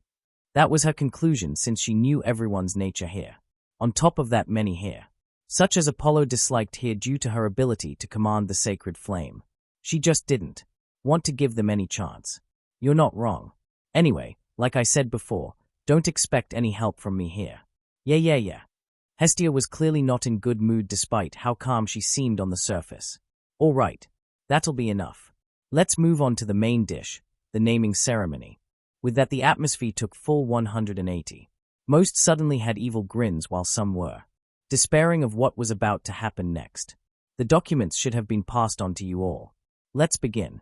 These documents didn't mention stats or skills, just the picture along level of the person as well as their recognizable feats. Celestials used these feats to bestow a title on those worthy. Or at least that's how outsiders thought. This wasn't completely true, but it held some value. Let's start with the House of Set, the Seti adventurers. Set was greatly shaken and raised his voice a little. Please be gentle. Denied. And he was denied. New. Despairing wail could be heard from the middle-aged man named Set. Loki, it's decided. The name would be Burning Fighting Fighter. Hey, now that I think about it, doesn't this sound like BFF? Why don't we call him that? Agreed. Set had fainted. This is madness. Hestia was now starting to lose her cool. Was this hell? I understand your feelings. I was the same in the past. Hephaistos had a lost look on her face, staring into emptiness. Loki. Okay, next is from the House of Takamikazuchi. Oh, this is a cutie. Since she's from East, her name is read in reverse order, so Yamato Mikoto-chan, it seems. Everyone looked at the picture on the top right corner. Oh, black hair is the best after all. Let's not play around here, shall we? But still. Takamikazuchi. He's no good. Take, war. You natural gigolo. Oh, come now. He's charming. Take and Mayak were two such characters who were despised by all the males. Why? Because they were adored by all females. Due to their natural airheadedness and actions. Females fell after them in droves, though neither had any idea. They were so dense that even if someone came over to them proposing, they would just think of that as goodwill and nothing else. This had happened multiple times, both in the upper and lower realm. Let's give her the name, Fortune Galaxy. No, since she's under someone like him, let's call her Forlorn Hope. I think Last Princesses would be more fitting. Each one was giving one absurd suggestion after another until Take just couldn't take it. Damn you. Enough already. Stoop. Take was really enraged. Hestia wanted to give some hand, but she herself wasn't certain of her own perspective, and even when she tried to speak, her voice was simply buried in all the talks. Loki, it's decided. She will be known as Absolute Shadow. Reminds of those ninjas. Others, no objection. Well, that's not too bad. Take gave it a serious thought and in the end, couldn't think of a better title for Mikoto which would be accepted. You're fine with that? Yeah, it's fine, Hestia. It could have been much worse. If you say so. Loki, okay, hee. Now presenting my favorite. A's. A word of warning, shut your trap. I'm gonna give her a name and that will be the same as before. Sword Princess. No objections. Right. Her words were forceful, as if she wouldn't accept any sort of objection. Agreed. So what if they didn't want to? The law of forest applied here. He who has bigger fist wins. and get to decide. That is not fair. Hestia was grumbling. What can do? She's one of the current 4 strongest, so. Orario right now had 4 forces which could be considered to be a grade, the current strongest. One was Hestia Famelia, which boasted not just the best equipment but also some of the strongest individuals out there. She had 1 LVL6 and 3 LVL5s and then a lot of lower levels. In terms of pure power, she was weaker than the other 3, but in terms of influence and finance, she boasted the most out there. Then there was Genera Famelia. They possessed only 3 LVL6 but boasted 12 LVL5s, a number surpassing any other. And 8 among these 12 could LVL up to 6 so long as they accomplished some great deed. In this matter, they had the potential to be the strongest in Orario. On top of that, they also served as local police force, keeping everything in check inside the city. Then there was Loki Famelia, boasting 1 LVL7 in their captain and 6 LVL6 among whom 2 could LVL up to LVL7 anytime so long as they survived in accomplishing some great deed. This Famelia was universally recognized as heroes who accomplished great deeds. And then, last but not least, was Freya Famelia. They too boasted 1 LVL7 in their captain, but he was considered to be the strongest individual in the whole world right now. He stood at the very peak of LVL7 and only needed to accomplish some great deed in order to reach LVL8. On top of that, this Famelia possessed 3 LVL6, if removing someone who left, each of whom could reach LVL7 by accomplishing some great deed. If we look at only power, neither Hestia nor Genera Famelia meets the minimum requirement to be considered a grade. For one to be considered a grade, the Famelia would need either 1 LVL7 or 5 LVL6, something neither of these 2 Famelias had, but their influence was too great. Hestia Famelia's LVL6 captain could produce LVL7 equipment, and Hestia herself, even without her arcane power, could make up to LVL10 equipment. Of course, the amount of time and finance consumption would be too great, but due to this, they were ranked as a grade. Genera Famelia worked as the guards of the city on top of possessing the highest number of LVL5s, many of which could reach LVL6, so they were also given an exception and were ranked as a grade. The reason why all of these people were stuck like this was simple: the accomplishment they had to make was too great. Many had perished just trying to, while others failed, so they were stuck. I too will become strong enough. Great ambition. Just keep it up. Loki. Well then, let's discuss the highlight of today's meeting. Bell Cranel. And now it was Hestia's turn to burn. She had prepared herself, but yeah, this wasn't going to be easy by any means. Loki, before we decide on his title, let me ask you something. How? So far as I know, he's just a farm boy from countryside with no special abilities. He had once applied for my Loki Famelia but was too weak to even be considered, and yet after only 6 months, this. I don't care about others, but I find it hard to accept. More than 1,000 killer ants, 300 wall shadows along with many other monsters. To top it all, a Minotaur. Since Guild has issued such record, I have no doubt about its validity. But care to explain how he grew so much alone in a single Famelia? This was the question eating away at her ever since she saw his records. Back then when he had applied, she was present. It was Raoul who tested him, and she had seen him losing to literally every other applicant without being able to put up any sort of fight. She had even personally advised him to go back to farming, that he wouldn't survive, and yet now he had grown wings and flew so high in such a short period of time. Now of course she didn't know of Ace training him or anything, but even if she did know, she would find it hard to believe for a talentless boy like that to grow to such extent in such short period of time. It was simply inconceivable. Was she really that bad at judging someone's potential? No, that couldn't be, since she personally chose the executives, since she saw raw potential in them, and now they stood at great heights. She had never been wrong about someone's ability to grow, and Bell at that time just looked like a kid with sparkles in his eyes without any actual ability or talent, thus she was confused. People change, you know. Yes, and why Bell wasn't all that talented, but that's only because he never realized his own potential buried inside him. Once he hardened up his resolve to grow stronger, his natural talent showed itself. What is there to be confused about? Oh yeah, one more thing. If you think I cheated or anything, then you're just plain wrong. I don't have that ability, and even if I did, I wouldn't use such despicable methods since they have limits and would harm my child. After hearing that, Loki couldn't say anything else to rebuke Hestia. The only reason she asked was because she was worried about her being involved in some shady business with those half-breeds who weren't one of the races, neither monster who consumed spirit stones to power themselves up. Now that I think about it, nope. She has the ability, no doubt, but she's not the type to do something like that. Although Loki already knew, she was just confirming stuff. Fine. But how do you explain that other abnormality? Loki wasn't just going to let go. She naturally too had heard the fame of 3 swordsmen. Who? Zoro. Well, he's a veteran fighter from Far East. He's gone through innumerable battles ever since young, so has developed strong abilities, so it shouldn't be surprising. Loki, why would someone like that join your dirt poor familia? He didn't want to be part of a strong familia. Then why? Oh, come now. And Loki was interrupted by none other than Freya. You shouldn't interfere in the internal workings of another familia.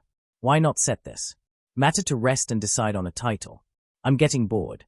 You make it sound as if you're only here to know his nickname. Loki left a remark which, unknown to her, hit the target. Freya, on the other hand, just stayed silent. Wait. Loki suddenly had a premonition. She remembered her meeting with Freya, who was apparently going after some child of another familia. She found it strange, since if it was Freya, why didn't she directly snatch the child? But if the child belonged to Hestia, then everything made sense. Freya couldn't charm the children of virgin celestials, and that was especially true when it came to Hestia. Since she represented home, family, purity, and sacred flame, things like charm couldn't affect her, and this further applied to those she had given her fauna to. That meant that anyone under Hestia, or any other similar celestial, would be immune from charms and the like. Let's not think too much of it for now. I doubt she would do something stupid like forcefully taking the child of another familia, especially when it comes to Hestia. Well, if she's forgotten how Hestia was like before, then she would only invite her own doom by doing so once in the upper realm. Yosh, let's put all that back. Although I don't like it, but I have to admit the fact of my precious Azu's record getting broken. Well then, let us decide a nickname. Loki was not going to go easy here, and neither would others. He looks like a rabbit, so Pionkichi. Now that's already taken. Apparently, some smith named Welf, or something, used it for his equipment. He beat us to it. How terrifying. His record is quite outrageous for LVL1, so let's call him Dazzling Star. Heard he's focused on speed fighting and looks like rabbit, so Running Rabbit. Nah, too boring. How about? They were going at it one after another. Hestia tried to intervene, but to no avail until it's decided. The dungeon party had come back to the surface. They had fought off tons of monsters and had gained valuable experience. At least now they could fight without relying too much on sight, but it would take long time to perfect it, so they needed to work hard. It was already evening, and sun was about to go down anytime now. It was fun. Welf was in a very good mood, although not sure he had the feeling that he would be able to get her in strength stat, and then he would try his best to make his dream into a reality. Yeah, it was really worthwhile. Bell, on the other hand, had tried out many new things he learned from Zoro in the dungeon. Just training wasn't enough. One needed to fight in order to truly see the results. Zoro didn't really teach him any new techniques, rather he taught Bell the very basics, or more like, through training, he strengthened Bell's basics. In this way, everything Bell had already learned could now be applied with higher efficiency. Although he still made many wasted movements, but he was definitely improving, so that was a plus. Lily too learned a lot. Though Lily might not be able to LVL up, but she has gained more experience than she ever did. Lily is thankful for Zoro-sama for your time and training. Zoro had not just trained Bell, he also paid sufficient attention to both Lily and Welf. Since these two would be with them for long, according to his intuition, he needed to make sure whatever talent they had wouldn't be wasted. For that he corrected Welf's and Lily's postures, and also taught them some fundamentals. Both of you have talent, so it's natural for me to bring that out. Zoro always stayed cool-headed.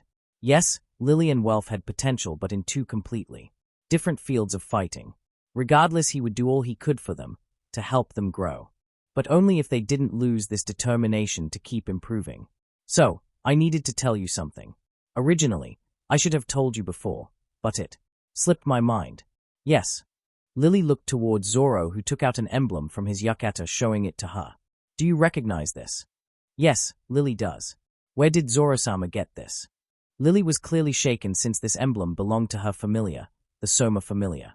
And, not just that, this emblem could only be carried by their captain, so could it be? Lily heard the captain of Soma Famelia and some other strong members disappeared. In dungeon. Did you? Yeah. I killed them.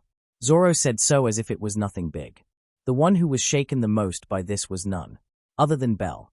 The main reason Zoro talked about this in front of Bell was for Bell to know the kind of person he himself was. He didn't want Bell to have some great virtuous opinion of him. Can Lily ask why? Why, yeah. Why? Bell got out of his stupor. He wanted to know the reason. He personally always saw Zoro as a mentor figure.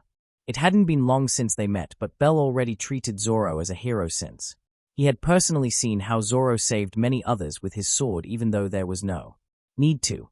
Bell was raised and bred in a peaceful village surrounded by love and care. He was a fan of hero stories and was infatuated with them. It would be hard to find someone as pure as him anywhere else, but that was also his greatest weakness. Virtue's heart was good, but virtue which didn't differentiate between good and evil and treated everything equally was poison which could easily destroy everything. Many great men died, and many evils roamed free due to this overwhelming virtue.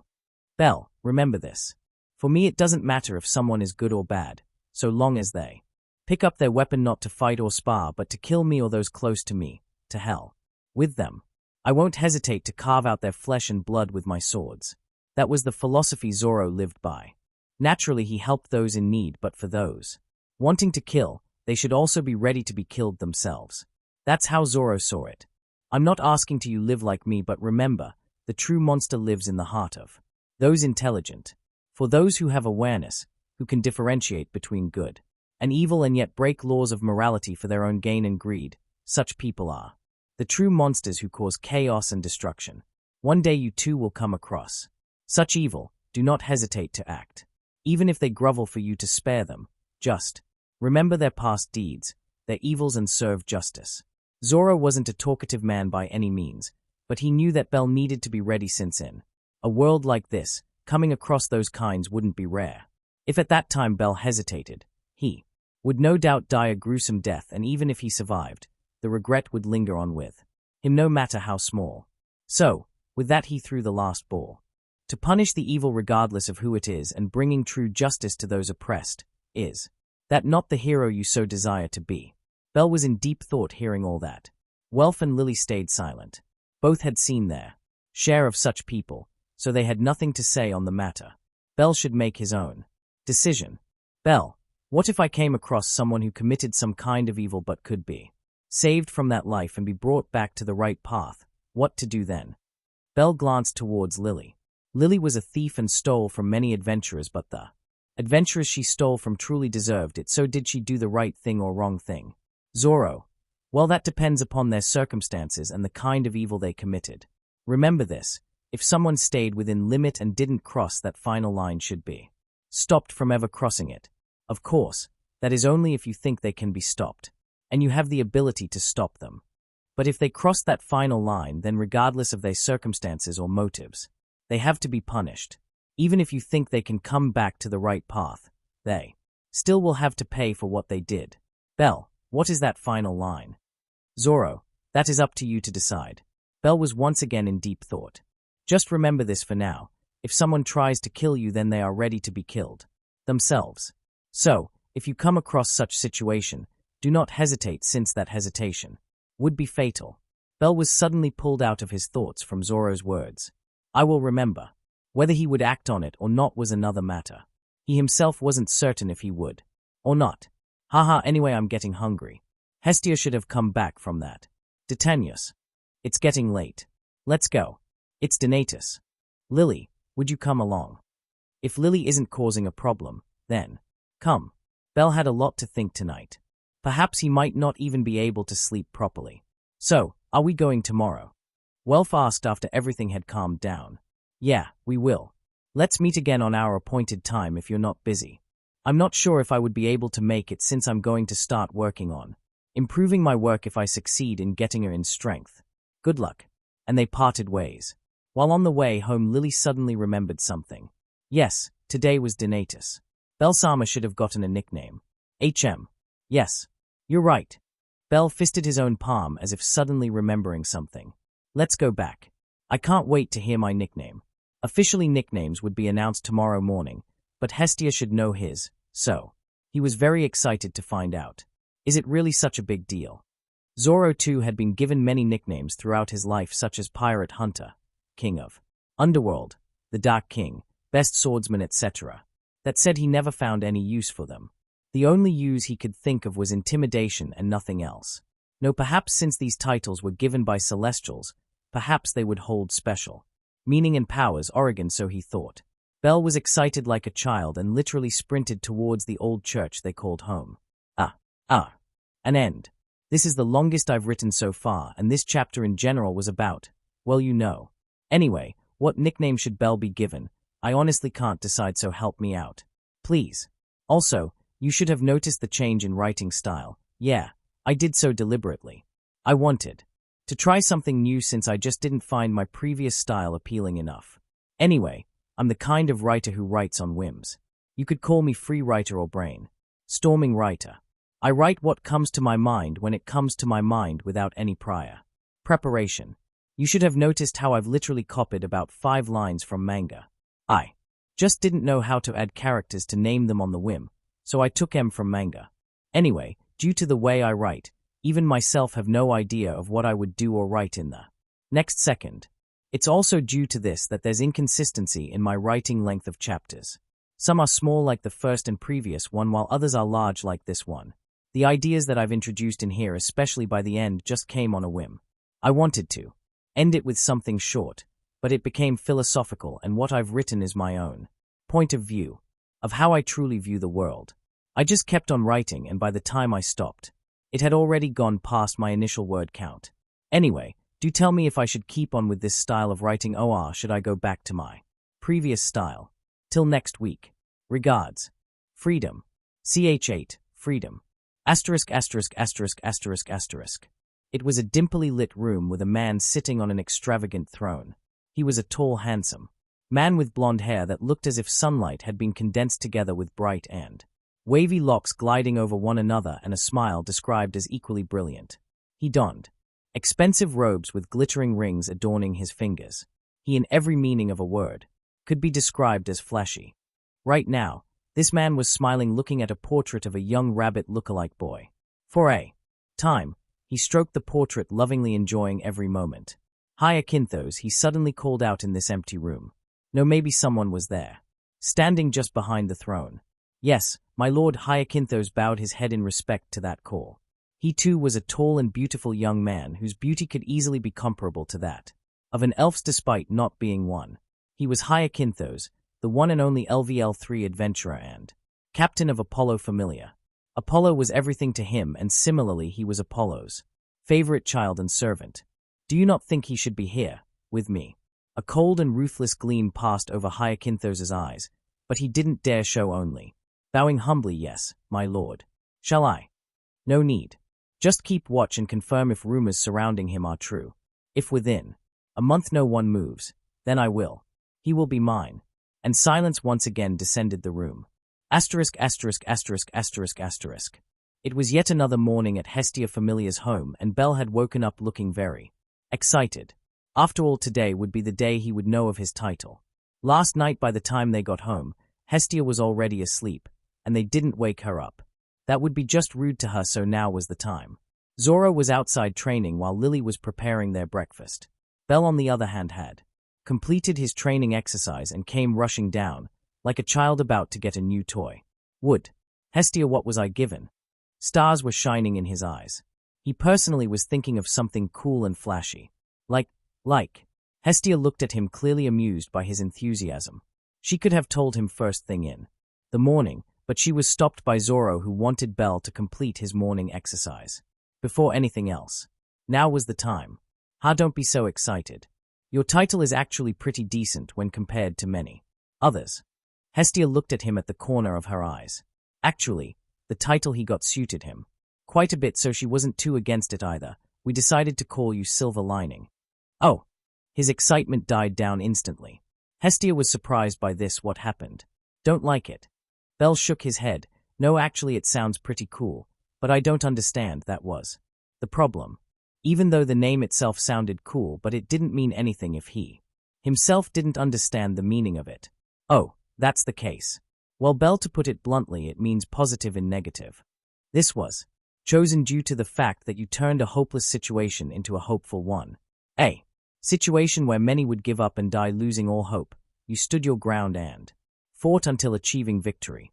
That victory became your hopeful prospect of leveling up and becoming the record holder. It was all lies. The meaning was truth, but everything else she said was a lie. In fact, they didn't give Bell any such name. Since Bell was a record holder, they decided to use an odd method of choosing his nickname.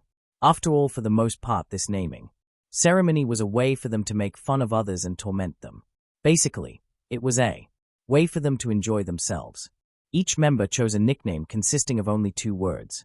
They then wrote one word on one slip, while the second word on second slip. These slips were then put in 2 different boxes numbered as 1 and 2. After that, it was up to Hestia to draw. Since she was his patron, she picked one slip from each of the boxes. The word on first slip would make the first part, while the word on second slip would make the second part, and this way the name Silver Lining came to be. It was an unexpected harvest even for her, since this was mostly based on luck, and it seems his luck was really good in this regard. Because when you think about it, all of the other Famelia viewed adding Bell to their ranks as a negative, but in reality, it could turn out to be positive for them as well. What they didn't even realize was that Silver Lining also refers to a hopeful prospect, which is what Zoro sees in Bell. Bell is a hopeful prospect of someone who one day may be able to give Zoro a good fight. He's also a hopeful prospect in a sense that he might be able to become someone great, like both Zoro and Hestia want him to be. Asterisk, asterisk, asterisk, asterisk, asterisk. Hello, Bell, or should I call you Silver Lining? Aina giggled, watching Bell coming over. She was truly happy for him to have progressed. She was also thankful that he didn't perish. Since the first time she ever saw him, he didn't seem to have any talent. She had even tried to dissuade him from this dangerous line of work, but he persisted, and now he was a record holder. Although Bell still wasn't even close to his ideal, but at least he showed tremendous potential, surpassing even that of her. This was really mind-boggling. Hello, Miss Aina, Bell replied shyly. Even though he had taken his first step and was happy, his personality was still pretty much the same, easily embarrassed by compliments. Today he had come over to take her classes, since with Zoro as he was, it would be fitting for Bell to learn as much as possible about deep flaws. Who knows when that fellow would lose his way and they end up in extreme depths. Even though he thought that Bell didn't take even himself seriously, Zoro was really trying hard to deal with this problem, and he had personally seen the effort put into it. Perhaps it won't be long until Zoro would be able to deal with this problem, or in worst case, that day might never come. Are you busy right now, Miss Aina? Not really. As you can see, it's morning and not many come at this time. Anyway, how's your dungeon prowling going? Any problems? None, but if you don't mind, could you give me some dungeon lessons? Sure, why not? Just wait. Aina looked around, and after seeing her co-worker Misha coming over, waved to her. Could you handle it alone for some time? Misha looked over at Bell, then Aina, and smiled meaningfully. Yeah, go. I can handle it here. Aina ignored her hand signs and left with Bell in tow. Asterisk, asterisk, asterisk, asterisk, asterisk. Bell was met with a tense atmosphere after coming back from his lessons with Aina. Hestia and Lily were sitting facing each other with serious expressions. This happened due to Hestia suddenly asking a very serious question which needed to be answered now. Who would be the captain? Now, naturally, Bell would be the first choice, since not only was he the first to join the Famelia, but also the record holder with quite a lot of fame. That said, Bell shook his head slightly with a light smile. I reject. That was his answer for a very simple reason. He didn't think of himself as capable of taking such a mantle. Bell was deeply aware of his own shortcomings, so rather than becoming a figurehead from the get-go, he would rather go with someone else, taking standing there and learning through experience from them. Since he rejected, that also meant he had no problem with Zoro being the captain. In fact, that was exactly why he rejected, since he saw a great leader in Zoro. Zoro wasn't talkative by any means, and although he cared, remained aloof for most. But after Last night everything changed. Zoro spoke a lot for the first time and his point of view was very mature. He also seemed the type simply due to the unique aura of the king emanating from him. To top it all off, just his skill alone proclaimed him as the emperor, so what could anyone else say? Hestia was also of the same thought. More than anything, she wanted Zoro to take an active role and not just stay in the background or laze around or simply train all the time. Zoro was by no means perfect, especially his horrible sense of direction, but so what? Who was truly perfect? Even Celestials weren't, so what to expect from the others? Since he wasn't perfect and had weakness, the Famelia would have to make up for said weakness. Now of course Zoro's own will was necessary for anything to happen. Truthfully, Zoro didn't want to, since it would rob him of his free time, and he would have to deal with many bothersome issues. If this was still sea and he was still a pirate, or if he wasn't already part of a familiar in this city, then he would have rejected no matter how many times he was asked. It's not that he wasn't capable of doing a captain's job, even in this restricted environment. He just didn't want to. That said, he finally agreed after further considerations. Zoro followed his personal code of honor, and for him, there was only one man he would ever surrender his will to, and that man was Luffy, his former captain. No one else was qualified, not even Bell or Hestia for that matter. So, with all that in mind, he decided to take up the role as a leader, thought reluctantly, since there was no other choice. He could leave Hestia Famelia for good, but he too wanted to regain his power and even surpass the previous him without needing to follow someone else. So he stayed. He liked this family atmosphere. It reminded him of old days. Previously he followed Luffy and took his will over his own, accepting and respecting any of Luffy's decisions, but now it would be him making decisions. It would be his responsibility to protect this new family like the old one. Asterisk, asterisk, asterisk, asterisk, asterisk. Zoro had become the captain, but nothing had really changed. It seemed Welf was working on his new masterpiece, so couldn't join them for dungeon exploration. Regardless, it didn't affect them in the slightest, and the team of 3 continued on their adventures. Time passed by, and after a month worth of time, Lily finally got a proper handle on her body and was finally able to finish off a silverback on her own. Although she did use many tricks and tactics, along with using terrain and staying at a distance shooting at it. It took her roughly half an hour to do so. She was good archery, so Zoro trained her in that regard, shooting from distance the moving monsters, and sometimes she was even forced to fight some head-on with her dagger. Apparently, this was so that she wouldn't be caught off guard and could put up a fight even in close combat, but really, this is hell. Zoro's training was too tough. She was forced to run and keep running until she couldn't move. She was forced to shoot while running with packs of monsters right behind her. She was thrown in monster packs to fight at close range. And all of this was just to strengthen her basics. How absurd. Is Lily still alive? Seems so. She heard a dry laugh from right adjacent where Bell was lying in exhaustion. He too didn't have any power left. Unlike Lily, he was forced to fight all the time and was even punished in case he made a stupid mistake. Sometimes he would have to fight with weights on hands and feet, while on other times with a blindfold on. Lily might not survive at this rate. Don't worry, Lily. He's only trying to strengthen your body and senses for advanced techniques. Advanced techniques. Ian. I heard him talking about some 6 powers or whatever. According to him, we would pass the minimum criteria only once we became capable of learning and applying one of the 6 powers. What 6 powers? No clue, but yes, they sound cool. Lily really couldn't understand guys in general. Why did everything sound cool to them all? Maybe it was just Bell. Currently they were on 15th floor. This was the floor Bell could reach on his own by now. Although it would be dangerous if he came without proper preparations. Firehounds, poison, bees and more roamed these floors. He wasn't like Captain with full immunity to poisons, so he needed to be very careful. Said Captain, on the other hand, was coming over after finishing off all the remaining monster on this floor. It's time to head back. And both rose to their feet, however unsteady they might be. Asterisk, asterisk, asterisk, asterisk, asterisk. Finally, Welf was marveling at his new creations. He was certain about succeeding now. It took him a whole month to complete a single set of top-tier's LVL2 equipment, but for him, that was enough.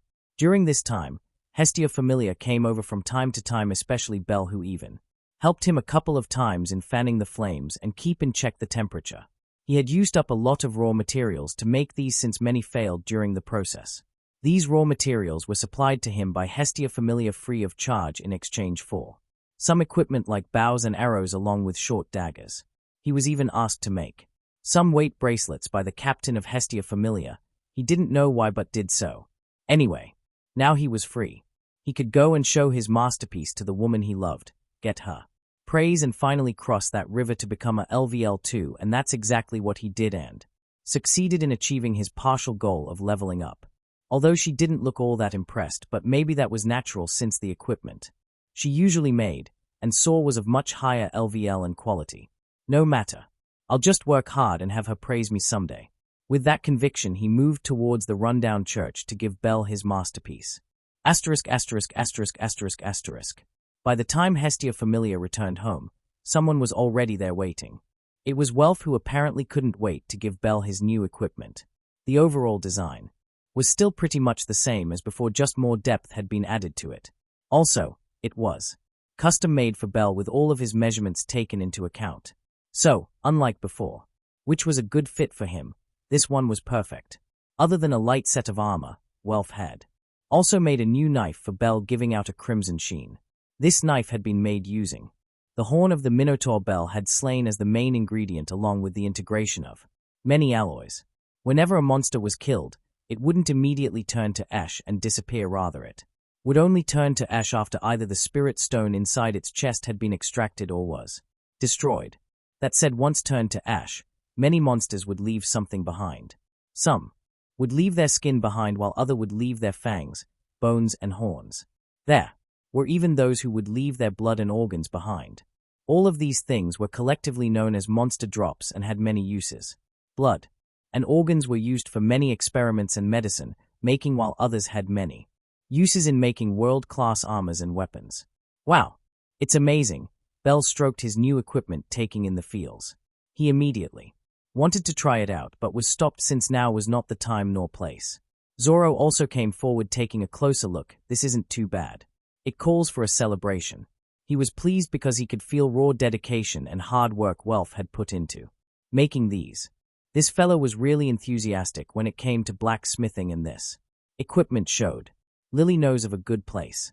Although her impression towards Welf wasn't good, but after interacting with him a few times during this month, she had come to understand his personality, and it was likable. So that said, they still didn't get along too well and argued from time to time. Good.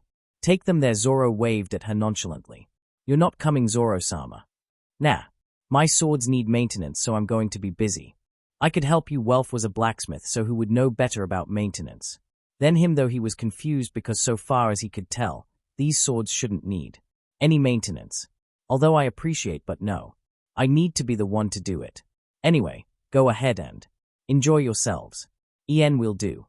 Are you coming, Hestia? Belle turned to Hestia, who was just standing by the side. She seemed to be free and bored, so it wouldn't be too bad if she came along. Hestia kindly shook her head, waving at them. No. You kids should go enjoy. All right. Take care, Hestia. Take care, Captain. We'll be off. Take care. Oh yeah, before that. Lily, tomorrow we're going to Soma Familia. Zoro suddenly yelled, as if remembering something. Lily was part of Soma Familia, and one thing Zoro noticed was that she wasn't getting any stronger physically. Zoro could teach her a lot, but if her physical stats didn't follow her technical improvement, she would be reaching a dead end soon. Actually, she already had. From this, Zoro could conclude that Lily had not visited Soma Familia home for quite some time, thus hadn't updated her status. Now was a good time as any to make her part of Hestia Familia, and first step was visiting Soma Familia. Hey! Why so surprised? No, it's just. Don't worry, since I'll go along with you. Soma wine is said to be the best. It would be a waste to not try that stuff. Zoro gave her an assurance to boost the little confidence she had. Although it did assure her, but it also increased her worry. She didn't want Zoro to drink that stuff, but then again, maybe he could take it. He gave those vibes. Yeah, I'll also come along. Belle too interjected. Lily had been working with him for quite some time, and suffice to say, he trusted her a lot. For Belle, Lily was a little sister. Yes, that cute little sister he had to protect at all costs. Ma. Fine, I get it. Lily replied with a tired voice. She didn't really want to, but what other choice was there? She, too, wanted to become a permanent member of Hestia Famelia, and with Zoro and Belle in tow. It shouldn't be a problem anyway. Good. Now go and come back early. Hestia also didn't have any problem with Lily joining. For her, Lily was already part of her family, her familia. Only thing she lacked was fauna bestowed by Hestia and nothing else. With that, the party of 3 left without anyone knowing the kind of storm they would invite. On this party, once the 3 left, Zoro started the maintenance of his swords. In all honesty, his swords did not need any sort of maintenance due to their nature, but Zoro still did it as a hobby. After completion, he went over to Hestia. I think it's time. So soon? Well, I'm not surprised, but, Hestia shook her head as if remembering something. You guys are really causing storms one after another. She had a lost look in her eyes. Although she was happy seeing their growth, but this was just too fast. At this rate, flies would start buzzing all over her home. Can't be helped. Zoro simply shrugged his shoulders nonchalantly. He had reached the limit of LVL1 and needed her help to reach LVL2. It had barely been over a month since Zoro came over, and he also didn't have any skills which could fasten up the process of gaining Exilia and leveling up. That said, he had been constantly fighting and killing high-end monsters like minotaurs, liger fangs, crystal mantises, hellhounds, etc. Moreover, he fought them in groups at the same time, which caused the quantity and quality of Exilia he gained to shoot through the roof. He could have leveled up within the first week after coming back from dungeon 18th floor. Back then his stats had already reached S4 all, but he still kept on fighting in order to see the limit till which he could grow within level 1. The last time he checked, all of the stats had already reached SSS, which normally wouldn't be possible, but he possessed Conqueror's Haki, allowing him to break past the limit of S. There was also a feeling that this was the end, but he still wanted to do some more. By now he was certain of his own current power. In individual battle, he at peak LVL1 without advanced Haki could probably fight a veteran LVL3, though killing them would be almost impossible. Naturally, he was satisfied with said result. Now that he had tested his own limits, he decided to LVL up to grow even stronger. Come over. Hestia took out a small needle, preparing for the process. Once completed, she let out sigh, looking at 2 white papers. One had his stats at LVL1 while other had his stats at LVL2. Hestia already knew he was going to level up, but knowing something didn't mean it was easy to accept. After looking over sometimes, she gently passed on both sheets to Zoro, who looked over them. Rorinoa Zoro, LVL1. Stats. Strength, SSS 1400. Endurance, SSS 1400. Dexterity, S901. Agility, SSS 1400. Skills. The Conqueror's Will. Those with weak wills are not permitted. Those with weak strengths are not permitted. The limits matter not. Nothing can limit a conqueror. Nothing can suppress a conqueror. The will eternal. Voice of all things. Ability to sense and trace the breathing and the rhythm of everything. Ability to understand all languages. Nothing is hidden, neither can it be hidden. Full counter. Resistance to all sorts of magics and phenomenon.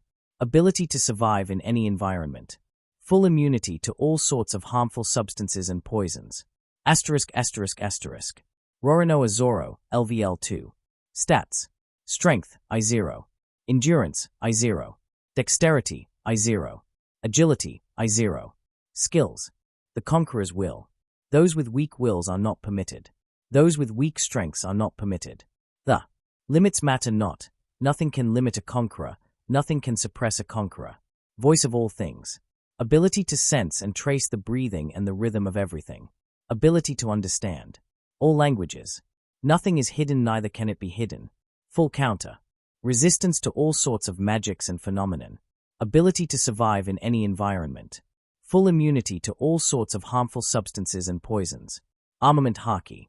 Armor, taking properties of whatever it's applied on, enhancing them in return.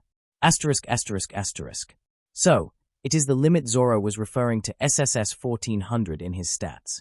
It seems that was a wall, only overcome by level up, but that was fine.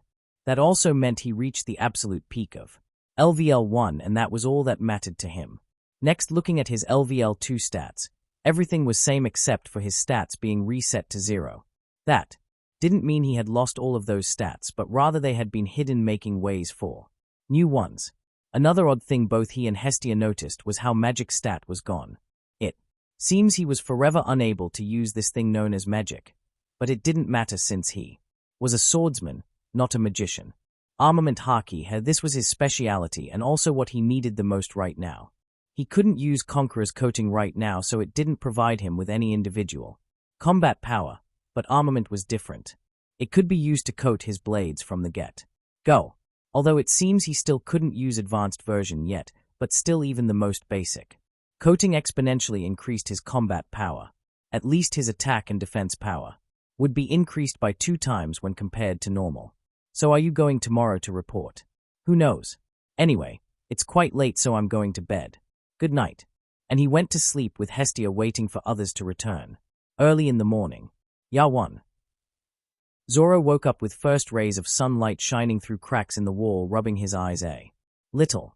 Today was a big day for Hestia Famelia since Lily was going to be joining today after leaving Soma Famelia.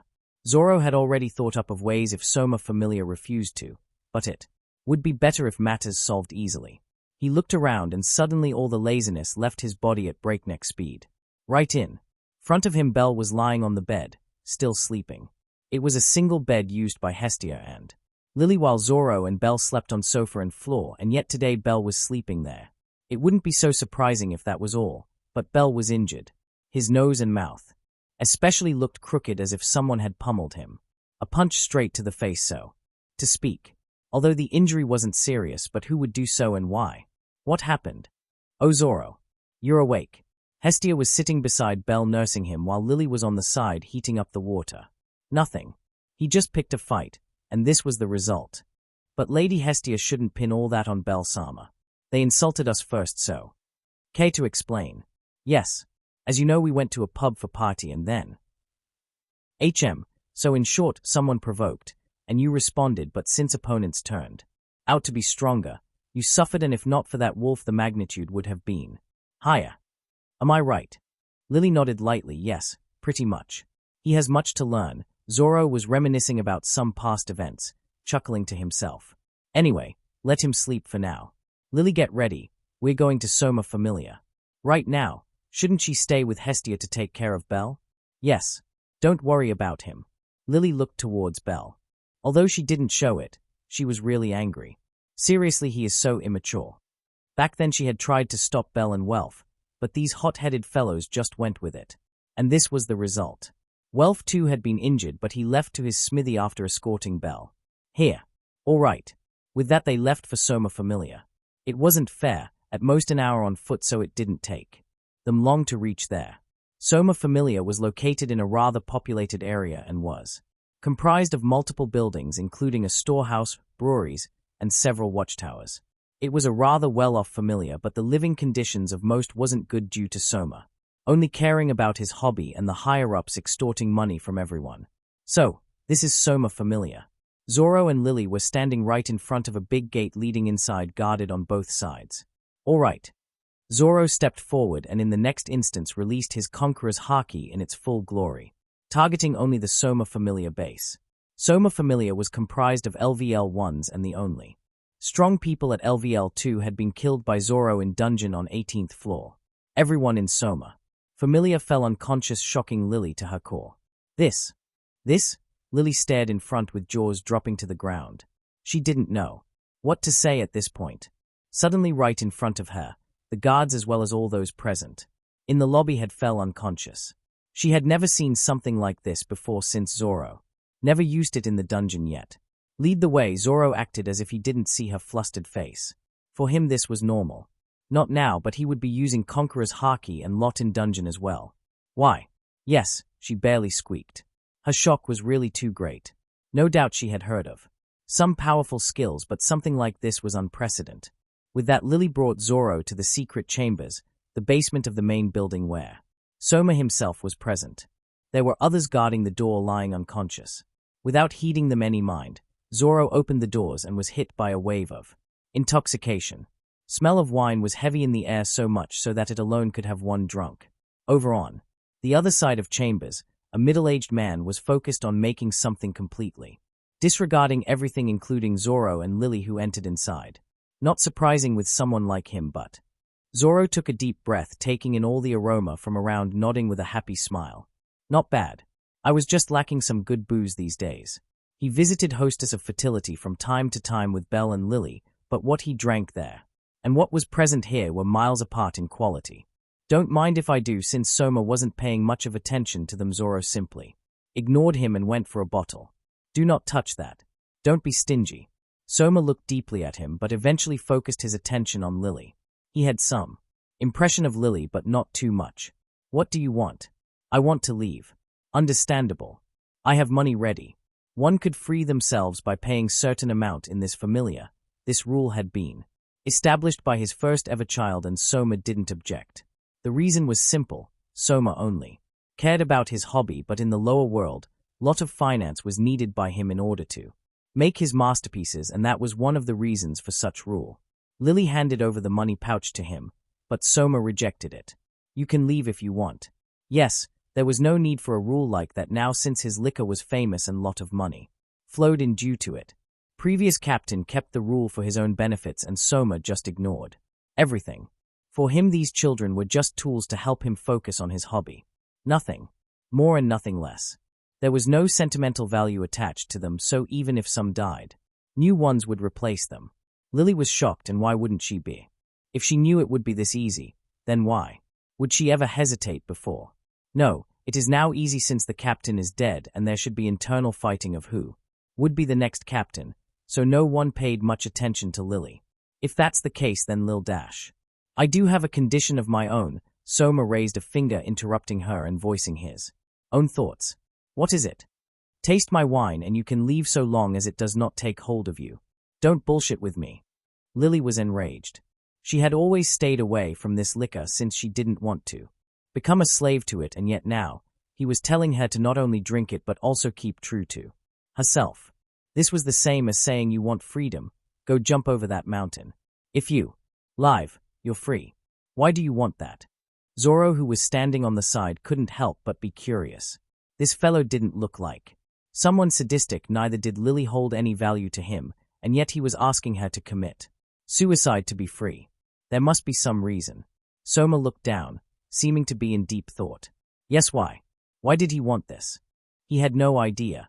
It was just a thought that maybe someone would be able to keep themselves safe even after tasting his creation. Maybe he wanted to change but couldn't find that catalyst to begin such transformation. For him, the only way to change would be if someone didn't lose themselves to his liquor. But why did he want to change? This was a question he himself couldn't answer. Maybe he'll know after that change. I have reasons. Test me then. Confident. Then go ahead and try this. Soma handed him the bottle he was carrying, but don't give me such trash. I can tell it is much worse than the one you stopped me from touching. What? That a masterpiece or something? He was rejected. Yes, the one Soma wanted Lily to taste wasn't his best effort. It was just some spare but better than whatever was sold outside. That said, he could sell this, but not his masterpiece.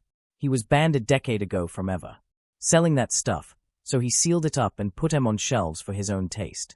That is, wait, what are you doing? Stop it. Zoro just casually removed the seal and drank the whole bottle dry. It was a strange taste, not bitter or sweet, and didn't leave any aftertaste behind, and yet even Zoro felt as if his soul was leaving his body.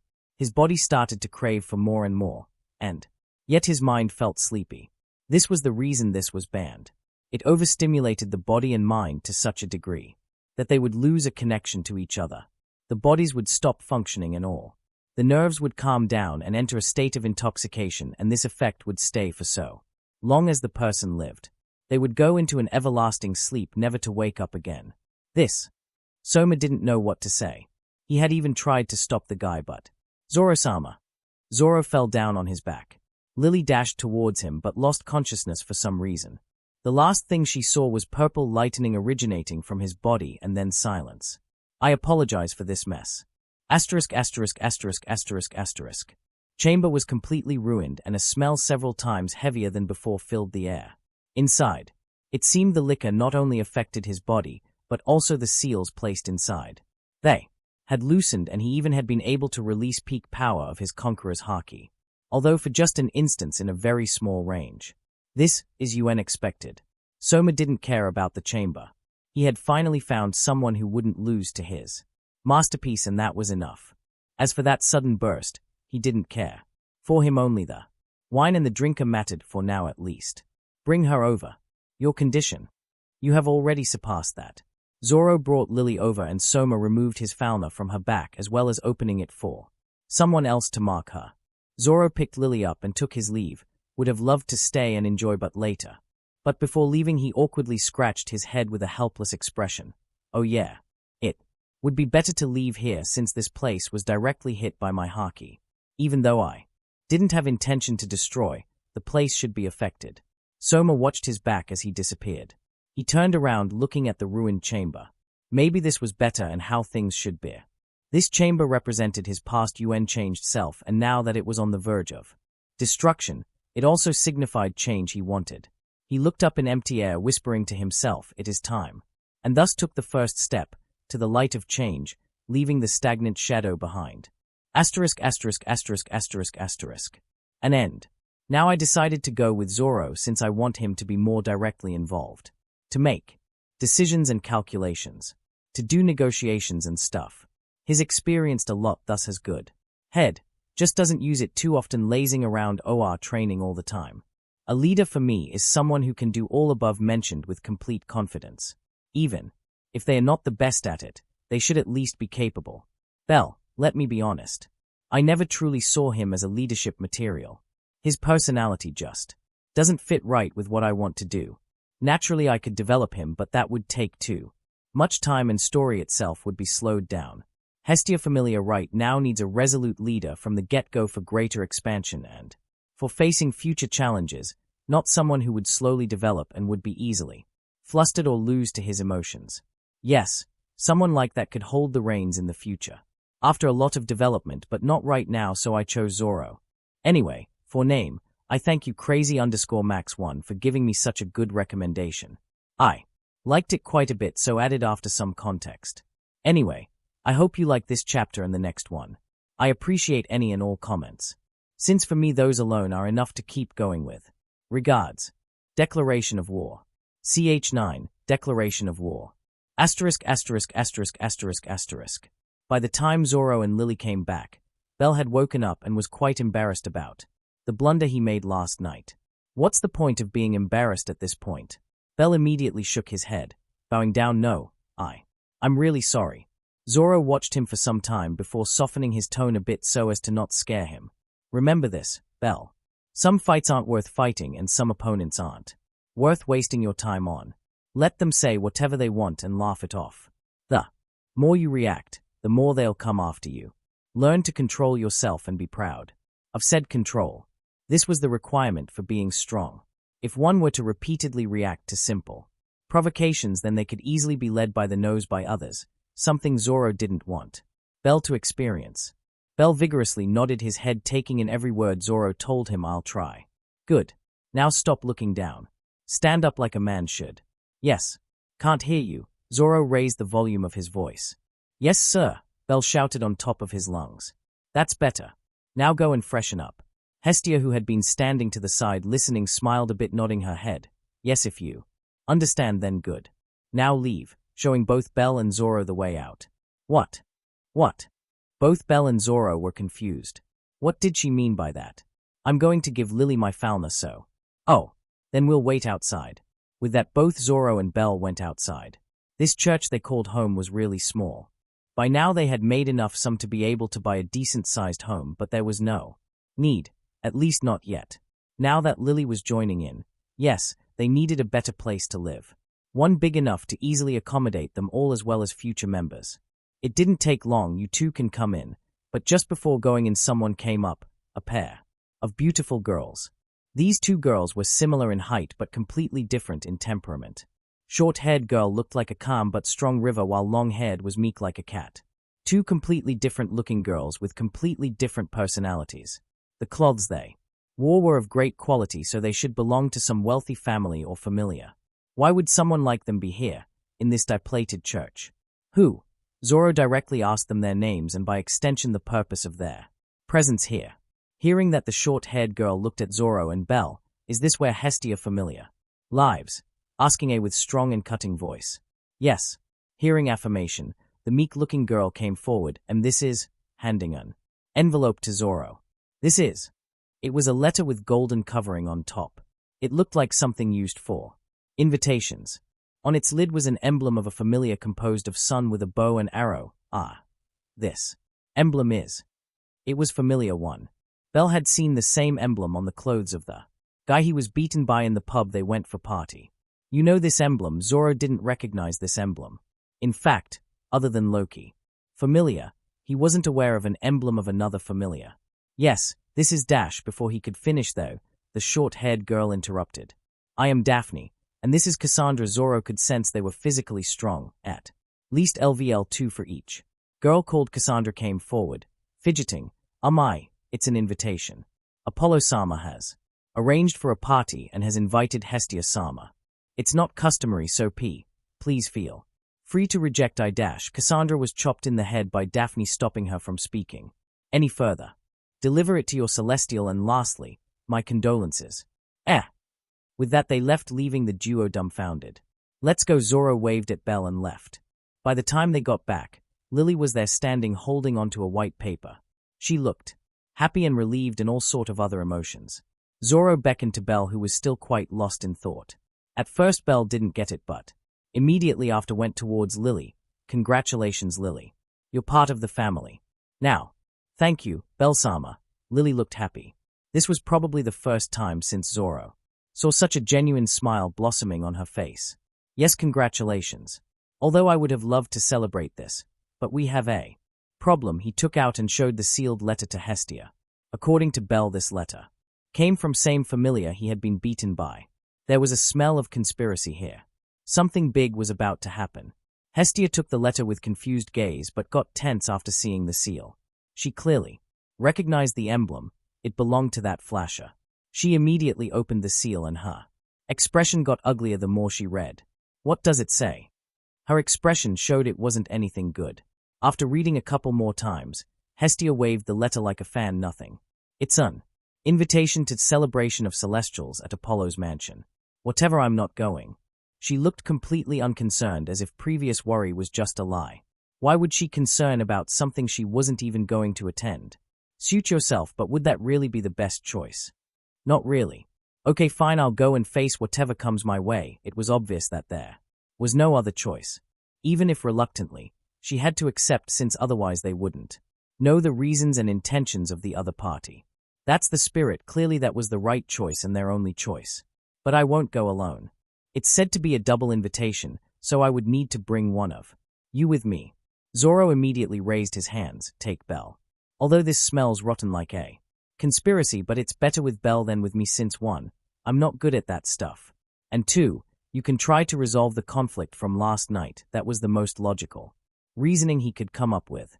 What if it's a trap? Hestia never trusted those like Apollo, and not to mention that fellow was really annoying to deal with due to his continuous proposals towards her. Then we'll know his real intentions. Anyway, I doubt he would do anything in everyone else's presence there. Zoro could tell this Apollo wasn't a good thing, but if they wanted to know other intentions, they had to take some risks. "Yosh, get ready, Bell.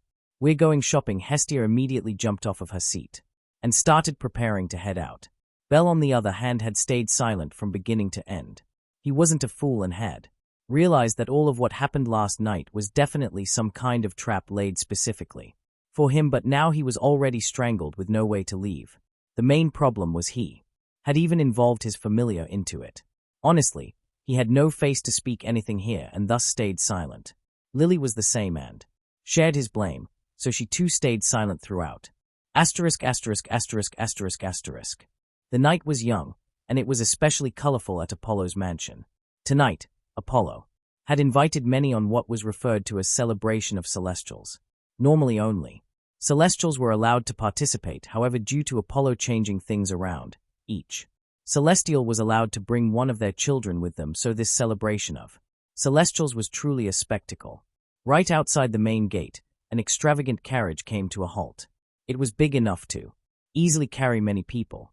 Once stopped, passengers started leaving one by one. Let's go Belkuin. Why yes.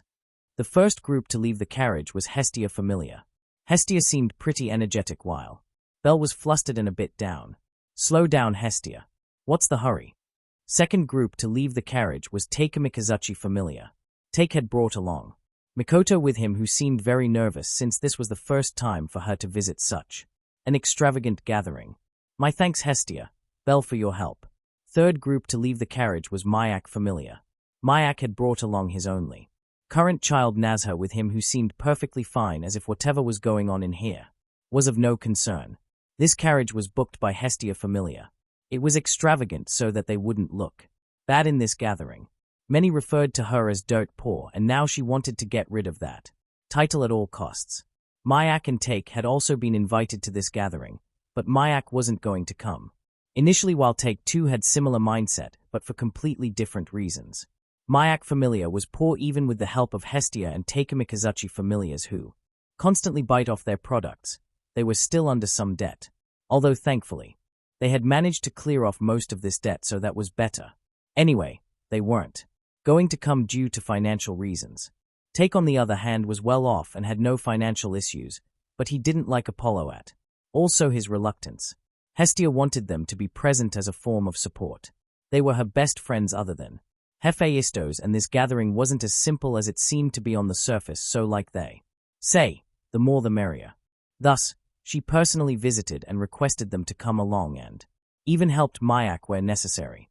After hearing her out, they too understood the situation and thus decided to tag along. After leaving, the group of 6 moved towards Apollo's mansion. This wasn't just a mansion.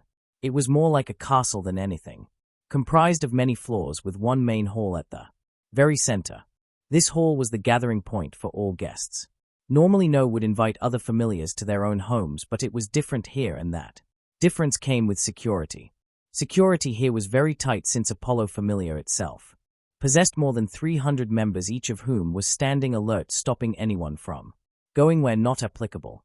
Right now, many had gathered in the hall. It was very lively and cheery atmosphere, with Hestia's group mixing in with them, chatting. Ah, there you are. Hestia immediately looked northwards after hearing a familiar voice. Hephaistos.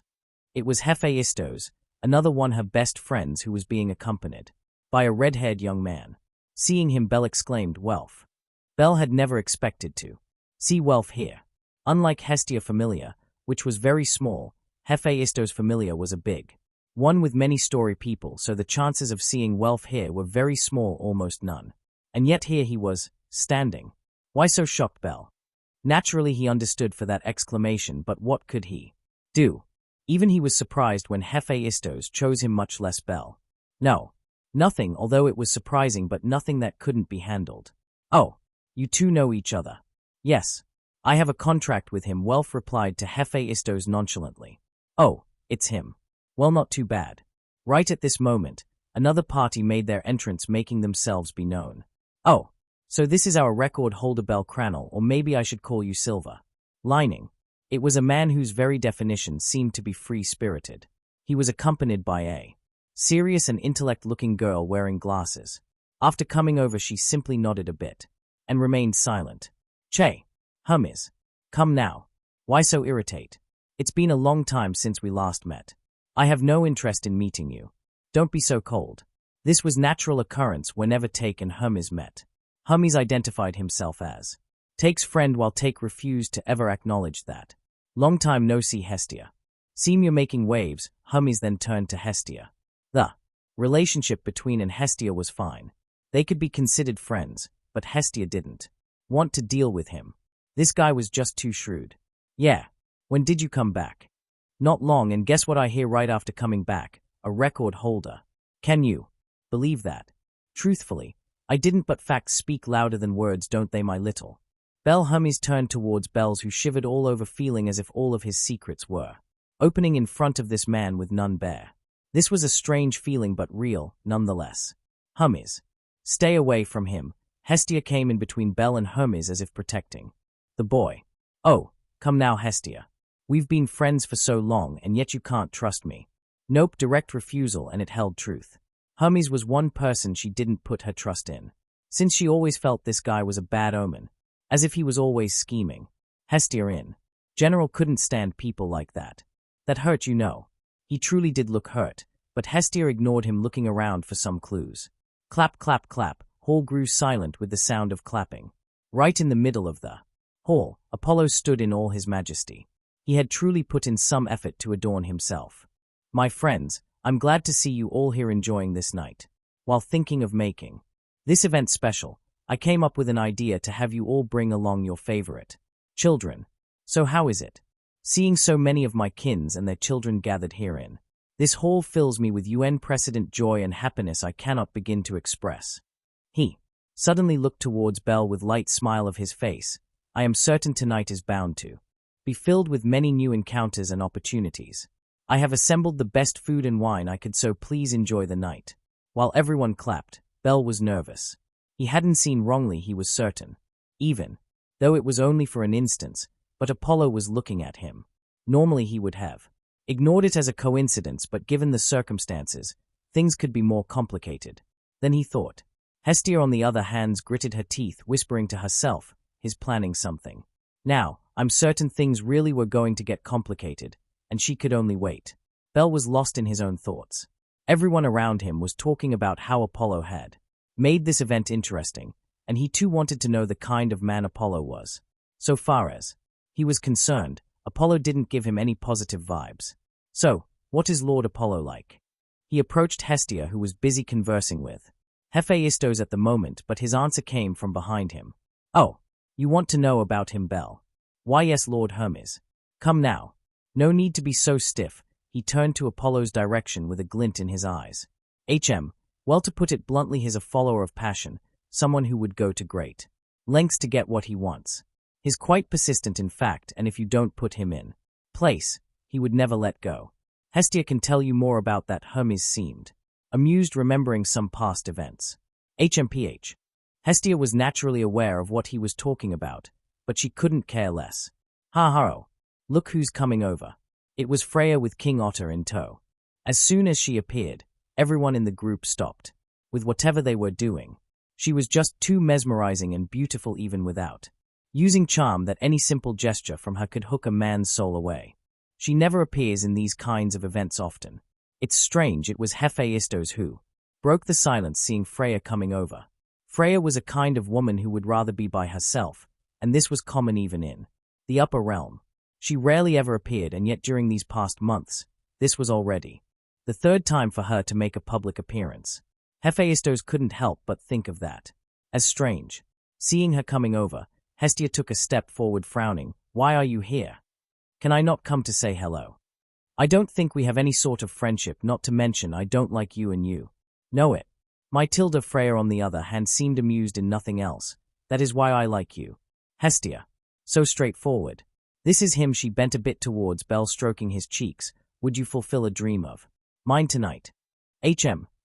Belle was flustered with no idea of what to say. He averted his eyes, looking at ground as if to find something. As if. Hestia brushed away her hand on Belle's cheek. Belle, she likes to joke around, so just ignore her. Hee. I seem to have upset you, Hestia. Until we meet again, and she took her leave. Not before, sighed, glancing at Belle, increasing his suspicion. It happened from time to time, but Belle felt as if someone was looking at him from afar. This gaze was constant and could be felt by him almost every day he went to dungeon. It wasn't just him. Zoro too felt it and, in the beginning, looked towards Babel Tower, but eventually ignored it, telling Belle to do the same thing. Now it seemed that feeling might have originated from her, though he couldn't be certain. TCH. Such a show-off. Low-key. Yo. Itty-bitty. Seems you learned to wear a dress. Actin' all grown up. Hestia looked at her from top to bottom, finally nodding, so finally gave up. I'm not surprised with that manly figure of yours. What did YA say? And they started fighting.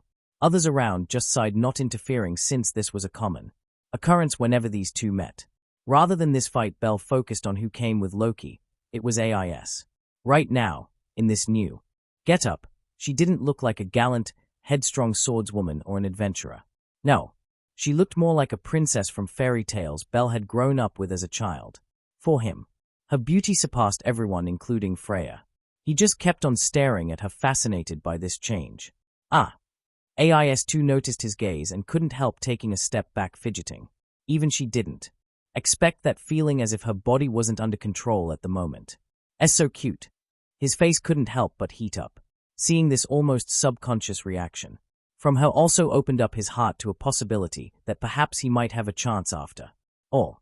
So, this is famous record holder. It seemed their argument had come to a close since Loki came over looking intrigued. Nah, this kiddo ain't doing nothing in front of my Azu. Although it sounded like she was looking down on Belle, her mannerism suggested something else. HMPH. Sounds to me like rambling of a sore loser. Before they could come to blows, Belle and Ace intervened, separating them from each other. After some time. Phew. Belle took a sigh of relief from all the stress he had been feeling till now. If nothing else, their little argument had brightened up his mood by quite a bit. He was standing in front of a balcony, taking in the outside view, enjoying the moment all by himself. Am I interrupting? When someone came over. Belle looked at the newcomer. It was Hermes HM. Oh no, please. How I couldn't help but be curious seeing you standing alone like that. Why? Do you? Not like parties. No, nothing like that. I just needed some fresh air. Is that so? Here, drink up. Thanks. We never did get to have a nice chat. As you know, I'm Hermes, or commonly known as World Traveler. Mind telling me about yourself? Belle found it suspicious, but his past wasn't anything secret. Oh, I'm. So, then you spent your entire life in the countryside alongside your grandfather. I just don't understand why you became an adventurer. Was it for wealth or perhaps fame? Nothing like that. It's just, why are you so interested? And he changed the topic. His reason was embarrassing, so he didn't wish to share it with anyone else. Hermes, hearing that, just smirked. Hardly anyone wouldn't be interested in the record holder. I see, not quite convincing, but whatever. Changing the topic, do you perhaps know of Zeus? Who's that? So, you don't? Well, I'm not surprised. It's been so long since he exited the scene. Even though he was talking to Belle, his eyes weren't focused. This wasn't due to liquor, rather it seemed he was reminiscing about something. He led the most powerful familia in the history of Ororio. You said you liked hero stories. Well, many such heroes came out of his familia. He's a living legend among the older generation. Aren't Loki and Freya familia the most powerful? Belle felt stupid right after asking that. He said the most powerful in history, so this familia could have existed in the past. While Loki and Freya existed now. They are now, but even they can't hold a candle to old Zeus and Hera familias. It seemed he was looking down of the current two most powerful familias, but perhaps that was Belle's imagination. Still, this was shocking enough. Belle didn't know what to say, since so far as he was concerned, Loki and Freya familias were beasts, each holding a LVL7 to boot. If this Zeus and Hera familias left them in dust, then their power was unimaginable. But what happened to them? He already had an inkling. You already understand, don't you? Yes, they are gone. A single failure destroyed centuries' old familiars into nothingness, to the point none of the newer generation even know of their existence. Which failure? Belle was getting more and more intrigued. Just what could have caused the fall of such behemoths? Hermes was satisfied just seeing his enthusiasm in the subject. One-eyed black dragon. That's what they went after. Just hearing that name sent shivers down his spine. What? Isn't he that just a legend? Nope, it exists and is roaming out there even as we talk. Hermes's voice grew solemn. But not for long. Haha, you shouldn't worry about that stuff for now. Come, we have a party here, so let's enjoy. Can I ask something? Sure. How strong were they? He was referring to those old familiars. Just saying they were strong wasn't enough. He needed to know their exact levels. Inquisitive Han. Let me see. I don't know how to explain. Oh yeah. Let me just tell you their captain's levels. They were both veteran LVL9. That should be enough. No. W what? LVL9. He couldn't even imagine that. Don't be so shocked. This was the result of their heritage, which was based upon over 3 centuries of hard work. Let's just say they filtered talents over and over until getting the best seeds. That's. Belle could only scratch his head over that remark. Anyway, where were we? Yes. Let's just enjoy. It's about time for dance to begin. Any partner in mind? What? I don't even know how to dance. Please go ahead. I'm fine with just being here. Come now, that's no fun. Let me take a wild guess. It's Sword Princess, isn't it? Why you're wrong? It's nothing like that. Don't be shy. Just leave everything to me. Hermes literally dragged Belle towards Ace, who was just standing there, watching Loki and Hestia's never-ending quarrel. Sword Princess. It's an honor. Would you like to dance with me? Ace looked troubled. She looked over Loki asking her for help, but Loki wasn't paying attention here anyway, so just as she was about to reject the offer, Hermes turned over. It's such a shame. How could I forget something so important? But it would be embarrassing for me as a man to not even honor my own invitation. He then turned to Belle. Belle, take my place, winking at him in form of encouragement and leaving the scene. Belle stood still with his mind in chaos. What was he supposed to do now? Should he just apologize and leave? No, that would definitely leave a bad impression, but what now? He looked around searching for clues and eventually found one, rather many examples of men inviting women to be their dance partners. Taking inspiration, he too went ahead, offering his right hand. May I have this dance? His heart race was at maximum capacity at the moment. Would she reject or would she accept? Seeing his flustered appearance, Ace smiled softly, accepting his outstretched hand gladly. And thus began their dance. It was unsteady since neither had any experience, but eventually they matched each other's rhythm and steps without any coaching, perhaps due to being adventurers. They were fine, but someone wasn't Eazutan. Loki right now was being held down by Esfi, captain of Hestia Famelia. She struggled to get out, but how could a LVL4's grip be weak? Esfi turned to Hermes. I will not shoulder any responsibility. She was tired of his antics, and was certain he was going to get thrashed by an angry maiden soon. Hestia, of the other hand, didn't say anything. She knew of boys' fascination with sword princess, so who was she to get in his way even if she didn't like Loki? That said, she was annoyed since Belle came with her as her partner, and yet now here he was dancing with someone else. I'll handle him later. She turned her gaze from Belle towards Apollo, sharpening. Party was coming to an end with dance, and that would be the time things get going. Whatever Apollo was planning would come to light by then, and she could only wait for now. Her wait didn't go for long, and with a loud drum, dance came to a stop with Belle rejoining. Over on the side she could see Loki pummeling Hermes with Asfi and Ace just watching, without intervening. But she ignored all that since Apollo was coming over with pleasant smile plastered over his face. It seems you're enjoying the party, Hestia. Yes, very much, and I must thank you for your invitation. Take and Mayak too came over with Mikoto and Nazha in tow. It seems things were starting. Oh, don't mention it. So, this is the famous record holder.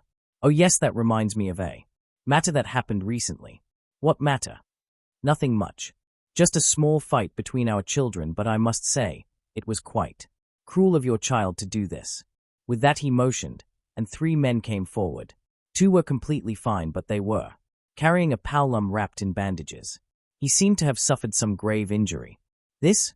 Both Belle and Welf exclaimed at the same time. Of course, they recognized this. Paolum, his name was Luan if they didn't remember wrong. He was the instigator of fight that occurred in the pub. See how bad his condition is. How are you planning to compensate me for this? He wasn't this injured. It was Belle who spoke up, but, so you do accept injuring him? Apollo took advantage and reverted his statement against him. That. Belle didn't say anything anymore since things could get worse. What do you want? Hestia didn't play around.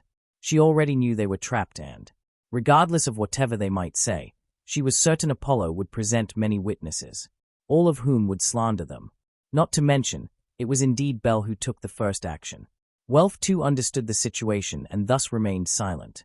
Nothing much actually. Just hand over Belle Cranel, and this could be considered over. You don't seriously expect me to agree. Then you force me. I declare war game on you. Apollo had played all cards right, and yes, he had prepared further evidence and witnesses in case they argued, but it seemed he wouldn't need them. But this was too easy. He expected them to present at least some sort of argument, and yet Hestia directly came to point, even though it was obviously disadvantageous to her. Another thing getting on his nerves was how calm she was, as if everything happening here had already been calculated beforehand. Sometime before the celebration of Celestials, Zoro came to Hestia, who was checking her new dress she bought for party. Belle and Lily had gone over to bring Takemikazuchi and Mayak along with their ride, so these 2 were alone at the moment. Any idea what he might do? None. Hestia shook her head in denial. She really couldn't understand anything by now. Zoro thought of a possibility. If I'm not wrong, he's after Bell, and it was most likely. Truth. Bell was a record holder and Celestial's attraction towards him was great at the moment. I have the same thought, Hestia agreed. Although it was more like an inkling than certainty, but she trusted her instincts on this one. Zoro was in deep though for a moment, suddenly awakening. Tell me something. Can any Celestials steal a child of another familiar away? You mean Dash? There's a possibility. She once again shook her head. No, they can't. At least not forcefully, since Guild would never allow that. So far as she knew, rules regarding this were very strict. There was one case, although if they willingly left to join another familiar, then no one can intervene. And this was it. One was given a freedom, a choice here, and they could choose to stay or leave. I see. So is there any legal way to steal someone people like Apollo would never dirty their hands? So what if rules were strict? There always existed loopholes which could be taken advantage of and wouldn't break any rule. Hestia put her hands on her head, massaging, trying to remember anything legal. Yes. One comes to mind. What? A war game. What's that? It's kind of like a competition between two or more familiars used to resolve their issues, although the consequences of losing one are very severe. War game was an event whose history dated back to 800 years ago. Back then, two strong familiars were in grave conflict, and said conflict was affecting everyone around them. Irritated by these constant fights, Uranos decided to give them a stage to end everything, once and for all. A stage where winner would be able to ask anything of the loser, and loser would have to comply, of course so long as it stayed in moral territory and was a possibility. That stage was war game. Later on, it was used to end many similar conflicts, but there was a condition to declare war game on anyone. Would he go that route? Probably. It's a possibility, and he has a cause as well. And that condition was just cause. Without such cause, one couldn't declare a war game. But Apollo had a cause. That fight in the pub. If I'm not wrong, he'll exaggerate the happenings and even prepare solid evidence and witnesses. Yeah, and our case is weak since Bell was the first one to throw a punch. They were already mired in it. Ha ha ha. Zoro suddenly started laughing maniacally, shocking Hestia out of her seat. What happened? Haha, no, nothing.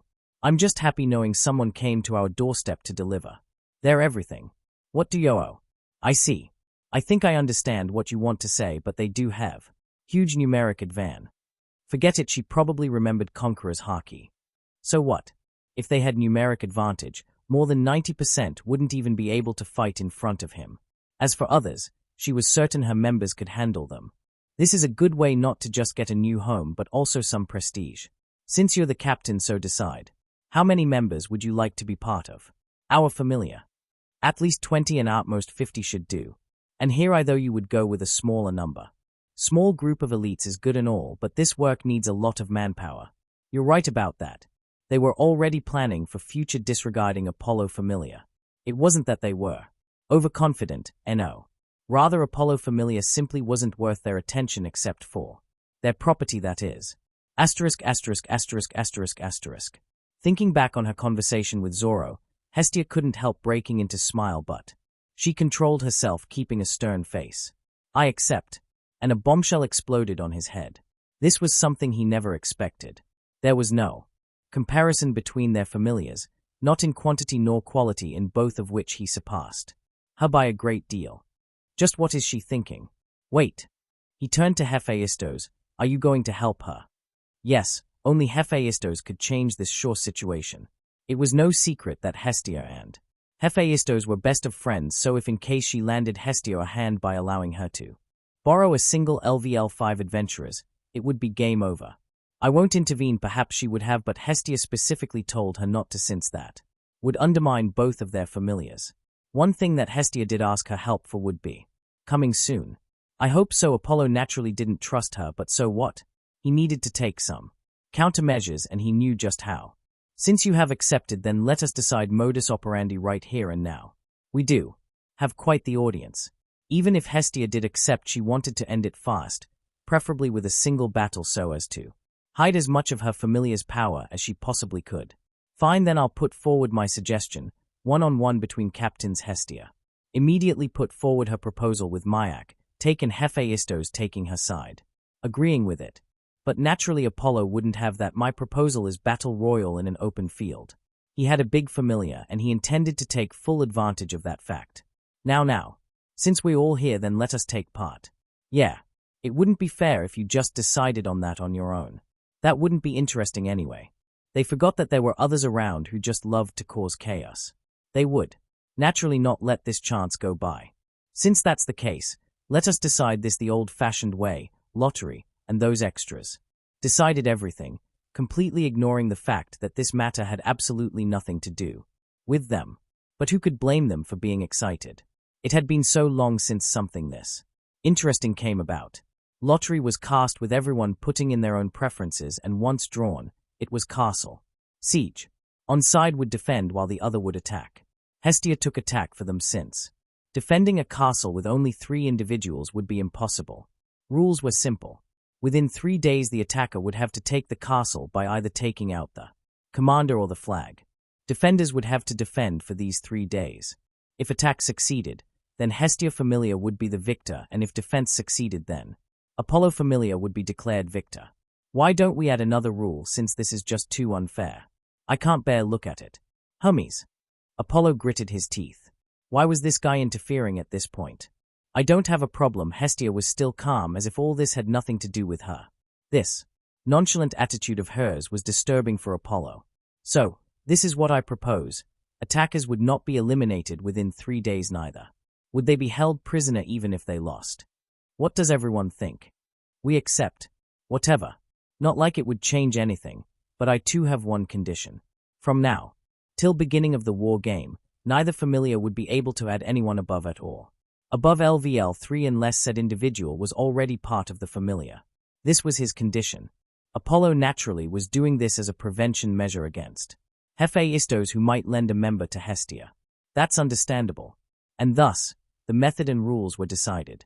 This event would take place a week from now, outside of Rio in one of the abandoned castles, and regardless of who won, the loser would lose everything and would have do whatever the winner decided. This event would change the flow of everything.